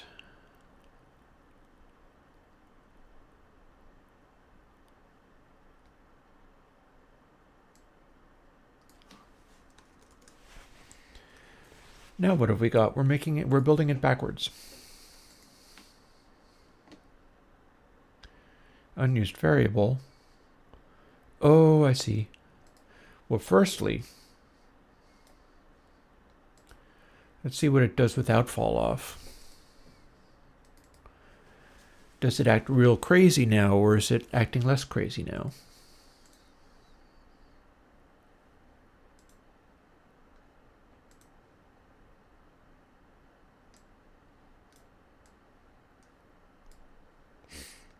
I don't know if you call that crazy, but it doesn't make any noises. What's that about?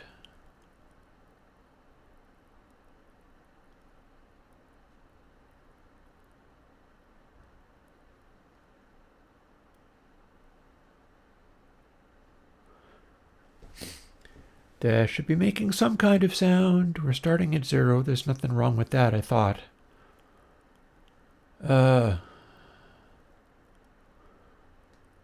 Oh, it's not running any of this. Now it'll make a sound.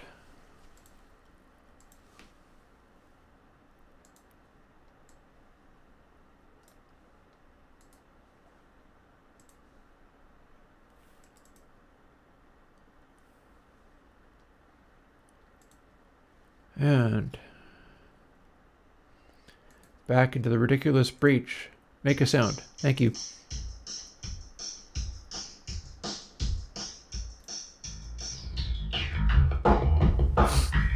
Sweeps.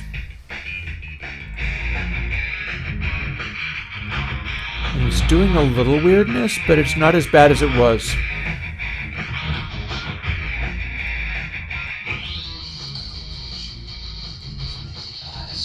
See, it's kind of similar now. One of the things that goes on here is that applying this using sines, if I've got it backwards, that means it starts as the phase shifts around. If the phase is shifting around, that means it does things like start at full negative and invert. And I think that's what's been happening. So now if we bring fall off back,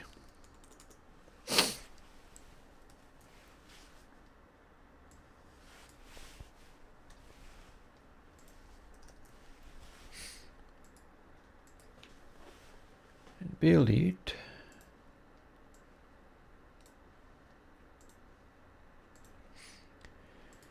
if this works, it's now starting at 0, and everything is going to be in sync rather than constantly going out of sync as the frequency shifts and puts it out of phase. And that would sound like this.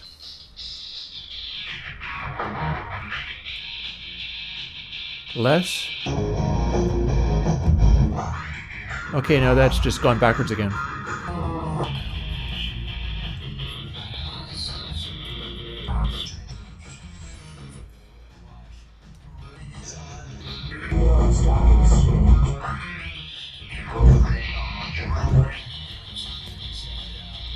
Okay, this is funky, but at full crank,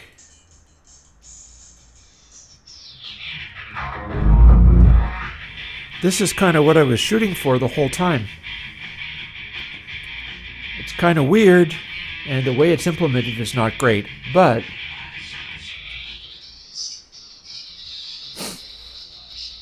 that's a very narrow boost.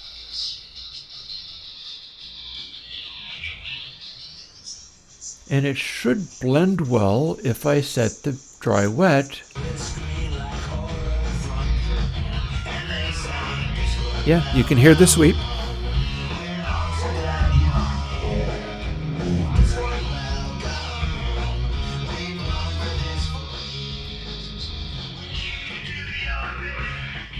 You can sweep through the frequencies.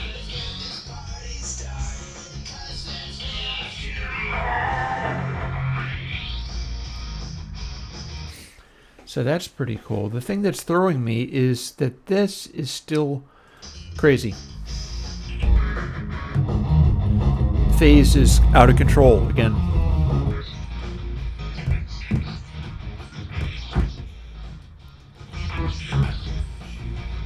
And this is clearly because it's doing the thing. It's capable of throwing the phases of the sine completely out the window, whereas at full crank it's actually lining up.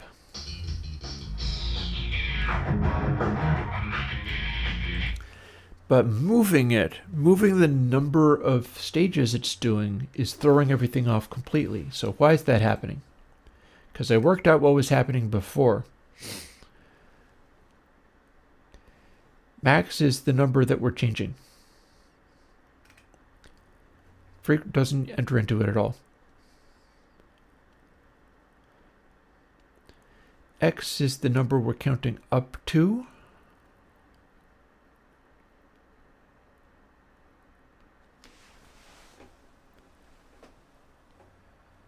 So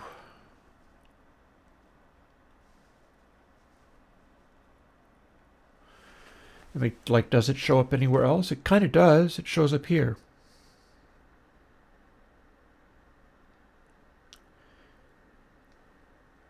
That shouldn't be changing anything, though. And it does also show up here. So here's the thing. We've been moving this around, but what would this be if instead of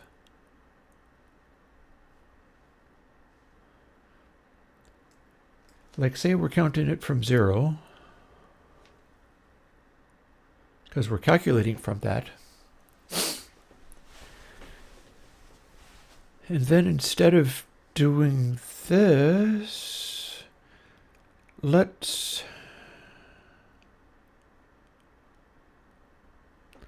continue it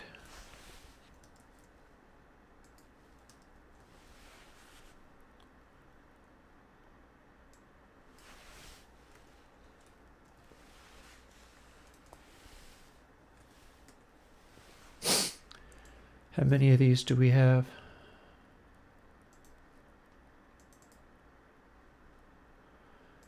Yeah, we're done with you. Don't care about that no more. I'll figure out a way of doing it. I'll just downsample it or something. F61.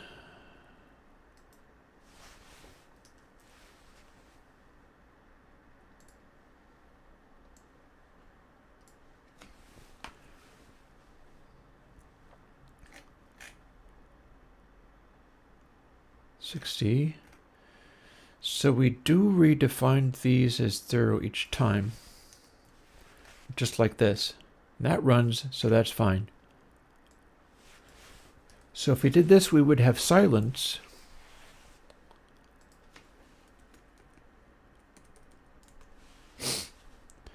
Because we just instantiated this and then we delete it again. But if we do this,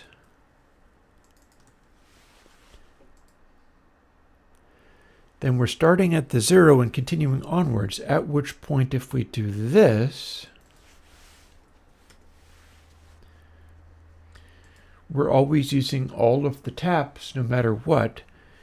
Does that make it behave with some degree of normalcy? Or is it still going to be weird?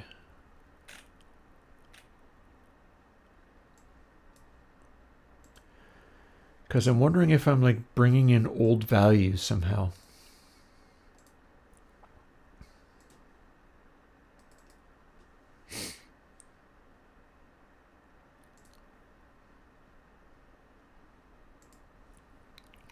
Now,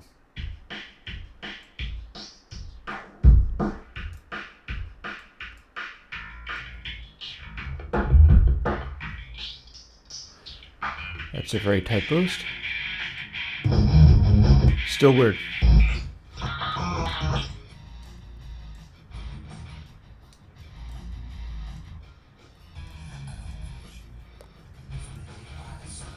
It's not capable of starting at 0. In fact, it's acting exactly the same way that it was. So there's nothing to be gained from running all of the stages.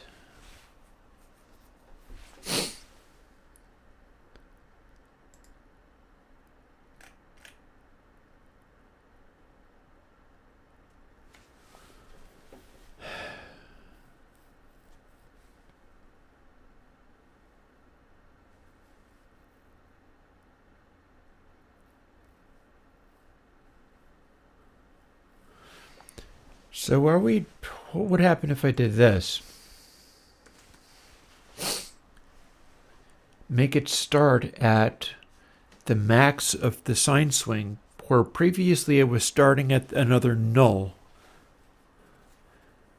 I don't think that should be changing anything significant. But I mean, I've been super wrong about this before, so we'll find out, I guess. We're not using max anywhere else. Fall off is one of the things that we use, yes.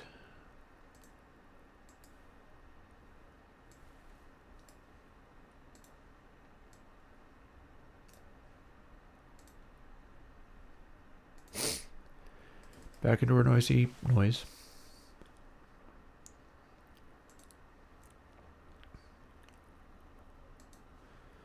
Now what?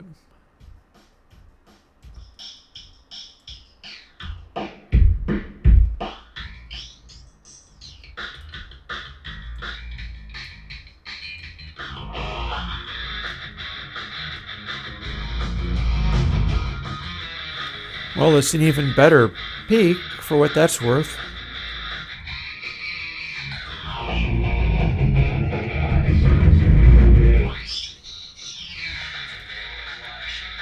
We probably still need to scale it because it's getting louder and louder as it gets lower and lower.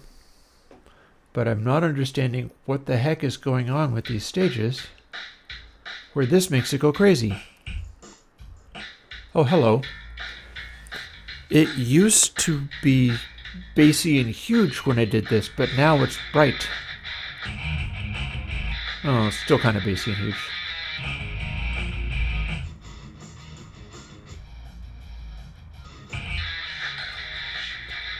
But if my frequency is down here,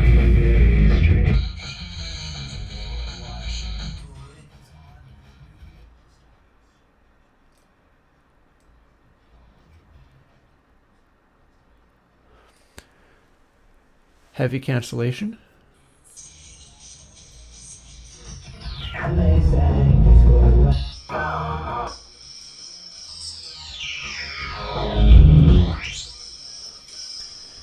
Okay, so we have a sequence here somehow.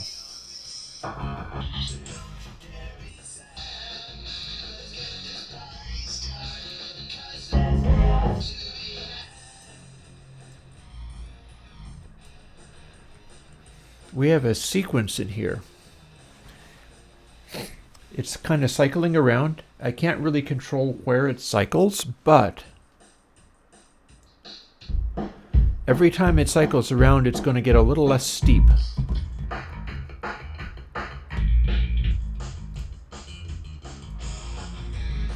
See, that went up now.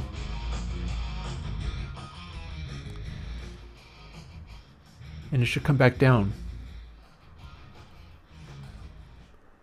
Or not, apparently. Okay.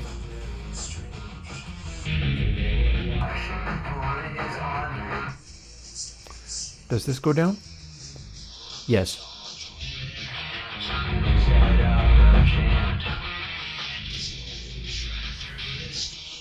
We have a fairly narrow range here, but this is cyclic.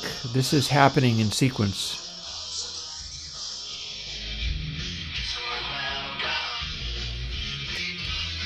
And the fewer stages I run here, the wider this boost will be.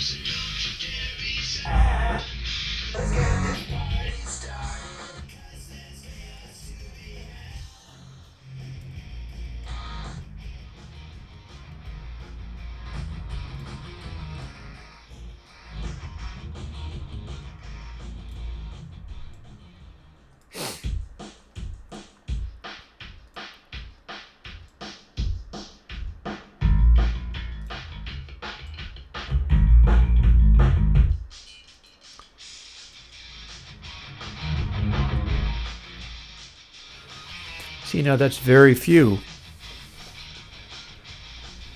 And so we have a mid-range boost that is going to be less intense.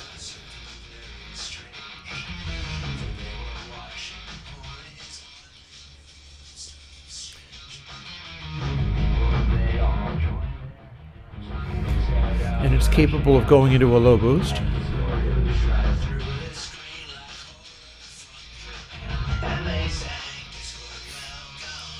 Yeah, they're like, this is doing something here.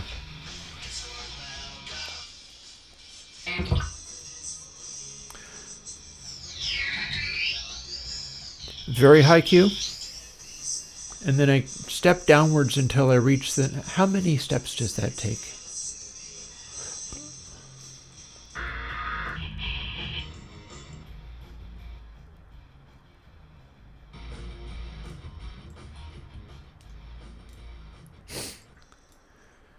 Okay. Down. And that goes up. That goes up.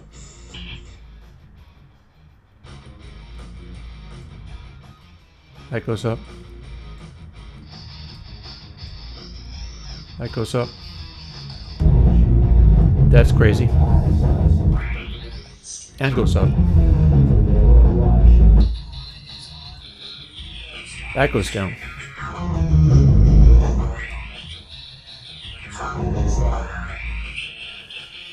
So, 1, 2, 3, 4, 5, 6, 7, 8, 9.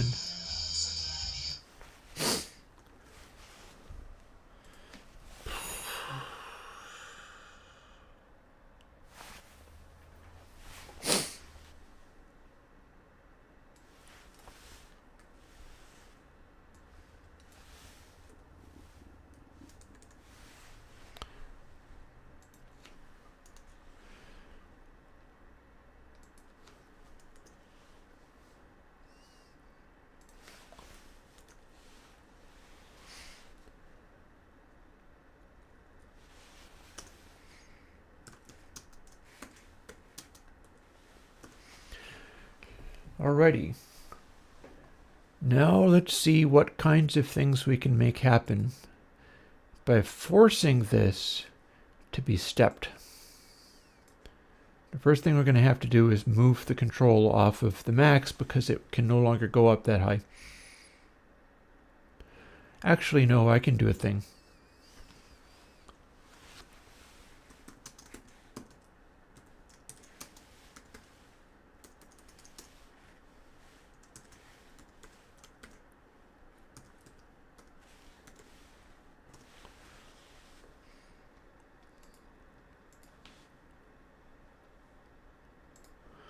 Wouldn't it be funny if max was being used as a mathematical function this entire time and that's why it's doing this?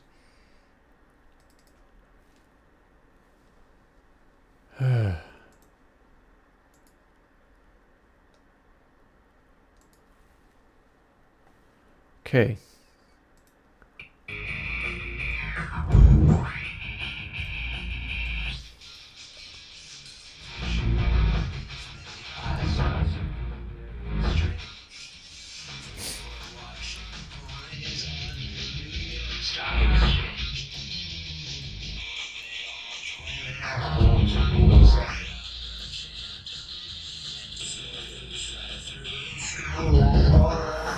I don't know why that worked.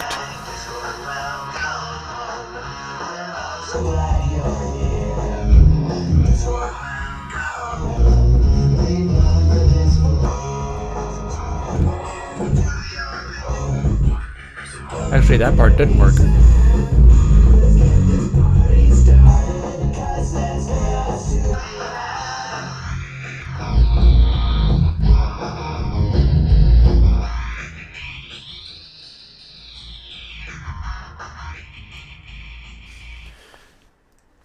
Let's throw in some other things.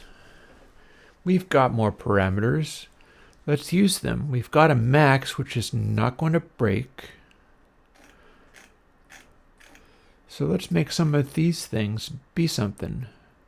We've got, what is it? Where do we leave off? 1 and 2, okay. And let's label some of this crap. What are we doing not labeling these things?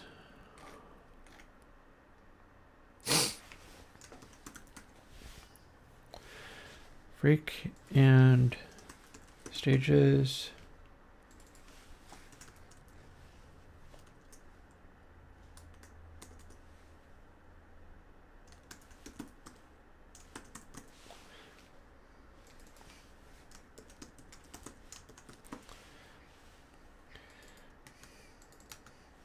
So 3 and 4.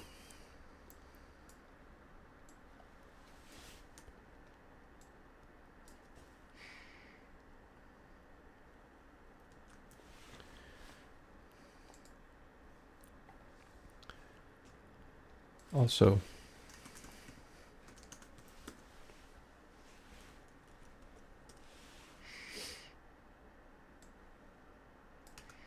that is in fact a dry wet.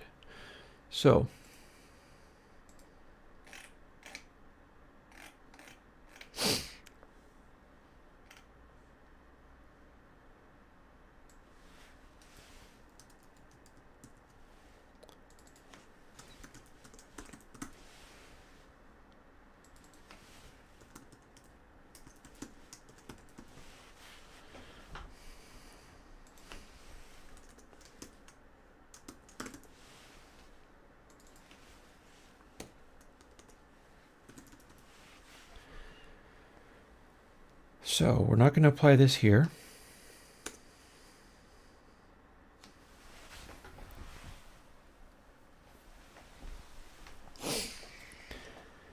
But what we're going to do is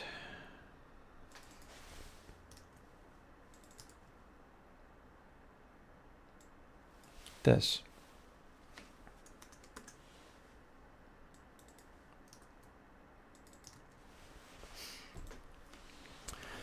So maybe our increment shouldn't be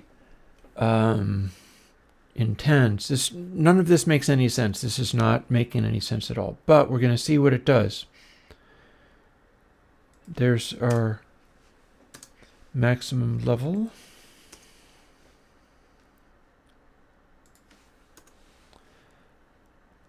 And there we go, really. And this will give us a number, a very well controllable number too. And it's all in tens, so we should be able to make sense of it.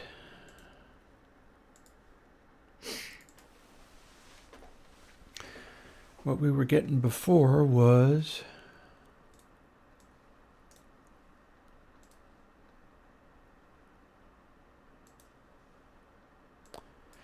tens, no offset stages like this. So we had it doing this.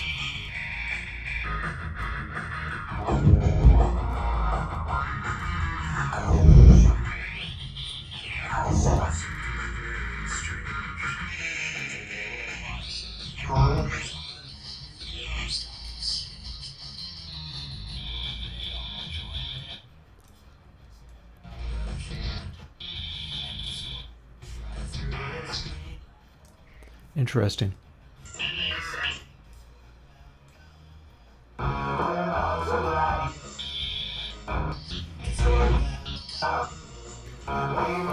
So if the step is right, it'll stay the same.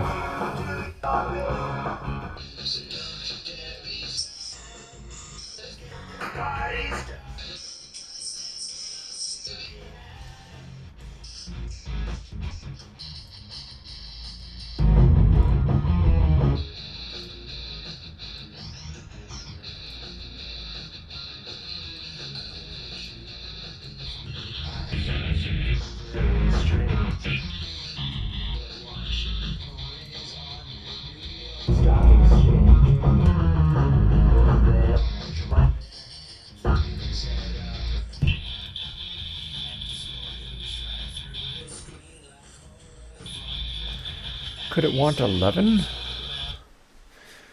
Oh, this is weird.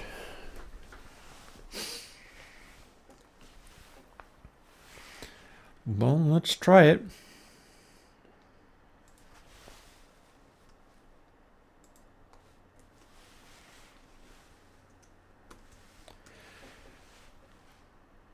Let's do +5.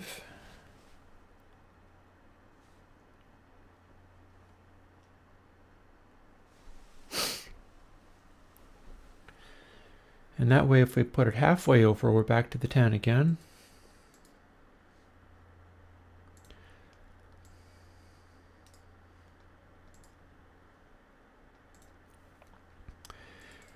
Yeah, this is voodoo programming. My apologies. That said, it might just work.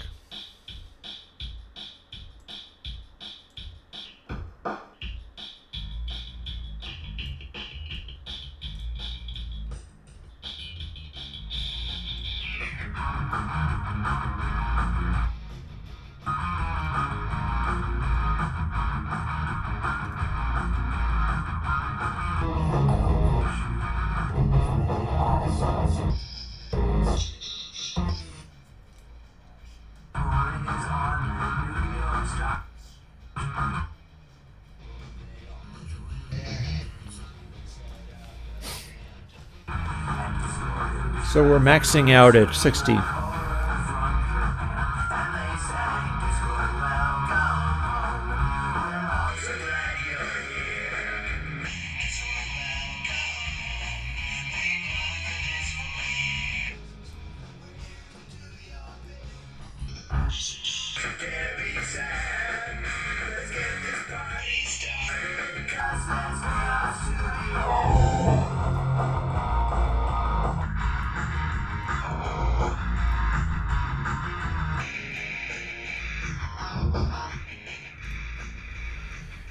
Okay. This is really weird, but... Oh no, that's backwards.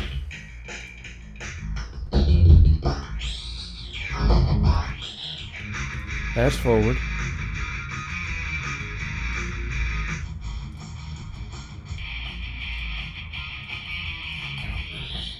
That's backward.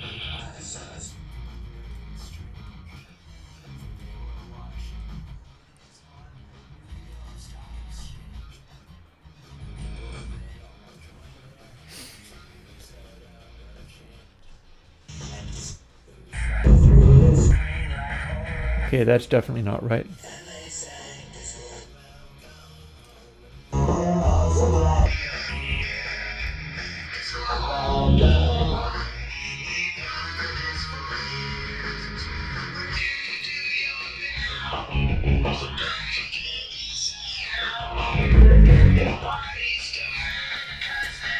That's an intense mid-range boost.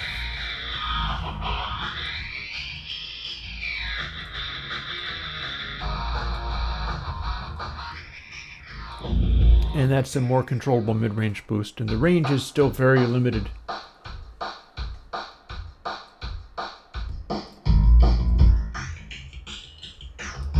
And that's still basically following the mid-range boost.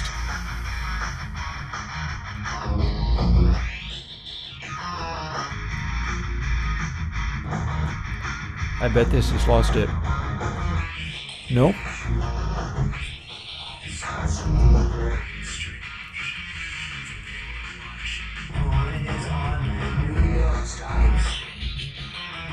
Oh, hey.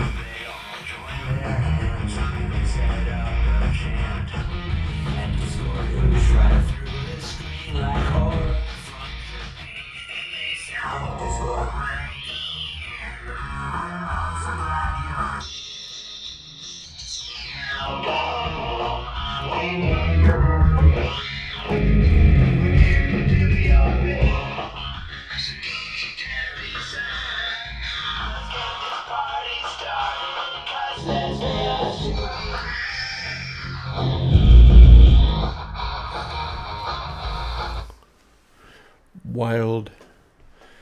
Okay, so 0.5 and 0.9.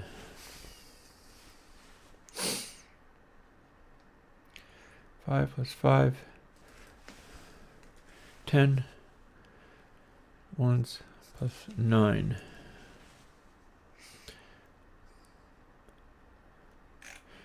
Just for laughs, let's increase the range of this madness.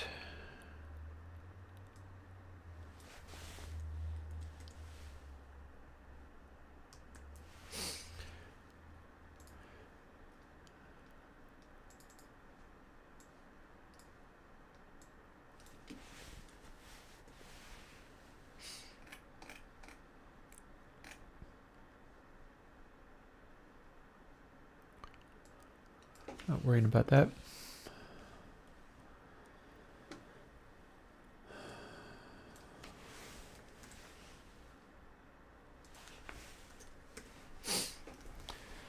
So what happens if we take this and we continue to extend it?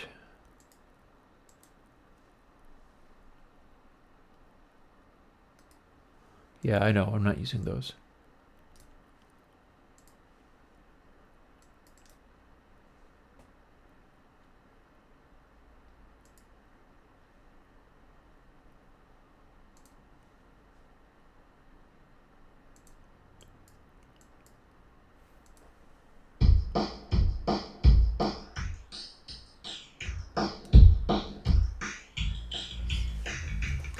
Yeah, so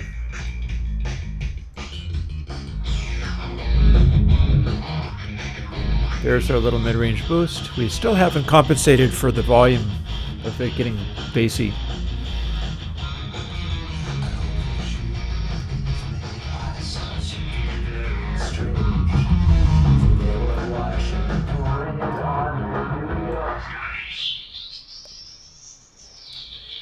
And then we go beyond the beyond.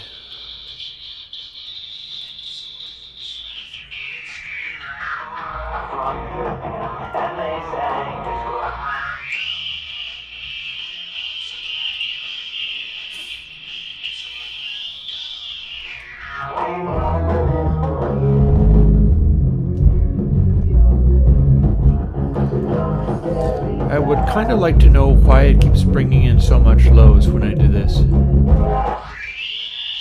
It's probably just the window size.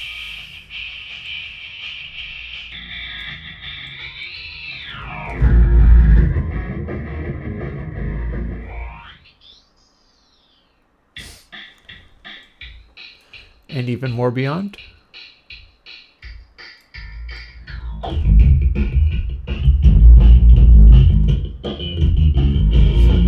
bringing in a lot of bass when it comes down here.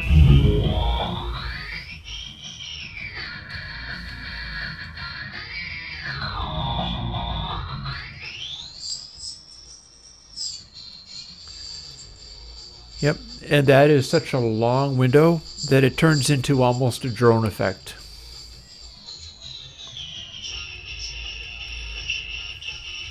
It is effectively like an old, not lexicon, but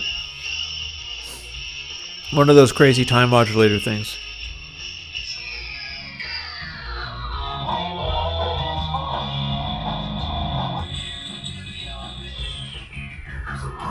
And it finally reverses itself at full crank. And this is no longer useful for anything because the cue is just too tight. It's nothing but a resonance.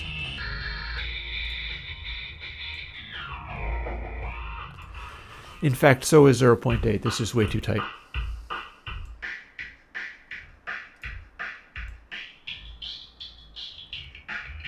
This is probably too tight.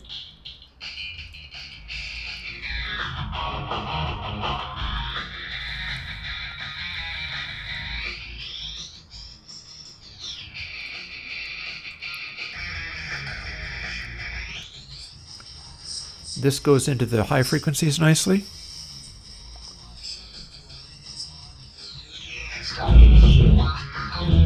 Too much bass.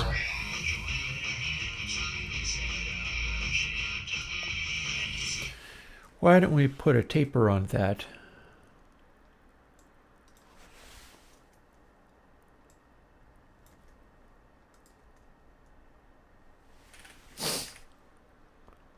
Why don't we put more of a taper on that? We already have a taper on it.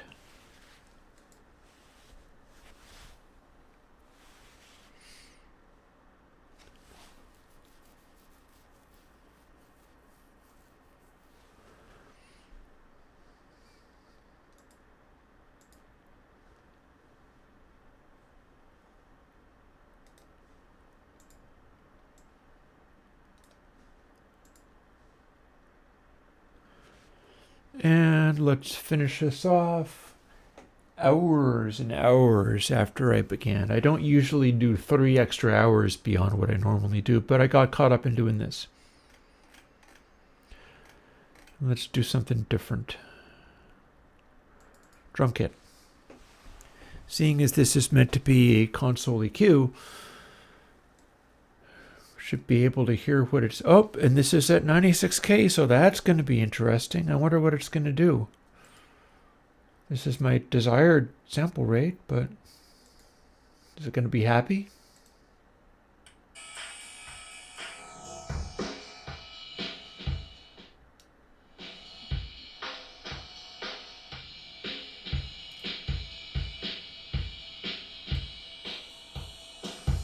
Dry.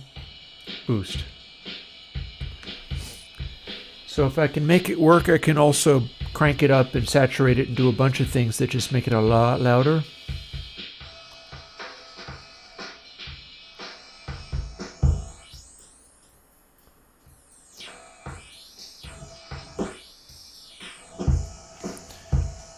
We're sure capable of hitting high frequencies, but it's definitely resisting the mid-range stuff it was doing before. But if I had run it at 44.1K or indeed undersampled it,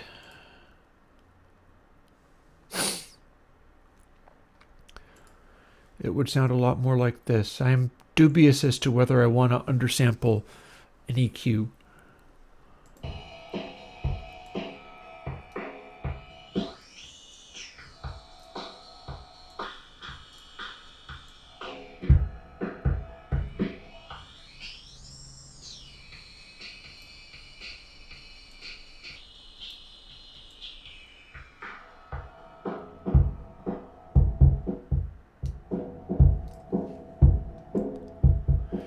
Sure do get a lot of volume out of those.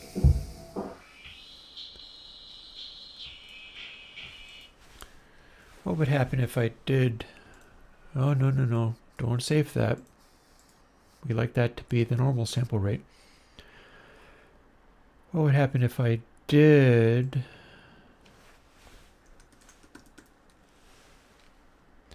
build in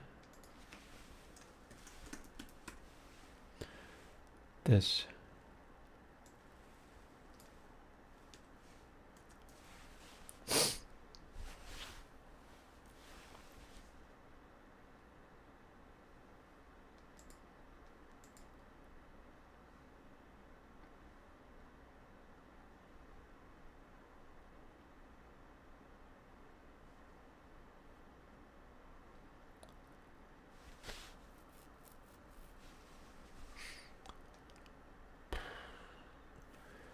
Could probably be running test zones into this to study it a little better, but for now, before I give up and go off and fall over, let's see what this made.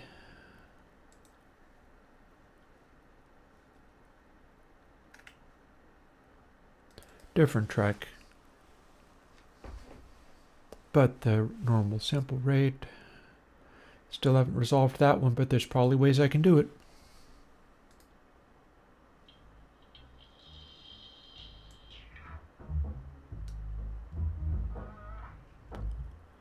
Yep.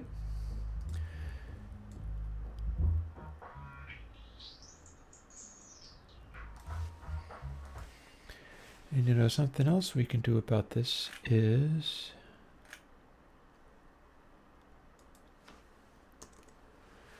not worry about dialing it back.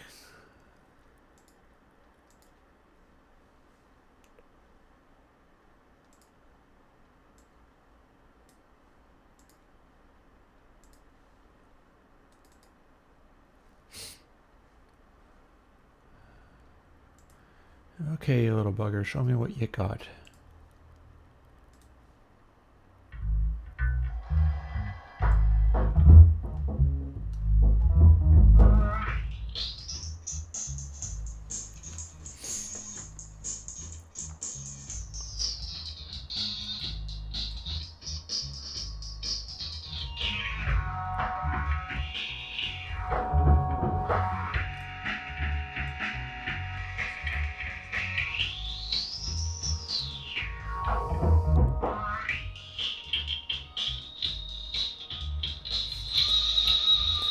That's a sharp edge on that bass guitar and guitar.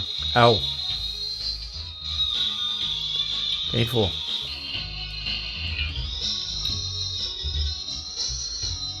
Fairly controllable.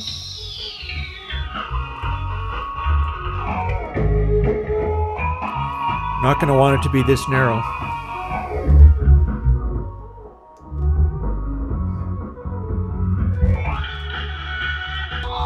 Or this narrow.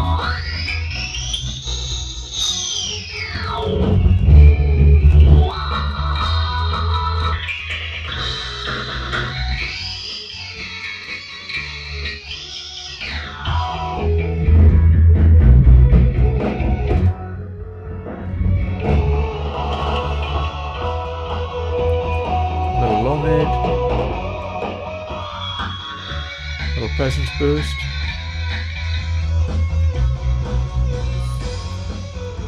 So if I was using this, this is a dry. So if I was using this to try to put on that guitar inside there,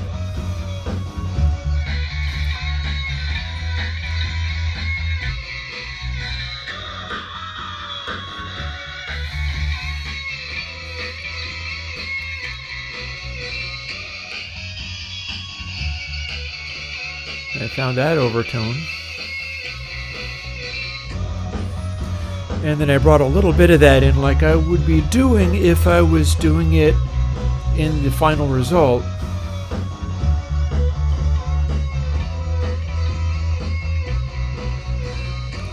Could bring in that much of it.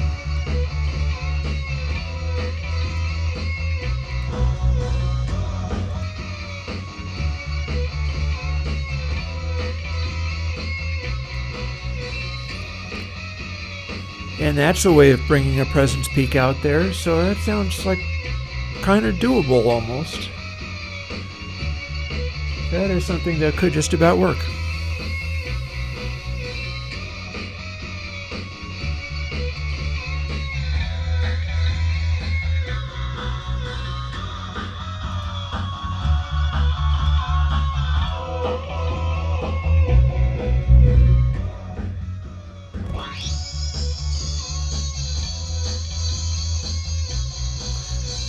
maybe it doesn't need to be this sharp.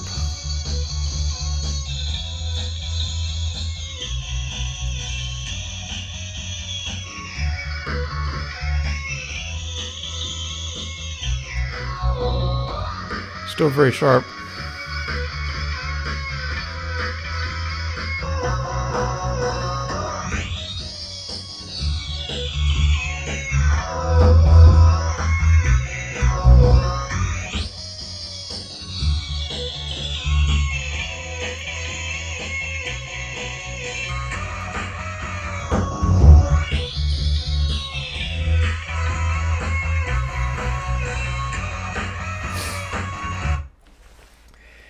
Yeah. You know, I think it's getting there.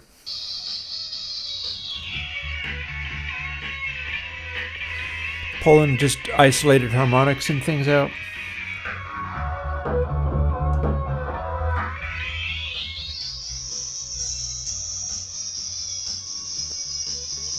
And remember, this is at 44.1K.